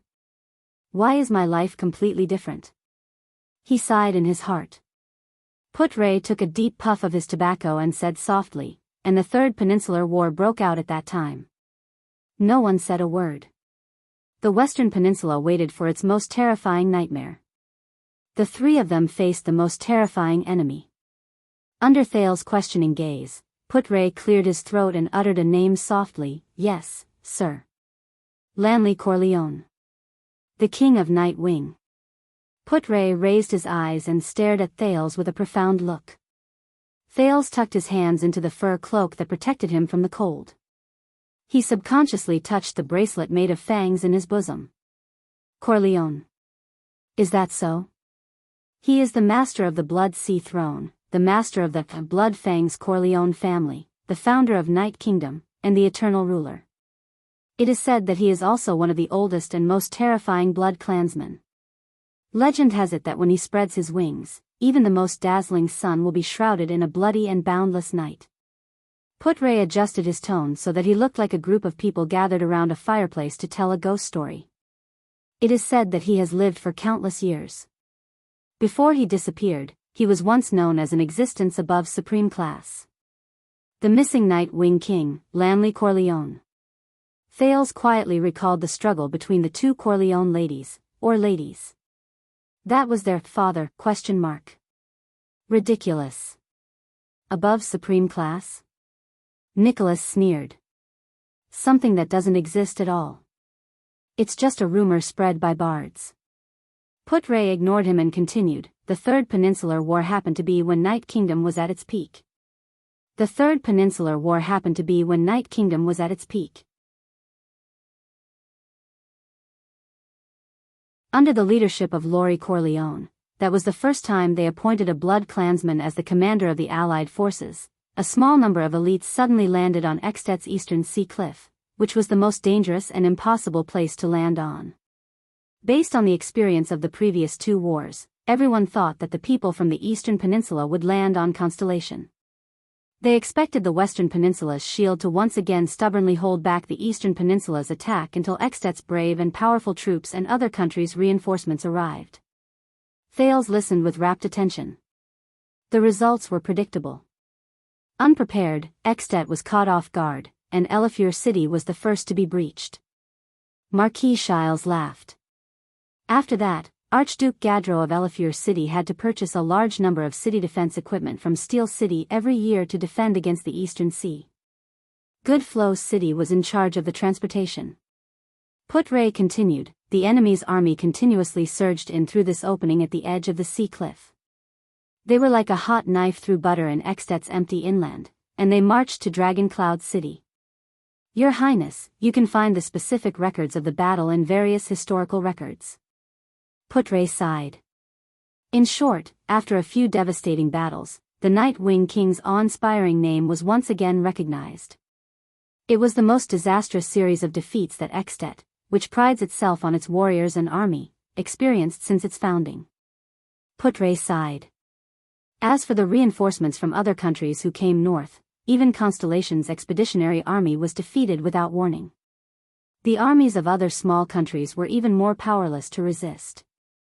It was said that less than 1 in 10 survived. Even the king of Ekstet at that time died in battle under Dragon Cloud City. Thales was stunned. He turned to look at the current commander of the White Blade Guards. That was also an important page recorded in the Legend of the White Blade Guards, Nicholas suddenly said. His gaze was complicated as he said, since the age of the Empire, the White Blade Guards were destroyed for the 10th time, and the third, White Blade's disgrace. The king died under our heavy protection. Since the age of the Empire? Thales thought to himself, the White Blade Guards have such a long history. Even before Extet was founded? Putre shook his head. No one could resist the Night Wing King's invincible army, as well as his strange, ever-changing, and unpredictable military tactics. The entire Western Peninsula, this is what was recorded in the Supreme History Book, was unable to gather even a single expeditionary army capable of fighting against the Eastern Peninsula within a short period of time. Just like that, the Night Wing King's army swept across Northland and was almost invincible. Dragon Cloud City fell into a hopeless defense, Putre said faintly. After the king's death, Extet was in chaos. Only a few archdukes were still persisting in resisting. At this time, the Eastern Peninsula also sent a letter to request for peace talks regarding the current situation. Faced with heavy casualties and a huge price to pay, Constellation and other small countries had already begun to consider the Eastern Peninsula's proposal. At this time, 3 people stood at the forefront of history and saved the Western Peninsula from imminent danger. Thales inhaled softly. The 3 heroes of dawn? Putre nodded. Chara, Midir, and Kaplan gathered the remaining troops. Their battle inspired Constellation and the other countries. The Star Killer cut him off. Stop boasting about yourself, Nicholas mocked. He crossed his arms and raised his eyes. Chara. Chara, the hero. He was the only one who stood up first. Chara carried a black flag and returned to the battlefield in Extet alone. He called for and gathered the Extetians who were determined to resist. They fought against the Eastern Peninsula in the mountains, in the countryside, in the pine forests, in every inch of land, and on every piece of territory, without caring about bloodshed or sacrifices. Thales spoke with a deep voice. He was alone and helpless. He was outnumbered, and he even suffered defeats in the beginning. But Chara never gave up. That's how heroes are made. They are forged with courage and perseverance through blood. That was the agreement between the 3 of them, Putre retorted coldly. Midir returned to Constellation, Kaplan returned to Camus Union, and they worked hard to convince their country to fight one last time. This did not mean that the other 2 were weak. I'm not talking about Midir. I'm talking about all of you, Constellation's reinforcements, Nicholas said sarcastically. Midir brought 20 reinforcements. The bards remember this number very clearly. 20 people? Thales looked at Putre curiously and waited for his reply. Putre frowned. At that time, Constellation was indeed very worried about continuing to send troops. After all, the Night Wing King's army was at the forefront, and Midir was just a prince who had been away for many years. Once he returned, he asked for military power. Not only that, as a prince, Midir was ordered not to participate in Extet's war. Putre's eyes burned. But Midir did not give in. In the face of such an order, he threw away the 9-pointed star emblem that symbolized the Jade Star royal family in front of all the courtiers. This meant that he gave up his right to inherit the throne, Putre said softly. Thales widened his eyes slightly. Do not forget that Constellation is founded on oaths. This was what he, Midir, said in front of the entire furious Constellation palace. The Oath Keeper. So that's how it is. Just like that, the Oath Keeper walked out of Renaissance Palace alone. He brought along 20 brave warriors who were still willing to follow him and headed north to Extet to help Chara, who was fighting alone. This is why we only admire the Oath Keeper. Nicholas chuckled. When all of Constellation became cowards, he was one of the few Empire people with guts. Even the Camians are stronger than all of you. Putre did not speak. Regarding this question, I have to say that the prophet Kai Peng actually. Shiles coughed softly and interrupted, this is also the reason why we Camians admire him. from proposing the proposal to gathering a consensus and passing the resolution, Kaipeng Nira was the only person in history who managed to convince the Supreme United Parliament of Jianghu Union to send troops within 86 days. At that time, the 14 cities unanimously agreed to hand over all their troops, supplies, money, and the last of their assets to Kaipeng, a young man in his 30s, so that he could lead them to the battlefield in Extet. If you have some understanding of the efficiency of the United Parliament's discussions, and know a thing or two about the greed and stinginess of the councillors. Marquis Shiles sighed. God knows how Kaipeng did it. That's your history. Putre narrowed his eyes. It's not ours. In the end, it was still Constellation's reinforcements who saved the battlefield, wasn't it? Thales raised his head and looked at the three of them. But Kaipeng's action of leading troops to provide reinforcements was obviously very effective. Jianghu Union's status in the international arena rose by quite a lot. Shiles spread his hands. Just like that, the three of them reunited on the battlefield and fought against the Eastern Peninsula's army. The three of them learned their previous lesson, and the war this time lasted for more than a year. In the end, in Prestige Orchid region, which is also the place where we stand, on this Prestige Orchid snowfield, Hero, Chara, Prophet, Kaipeng Nira, and Oath Keeper Midir Jadestar led the final Allied forces determined to launch a counterattack and intercepted the Eastern Peninsula's main central force. Here, they engaged in the final battle against the famous Night-Wing King Lori Corleone, who was invincible after invading the Western Peninsula, and the countless fierce troops under his command. Thales lowered his head and touched the cold snow under his feet. Prestige Orchid Snowfield. 300 years ago, on this land, the tragic battle began at dawn. It was said that blood covered the snowfield that night, and the reflected light made the moon look incomparably scarlet. Putre continued to display his specialty as a bard. Both sides suffered heavy casualties. The blood that converged into a warm river even melted the snow in advance. Midir fought until his armor was completely shattered. Commander-in-Chief Chara was once in a dangerous situation. Even Prophet Kaipeng himself sacrificed himself in that heroic battle. Until dawn arrived, the moment the sun rose. The vice diplomat paused for a moment. Thales listened quietly. No one interrupted him. Even Nicholas lowered his head and did not speak. In the silence where no one spoke, Putre said softly, "They won." The cold wind whistled past the bonfire, making the crackling flames burn even more fiercely. This was the Battle of Dawn. Together with the Holiness Exorcism campaign during the Age of Kings, the Battle of Reverse Cold Wind during the Battle of Eradication, and the Battle of Glory during the Fourth Peninsular War, it is known as the four major battles in history. Of course, this is what we call it in the Western Peninsula. The countries in the Eastern Peninsula obviously have different opinions on this. Putre concluded slowly, the hero, prophet, and oath keeper were known as the West's three dawn heroes. Thales took a deep breath. The Battle of Dawn. The story of the three heroes. And his unique and easygoing ancestor, who was willing to abandon the throne for the sake of friendship and keeping his promise. In a corner where no one noticed, a cloaked figure listened to the poem and story from beginning to end. He stared at the bonfire quietly and did not move. The second prince raised his head and asked, even though Midir lost the Jade Star royal family emblem, he still inherited the throne and became the king of the Oath Keeper, right? Putre nodded. Yes. After the Battle of Dawn, his prestige was unparalleled.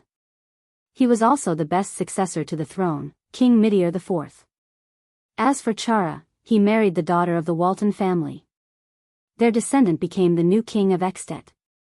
As for Kaplan Naira, Shiles said with a smile, Good Flow City built a huge bronze statue for him and erected it in the city center, to commemorate this prophet who shone with the light of wisdom, his sacrifice, and his contribution to Good Flow City and Jianghu Union's position in the Western Peninsula. That's not right. Thales thought to himself. In the portraits of the three Constellation Kings, the portraits of the three kings should have been set against the background of their respective representative achievements. For example, Tormund I's portrait was set against the background of the Battle of Eradication. However, Thales clearly remembered that the background of Midir the Fourth's sword and shield was a towering tree. But if that's the case, shouldn't Midir the Fourth's greatest achievement be the Battle of Dawn? Thales furrowed his brows. At this moment, Nicholas said slowly, "You didn't mention the last part, the part after the war." Putre sighed. Thales looked puzzled. What happened after the war? Putre was silent for a while before he spoke quietly. "This is the saddest thing," the vice diplomat said faintly. "Chara and Midir, these two close friends who should have been sworn brothers in life and death, after the war, turned against each other and became enemies. Even the relationship between Constellation and Extet, which had improved slightly, took a turn for the worse." Nicholas' voice rang in the air. "Midir built Broken Dragon Fortress when Extet was weak.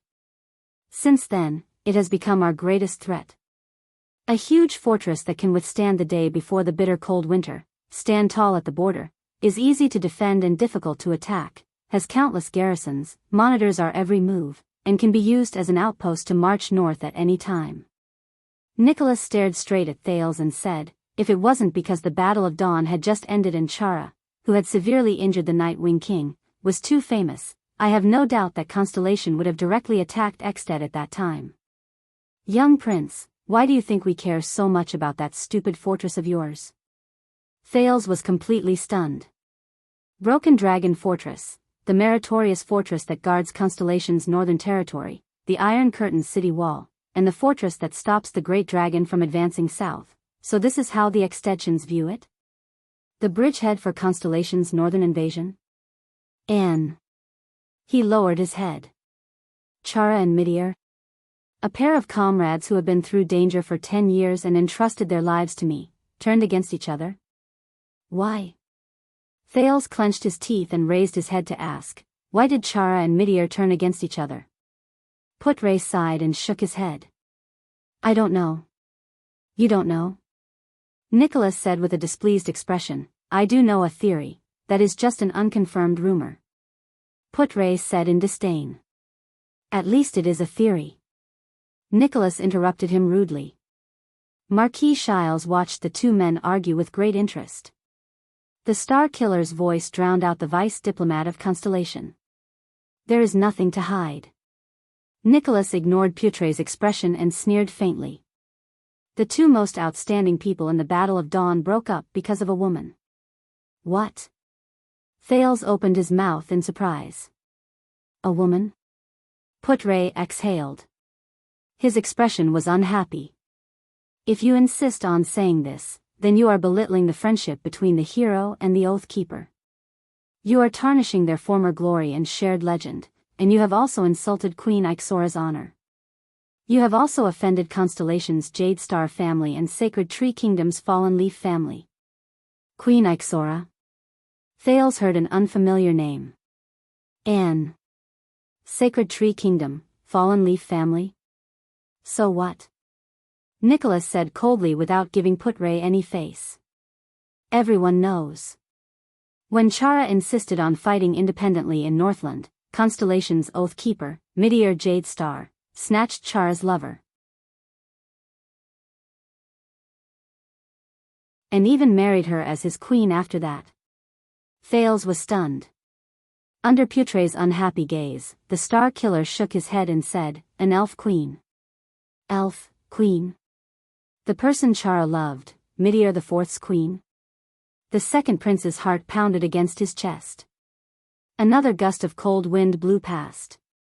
Thales suddenly noticed that Ida, who was behind him, had disappeared at some point.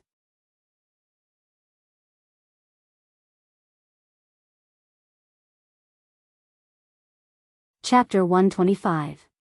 "Kid, I know what you're thinking. But if you continue to look at me with that strange gaze."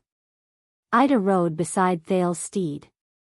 She clenched her fists, the knuckle of her index finger sticking out. Her tone was extremely impatient. "You know what will happen." "All right." Thales, who was bursting with curiosity, stuck out his tongue and turned his head. "Forget it if you don't want to answer." The prince sighed softly in his heart. Ida exhaled softly and sealed the memories of the past in her heart again. Jade Star. Damn Jade Star. Speaking of which, Ida, how did you become a secret protector of the Jade Star royal family? Thales looked at the blurry mountain range that was gradually becoming visible in front of him and asked faintly, how could an elf be employed by the human constellation? I heard that they are all extremely arrogant, and that they are the only ones who serve humans. Ida lowered her head a little. Hey, kid. The elf's voice sounded a little awkward. I've said it before, I'm not your family's protector. And, Ida crossed her arms and said disdainfully, as a brat, how much do you know about the elves? Thales could only stick out his tongue and shake his head helplessly. This elf with many suspicious points, this elf who may have lived for hundreds of years and met the former virtuous King Mindys and Prince Kira, must have a rich and colorful story. But her personality, after the group crossed a snow-covered hill, Putre rode his steed to Thales' side. The thin vice diplomat had a solemn expression as he raised his finger and pointed in the direction they were heading. We're here. Thales reacted and quickly raised his head to look down the hill. In his blurry vision filled with snow, a silver-black giant appeared in front of the mountains. No, it's not a giant. Its silhouette in the snow appeared hazily in the distance. It was a majestic city built against the mountains. A red and black flag could be vaguely seen fluttering above the city. Its grayish-black walls were dotted with silver-white snow. The highest point of the city was at the peak of the mountains. From afar, it looked like a giant leaning against a snowy mountain, surrounded by many villages and small towns, standing tall on the northern land. Thales gestured for Wyatt to stop his restless steed. He took a deep breath of the cold wind unique to the north and quietly looked at the majestic and powerful city in the distance. A little excitement surged in his heart. This is the great dragon of the north, the capital of Extet? Unknowingly, they had already crossed the prestige orchid snowfield and entered a new territory. It's the first time you've seen such a grand sight, right?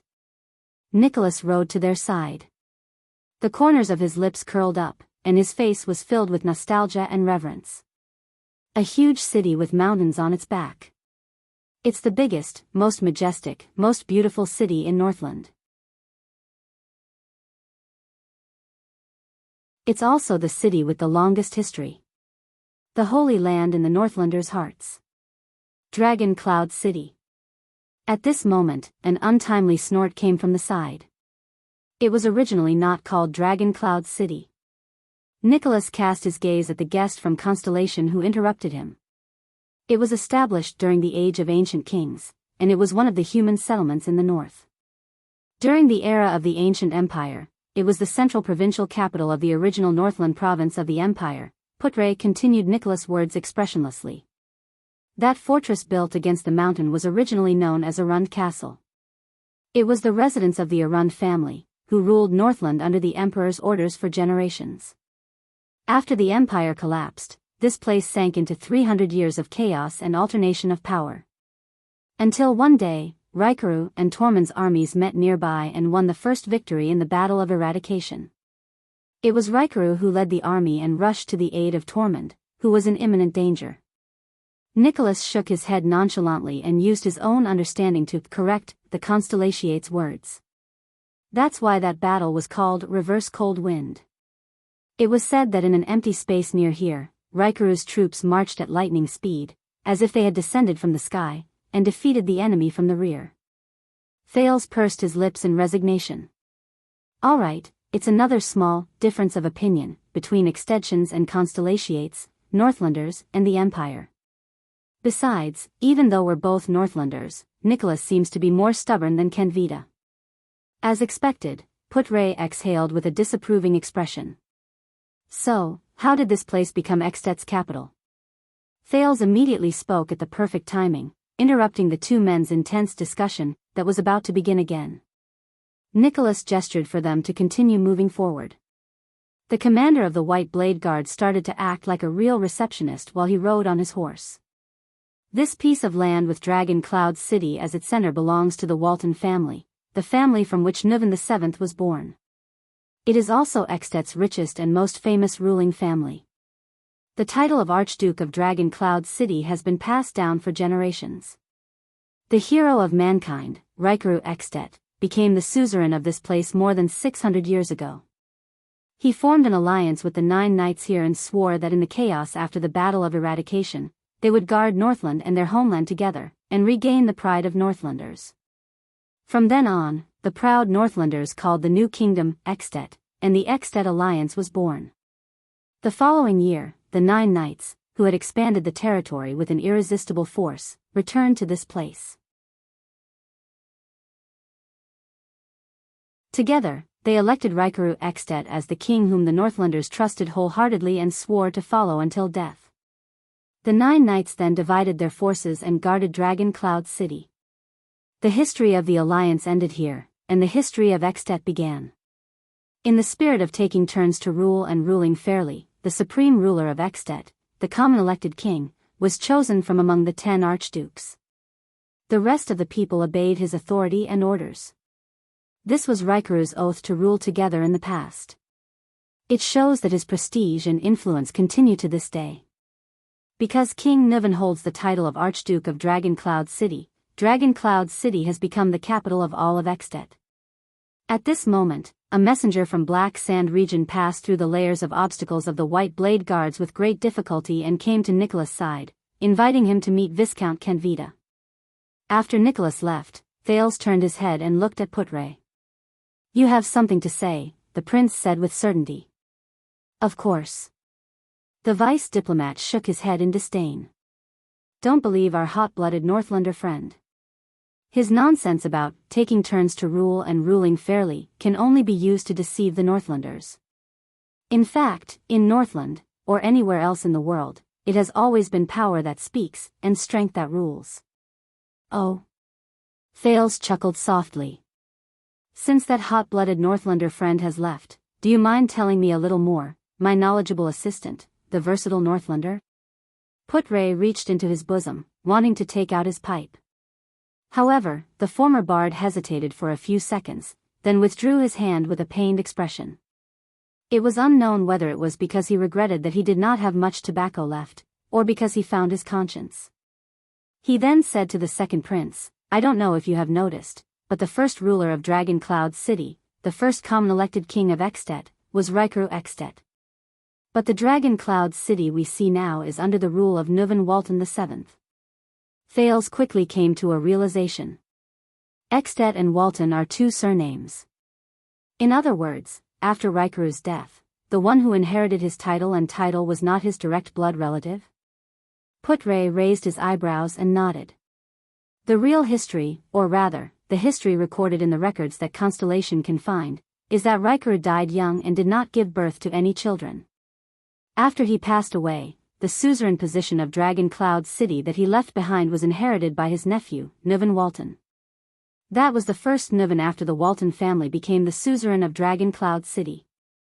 From then on, the Walton family, marked by the Cloud Dragon Spear, entered this land and this city, and has been ruling it ever since. But Nuvan I's bloodline caused the suzerains to question his legitimacy, and also evoked the suzerain's desire for the common elected king's throne. No matter how many times he emphasized that his mother was Rikuru's older sister, and that Nuvan himself was the legitimate heir closest to the late king, Rikuru, he could not extinguish the ambition of the 9 suzerains. Even though they were all model knights who were loyal to Rikuru in the past. Thales furrowed his eyebrows slightly. At this moment, what he thought of was not Rikuru and his 9 knights, but the huge portrait in the center of Mindy's hall, under the setting sun on the battlefield. A young knight covered in scars charged fearlessly under the accompaniment of 6 people. Constellation's king of Renaissance, Tormund Jadestar I, and the 6 knights beside him. They were the illustrious Duke families and the 6 great clans of today. Arund of the White Base Eagle, Cullen of the Sun Sword and Shield, Covendier of the Tricolor Iris Flower, Fakenhaz of the Four-Eyed Skull, Nanchester of the Great Deer Horn, and Tabark of the Blood Moon. They, and even the ancestors of the 13 distinguished families, fought by Tormund's side in the past. Were they also loyal to the king of Renaissance in the past? Just like the 9 knights and suzerains behind Rikuru? For the legitimate right to inherit the throne of Extet, Dragon Cloud City's Niven I had a violent conflict with the 9 knights and their descendants, Putray continued. After the war, the stalemate and confrontation between the suzerains lasted for decades. At that time, Extet was almost like 10 fragments. They were a kingdom in name, but in reality, they were enemies and could not tolerate each other. Putray continued to speak. During this period, the survivors of the final empire built a new, insignificant country by the Shepherd's River in the south, on the territory of the former chauvinistic province. It slowly rose and continued to expand to its surroundings. Thales understood tacitly and replied, Tormund I, the king of Renaissance? Yes. Putray nodded. His eyes shone with a strange light. Constellation. In the end, under pressure from the new constellation, Niven I and the 9 suzerains reached the final and most awkward compromise. With the support of the 9 suzerains, Niven Walton inherited the common-elected king's throne. In the name of the great former king, Rikaru, Niven I redefined Extet's territory and conferred the title of the 10 suzerains, including himself, as the 10 legitimate archdukes of Extet. However, after Niven I's death, the position of king had to be recosen among the 10 archdukes. They would then vote for a new common-elected king, who would rule for life. Thus, Extet's king selection congress system was established and implemented for 600 years. This is the so-called Rikaru's joint ruling pledge, because it was an oath made by 10 people in Rikaru's name with Rikaru's signature. Ironically, it has nothing to do with Rikaru at all. Wait a minute. Thales was dumbfounded as he listened. The king's selection.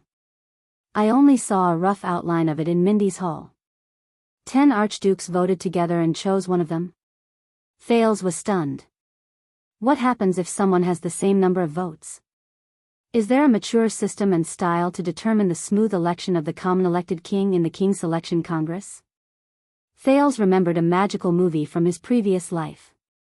In the movie, pirates elected a pirate king, but in the end, every candidate voted for themselves. Yes, and it's simple, direct, effective, full of the romance of Northlanders, Putray said in a low voice.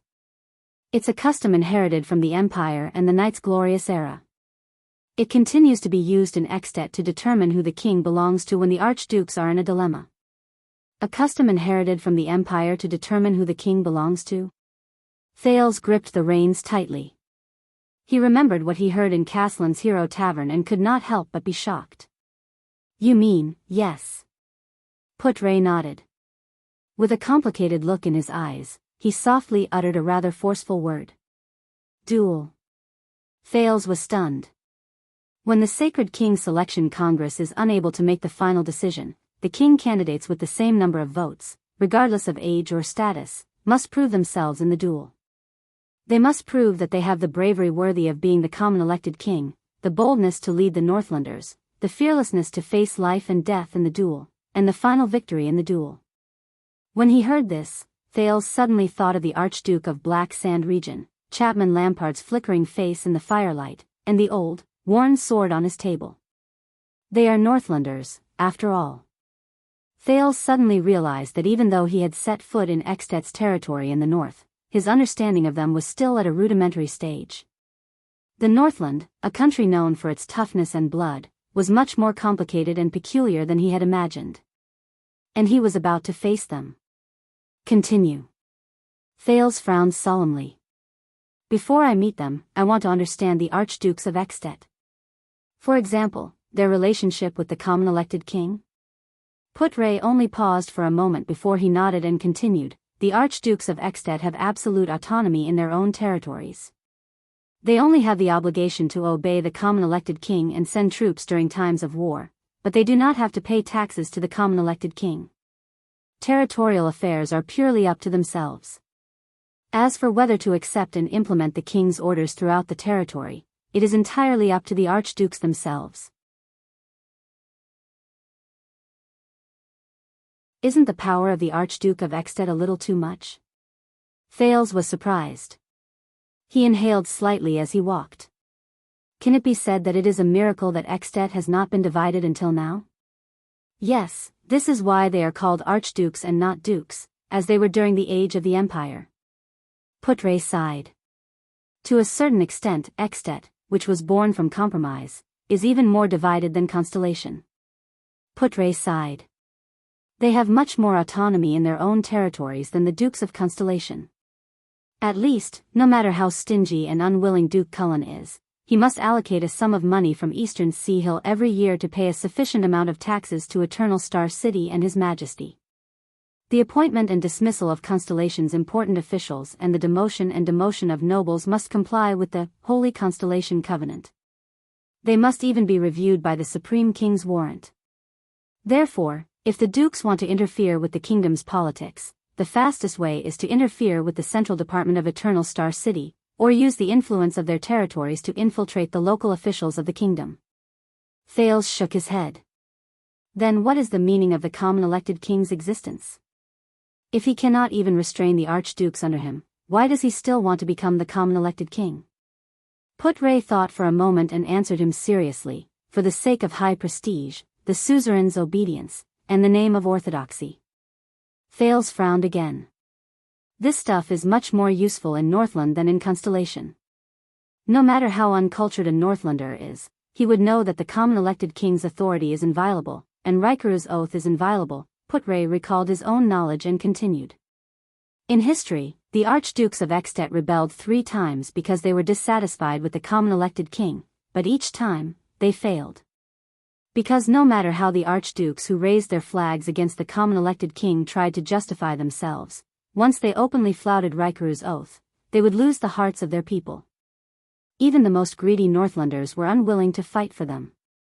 Some archduchy families even withdrew from Extet's ruling history because of this. Thales gazed at Dragon Cloud City in the distance. He slowly exhaled a breath of hot air between his cold hands and thought carefully. High prestige. The name of orthodoxy. The people's loyalty. Northland's traditional culture. It's too simple, Thales said faintly after a few seconds. Putre revealed a puzzled expression. I mean, attributing the power to maintain Extet's stability and unity to Rikuru's prestige and the Northlanders' character and tradition, this attribution is too simple. Thales lowered his head and thought carefully.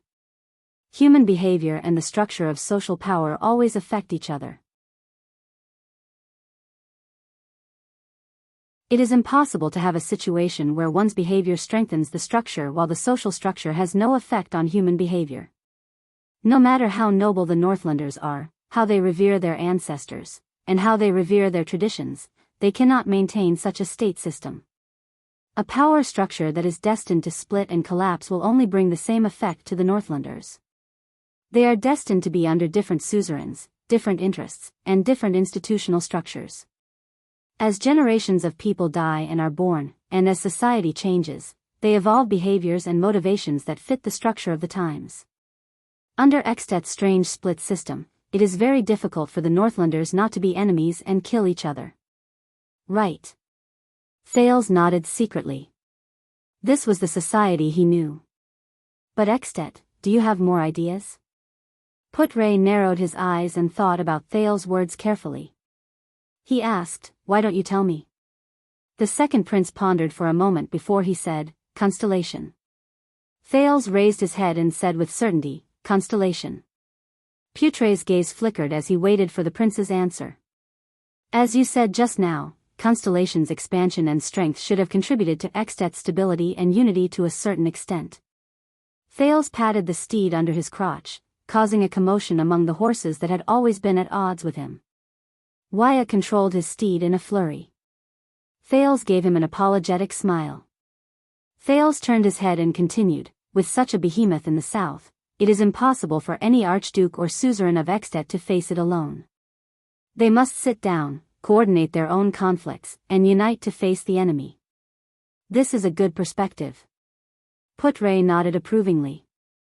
Indeed, Constellation's existence has largely restrained and diverted the conflict between the common elected king and the archdukes. Thales took a deep breath. On the other hand, isn't Extet's existence and threat an external cause for the convergence of Constellation's internal power? No, Thales looked at the city that was getting closer and clearer. He lowered his head slightly. The mutual influence between constellation and extet? Even such an analysis is not enough. This is not the main reason why extet has been able to maintain its stability until now, nor is it the reason why the common elected king's power is so stable. What kind of power is it that keeps extet, which is supposed to be in a state of disunity, going on until now, stable and powerful? Thales stared at the red and black flag in the distance and narrowed his eyes. They encountered the first sentry post of Dragon Cloud City in front of them. The White Blade Guards were negotiating with the other party. At this moment, Thales welcomed his escort for the past few days. This is the furthest we can send you, Your Highness. Viscount Kenvita of Black Sand region was gathering his troops. He looked at Dragon Cloud City, which was close at hand, and sighed. Fortunately, the journey was safe and sound. Thank you for escorting us along the way, even though we did not ask for it. Putre sighed. His expression was cold. Thank you for the welcoming ceremony. Kenvita did not mind Putre's attitude, nor did he care about the hostile gazes of the White Blade Guards nearby. Kenvita nodded at Tolja, who was behind him, indicating that he was ready to leave. Then, he turned around and said to Thales, "Then we shall part ways here. I wish you all the best in Dragon Cloud City from now on." Thales stared attentively at Archduke Lampard's think tank. The ability and efficiency he displayed when he commanded the army along the way, the sharpness of his words, and the unique way of thinking he had displayed in Hero Tavern left a deep impression on Thales. A few seconds later, the second prince suddenly asked, "Why didn't the Archduke come?" Viscount Kenvita was stunned.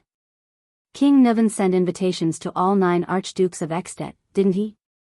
But Lampard didn't come. Thales recalled his discussion with Putre and said quietly.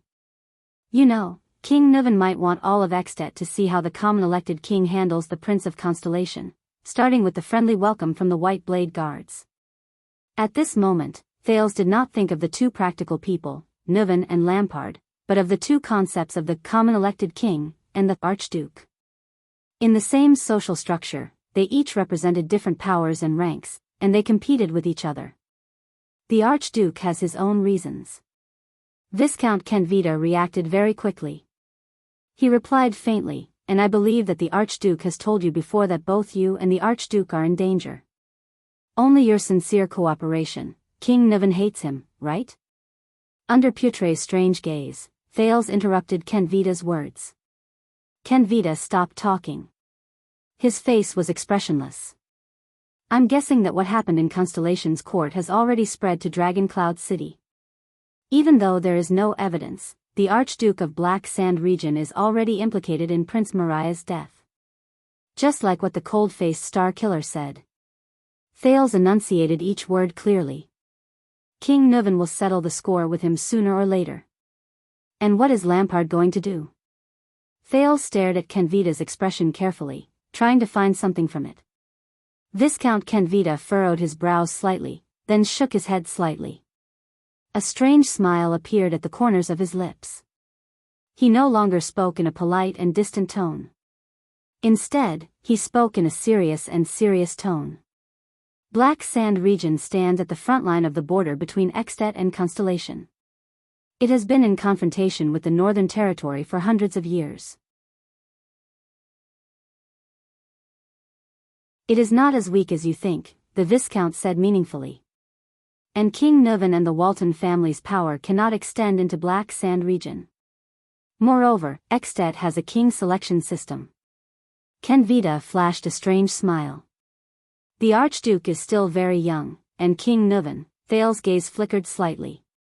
How confident. Chapman Lampard. He recalled the conversation between the two of them in Lampard's military camp. Only such a person can be called a gambler, and make even a fortress flower like Sonia so wary. Very good, Thales mumbled, intentionally or otherwise, because I am also very young. Kenvita fixed his gaze on Thales. Before I left, the Archduke asked me to bring you a message. Thales raised his head. Please choose your enemies and friends carefully. Kenvita flashed a smile again.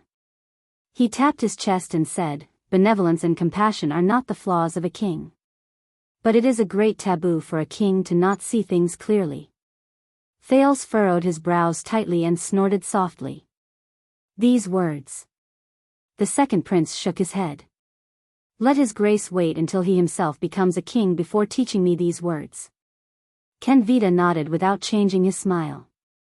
"I will bring the message to him." At this moment, people of Black Sand region. "Why aren't you leaving yet?" Nicholas came to their side and said bluntly, "Why? Do you want to take 2,000 people for a stroll in Dragon Cloud City?" Marquis Shiles followed them softly and laughed. "Don't mind him. I think Lord Nicholas is just a little special with his words." "Stroll? How would I dare? After all, this is the territory of the Dragon Spear family, and also the place where the common elected king resides." Kenvita smiled bitterly. "We will leave tomorrow morning. If His Majesty is as generous as ever, he can provide us with some, then get lost. If you don't want to freeze to death in the day before the bitter cold winter, you have to let Lampard come over himself." Nicholas' expression turned cold as he interrupted Kenvita. "Otherwise, His Majesty will not be in the mood to entertain you."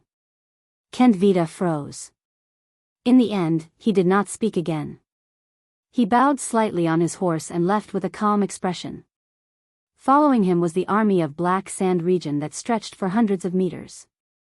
For a time, only the diplomat group and the White Blade Guards were left by Thales' side. He faced the majestic Dragon Cloud City.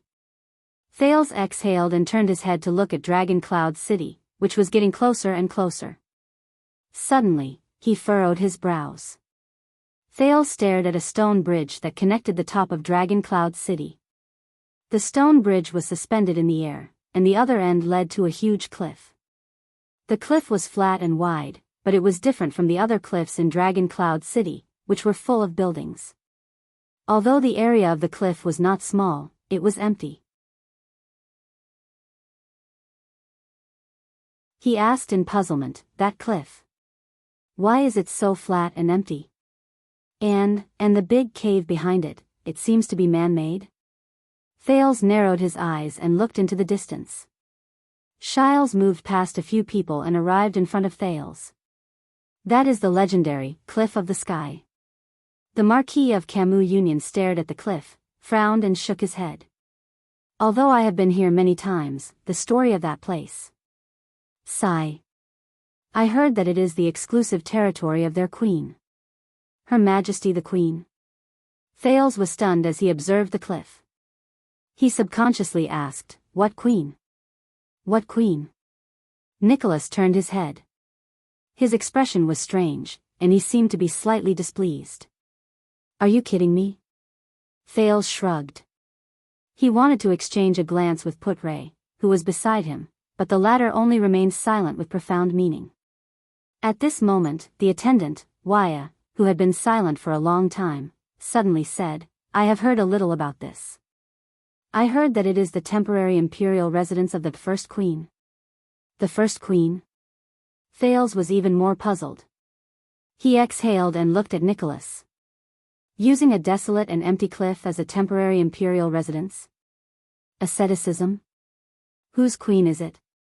Thales asked impatiently. "I thought that the Prince of Constellation would at least have some knowledge," Nicholas said sarcastically. "Of course it is the savior of the Battle of Eradication, the greatest hero in human history, and the founder of Extet. His Majesty Rikaru Extet is his queen." Thales was completely stunned. "Rikaru's queen?" Thales frowned slightly. He raised his head and looked at the cliff of the sky. "Wait. The queen from 600 years ago?" "Yes." Nicholas nodded. His expression was solemn and respectful. "The legendary first queen of Extet.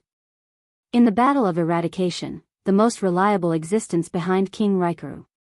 His comrade, his true love, and the eternal queen when he was crowned king. She is also the most noble and perfect symbol in the hearts of the Northlanders for 600 years. Nicholas revealed a reverent expression. Although the White Blade Guards had their faces covered, Thales could still feel their emotions. They were exactly the same as Nicholas. The leader of the White Blade Guard said faintly, even though she left quietly after King Riker passed away and disappeared without a trace, her legend and myth will forever be enshrined in the hearts of every extension. Nicholas said softly, the legend of the crimson-winged blue flames battlefield in the Battle of Eradication. The Queen of the Sky, Her Majesty Chlorosis. Thales furrowed his brows. Why the sky? Could it be that this queen can fly? Wait. Thales stared at the huge cliff and opened his mouth wide. Can fly, did you just say, the crimson-winged blue flame? Thales turned his head with a ghastly expression and stared at Nicholas, dumbfounded. The Queen of the Sky, that means, she is that's right. Nicholas grinned, which was rare. This usually cold, serious, and pale man was now filled with glory and pride. The great hero of the Battle of Eradication, King Riker Extet. Nicholas raised his hand proudly and pointed at the extension flag fluttering in the air in the distance. Is a knight. Thales turned his head and stared blankly at the black flag. On it was a huge crimson dragon, baring its fangs and brandishing its claws against the wind. The one who soared in the sky and fought side by side with his true love, the Queen of the Sky. Nicholas' words rang in his ears.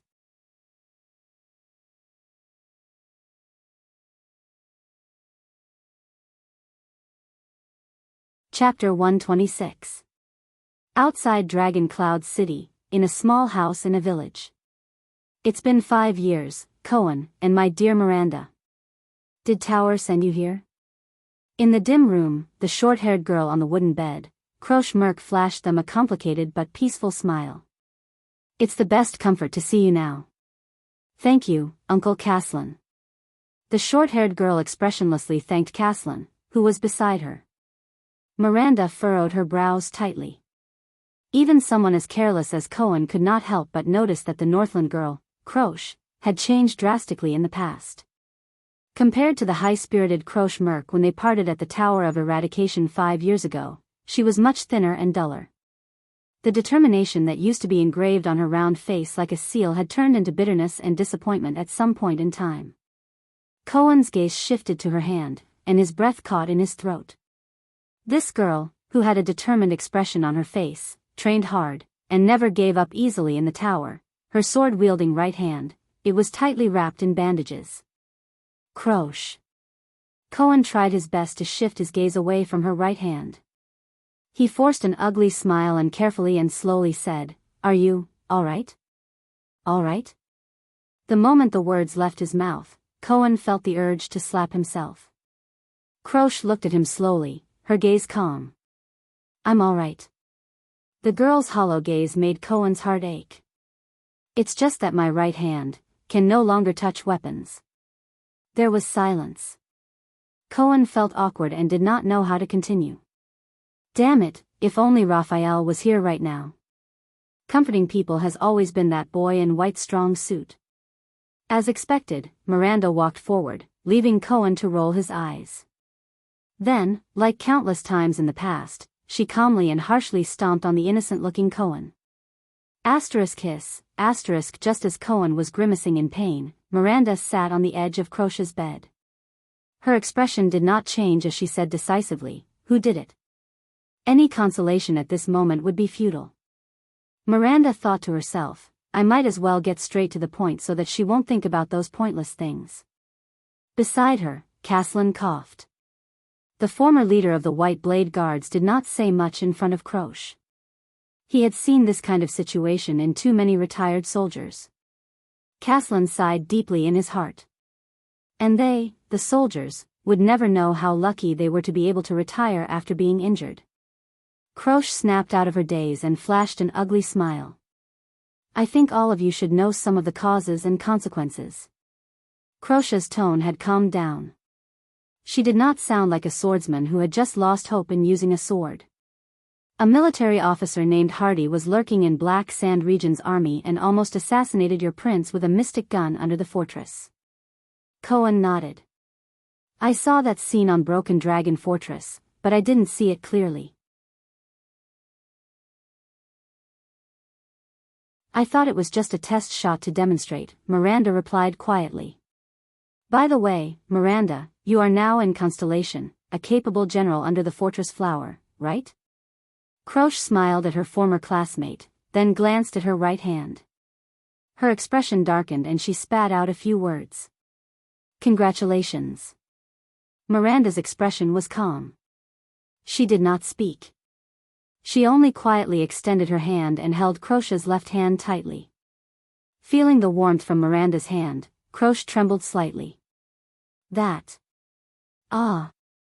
Cohen, who was scratching his ears and cheeks at the side, was about to speak when Miranda elbowed him expressionlessly, making him swallow all the words he was about to say. With a face full of grief and indignation, Cohen continued to silently bare his teeth while he continued to protest at Miranda with his gaze. Do you have to do this? Croche snickered. This scene reminded her of the past in the Tower of Eradication. Beside her, Caslin looked at Miranda approvingly with his arms crossed. What an attentive and considerate girl. She has unknowingly lifted Croche's mood. The Arun family's daughter is just a little too cold. It would be better if she could smile more. According to the Archduke's instructions, we tracked down the military officer Hardy's arms dealer. Croche maintained the smile on her face, which was hard to come up with, and continued to say, they sold the mystic gun parts that Hardy replaced from the army and were supposed to be destroyed to the south and the west.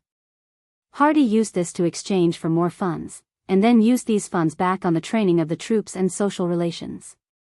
In a few years, perhaps His Grace's Mystic Gun Squad would be under the control of those people. Fortunately, we discovered it early and intercepted his underground arms dealer. That military officer. What did you find out about him? Miranda asked softly. Not much, Croche said flatly. Hardy came from a small village further north. It's the territory of Archduke Letko of Defense City. He was a person who personally experienced the war between Extet and Constellation 11 or 12 years ago. He survived the tragic attack in defense of Broken Dragon Fortress, but he lost a hand and half of his face under the bombardment of the Mystic Gun. Miranda's face paled. It's the war from 12 years ago again. Cohen sighed and walked forward. Carefully avoiding Miranda's unarmed attacks, he asked slowly, the Archduke of Defense City, one of the two archdukes in the north of Extet? The Letko family?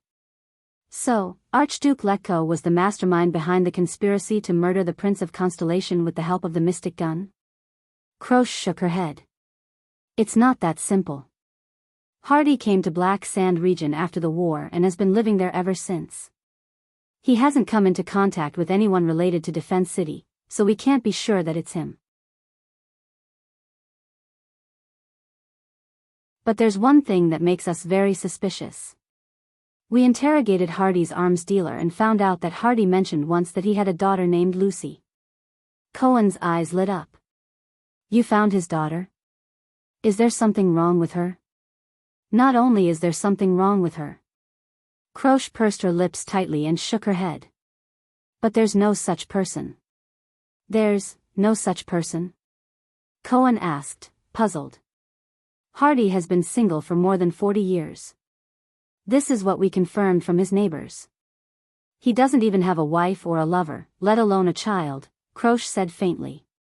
We followed the name Lucy, and found that he had mentioned her name to more than one person.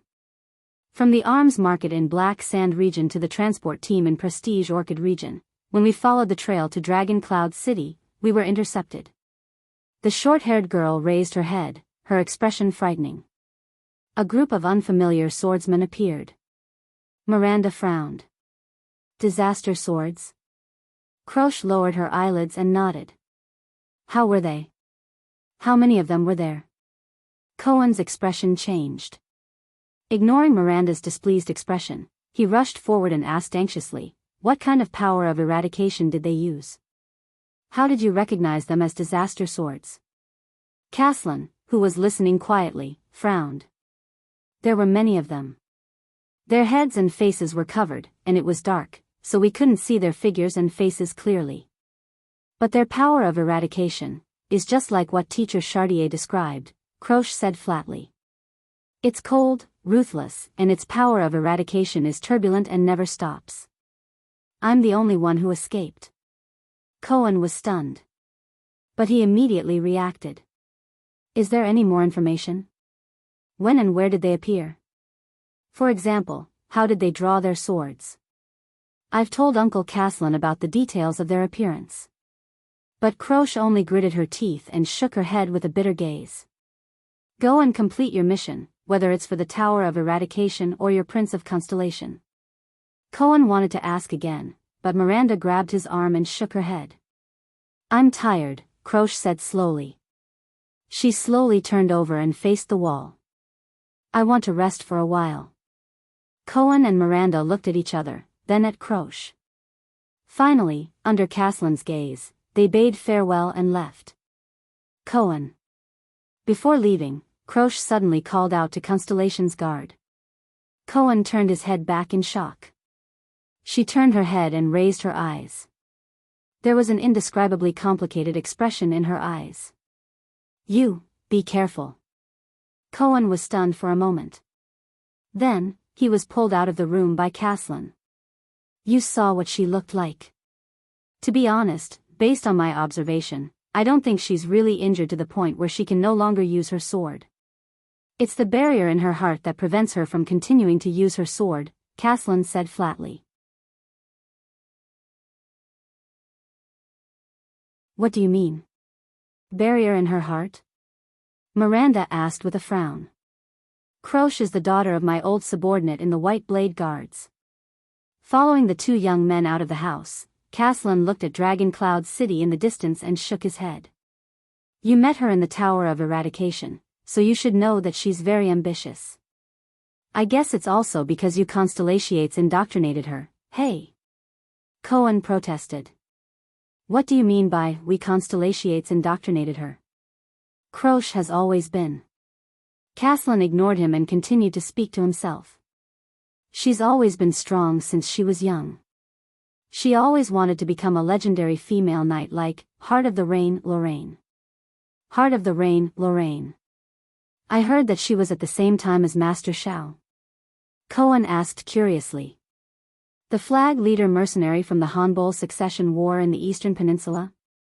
Yes. Caslin seemed to have been reminded of the past. He paused for a moment as he reminisced. Then, he flashed a smile and said, there will always be some women that you will never dare to provoke. Immediately, the old Caslin sighed.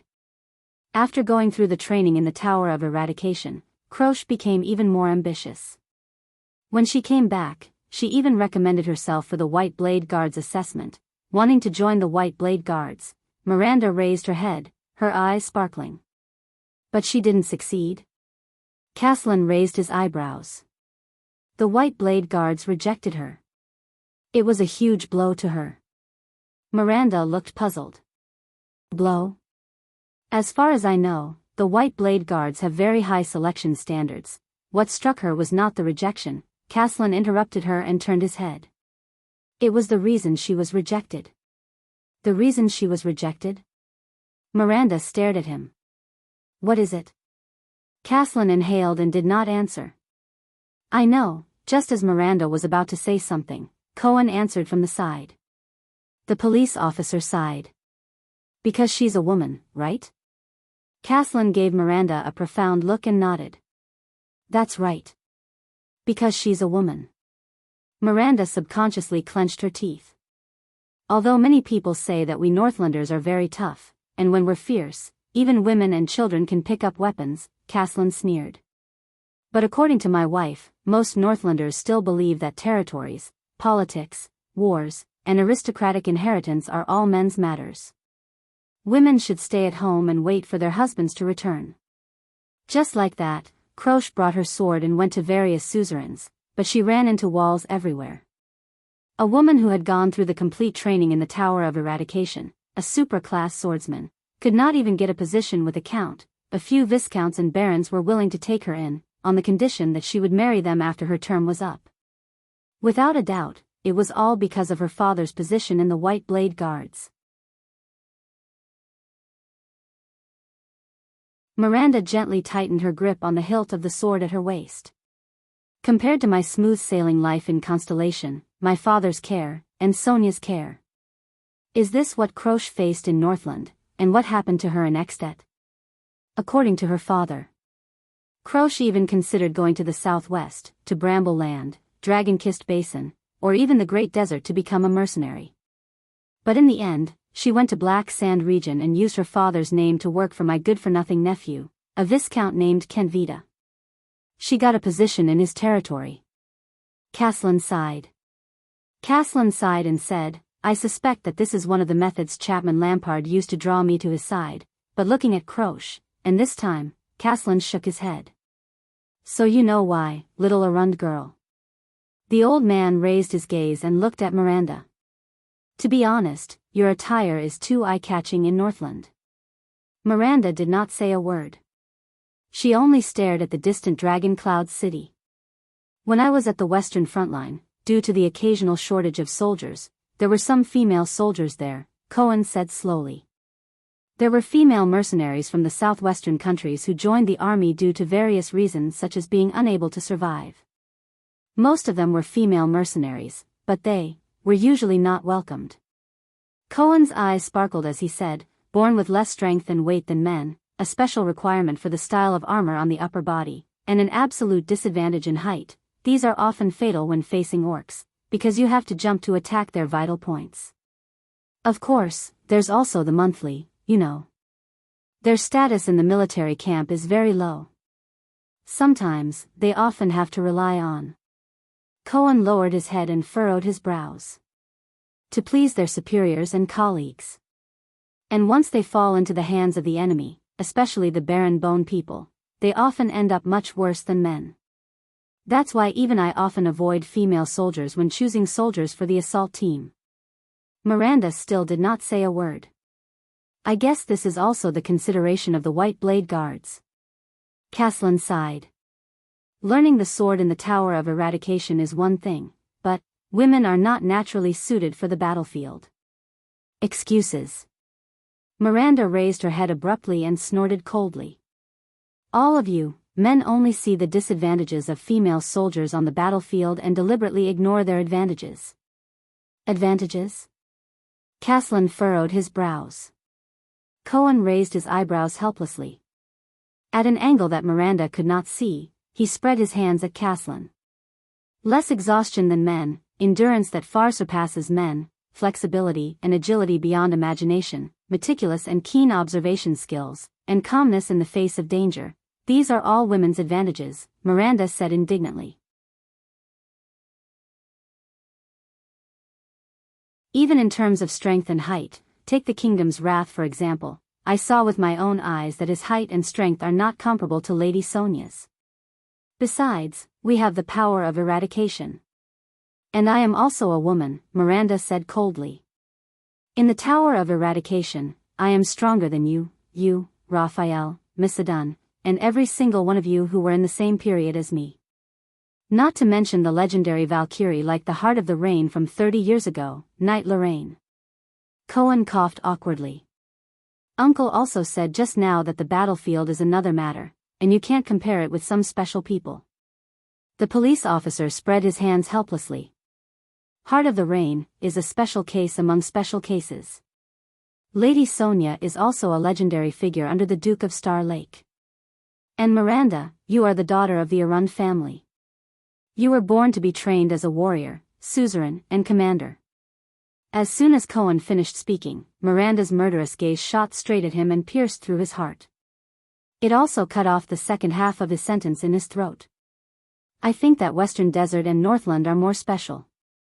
Caslin snorted. Western Desert is the front line of war and chaos all year round, and the Northlanders' views on women have existed since ancient times. I am also a Northlander. Miranda retorted with a cold expression. The old Caslin led them to the stable. Two people who looked like soldiers bowed to him. You are a Northlander of Constellation, and an Arund. You people even allow women to inherit. As far as I remember, you even had a queen a few hundred years ago.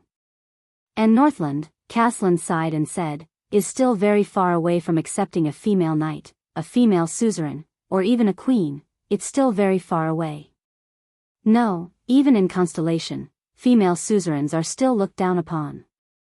Miranda silently said in her heart, a few hundred years ago, the queen of constellation didn't end up well either. There will be a day. Miranda raised her head, her gaze firm. On that day, female warriors, female swordsmen, female suzerains, and even queens will no longer be the minority. We will prove to the world that men can do it. Women can do it too. Caslin shrugged and walked into the stable. Cohen stuck out his tongue. He thought of his two devilish sisters at home and sighed helplessly. Miranda. Why would Raphael like her? But when he thought of Raphael, his current position, and the power of eradication in his body, Cohen's heart sank again. The army of Black Sand region is stationed in a village near Dragon Cloud City to escort the prince. They will bring Croche back. Caslin led 2 horses over and looked at the 2 young noble swordsmen. I'll leave the next task to you. You're not going? Cohen raised his eyebrows. My appearance is not a good idea. Caslin's expression darkened. It will alarm too many people. Fortunately, I still know some people in Dragon Cloud City, some old acquaintances. They can provide you with information, but when it comes to specific investigations and inquiries, identifying the disaster swords from the sword of eradication. Caslin handed the reins to the 2 men. No one is more experienced in this field than you and the seeds of the Tower of Eradication this time. Whether it is the innate insight of nobles, supra-class combat power that adapts to the battlefield, or the ability to sense the disaster swords. You know some people in Dragon Cloud City? Cohen revealed a doubtful expression. Uncle, haven't you been running a tavern in Black Sand region for 20 years? About that. Caslin touched his white hair awkwardly. At least I lived in Dragon Cloud City for many years. Are the people still usable after 20 years? Cohen furrowed his eyebrows. I've been keeping in touch. Caslin looked around and chuckled. And for a long time, many of the old subordinates of the White Blade Guard stayed in Dragon Cloud City after they retired. When they were trying to make a living, I helped them out a little. Making a living? Help? Cohen's doubts grew stronger. When some of the retired soldiers were having a hard time, I would act as a middleman for them, and find them some work. Caslin coughed unnaturally. You know, there are always some jobs that require people who can fight to do. You can just say that you introduced them to the gang. Miranda had a contemptuous look on her face. It'll be easier for us to understand. Caslin coughed loudly and drowned out Miranda's words. For the past 10 years or so, the gang in Constellation, the Brotherhood or whatever it is, has been causing a lot of trouble. They even expanded their business here. Some of my old friends are always short of manpower and wanted me to introduce them to them, so... What? Cohen widened his eyes. After all this time, Uncle, you're actually the contact and introducer for the gang in Dragon Cloud City? Caslin's coughing grew louder. Under the doubtful gazes of the 2 young men, he raised his head in a righteous manner and patted their shoulders. Anyway, whether it's the mission of the Tower of Eradication, giving Croche an explanation, or the truth behind the assassination of the Prince of Constellation, I'll leave it to you. Miranda and Cohen revealed a contemptuous look, while the other clicked his tongue and shook his head. Remember, your mission is only to investigate, not to throw your lives away for an unverified piece of information. Before they left, Caslin became serious. But all of you have the ability to come into contact with the disaster swords, and even survive their attacks. As long as you don't run into a supreme-class swordsman. I believe in your abilities. The 2 of them looked at each other and nodded seriously. My people will help you, but if you make a big deal out of this, remember to hide yourself well. Although your prince is currently on a diplomatic mission to Extet and the tension between the 2 countries has largely been reduced by his arrival, it is not a good thing for Constellations, especially the family members of Constellation nobles, to recklessly expose their identities here. Caslin narrowed his eyes. Also, What you need to pay attention to and worry about is not as simple as the swords on the surface. The disaster swords may be working with an extension suzerain, such as an archduke. No matter what, they deliberately worked with a suzerain and even assassinated the Prince of Constellation. I'm afraid their motives are not simple. I understand. Cohen inhaled and mounted his horse. We will find out their background and the truth, whether it's a plot to assassinate the prince or an intention to harm the Tower of Eradication. Miranda did not say much. She nodded slightly and rode away. Cohen followed closely behind her. Caslin watched the two of them leave, then looked at Dragon Cloud City in the distance. A hint of nostalgia flashed in his eyes. You're tuning into the Biyao's Wuxia Chronicles YouTube channel. Don't forget to subscribe and join us on this journey to catch the most captivating stories.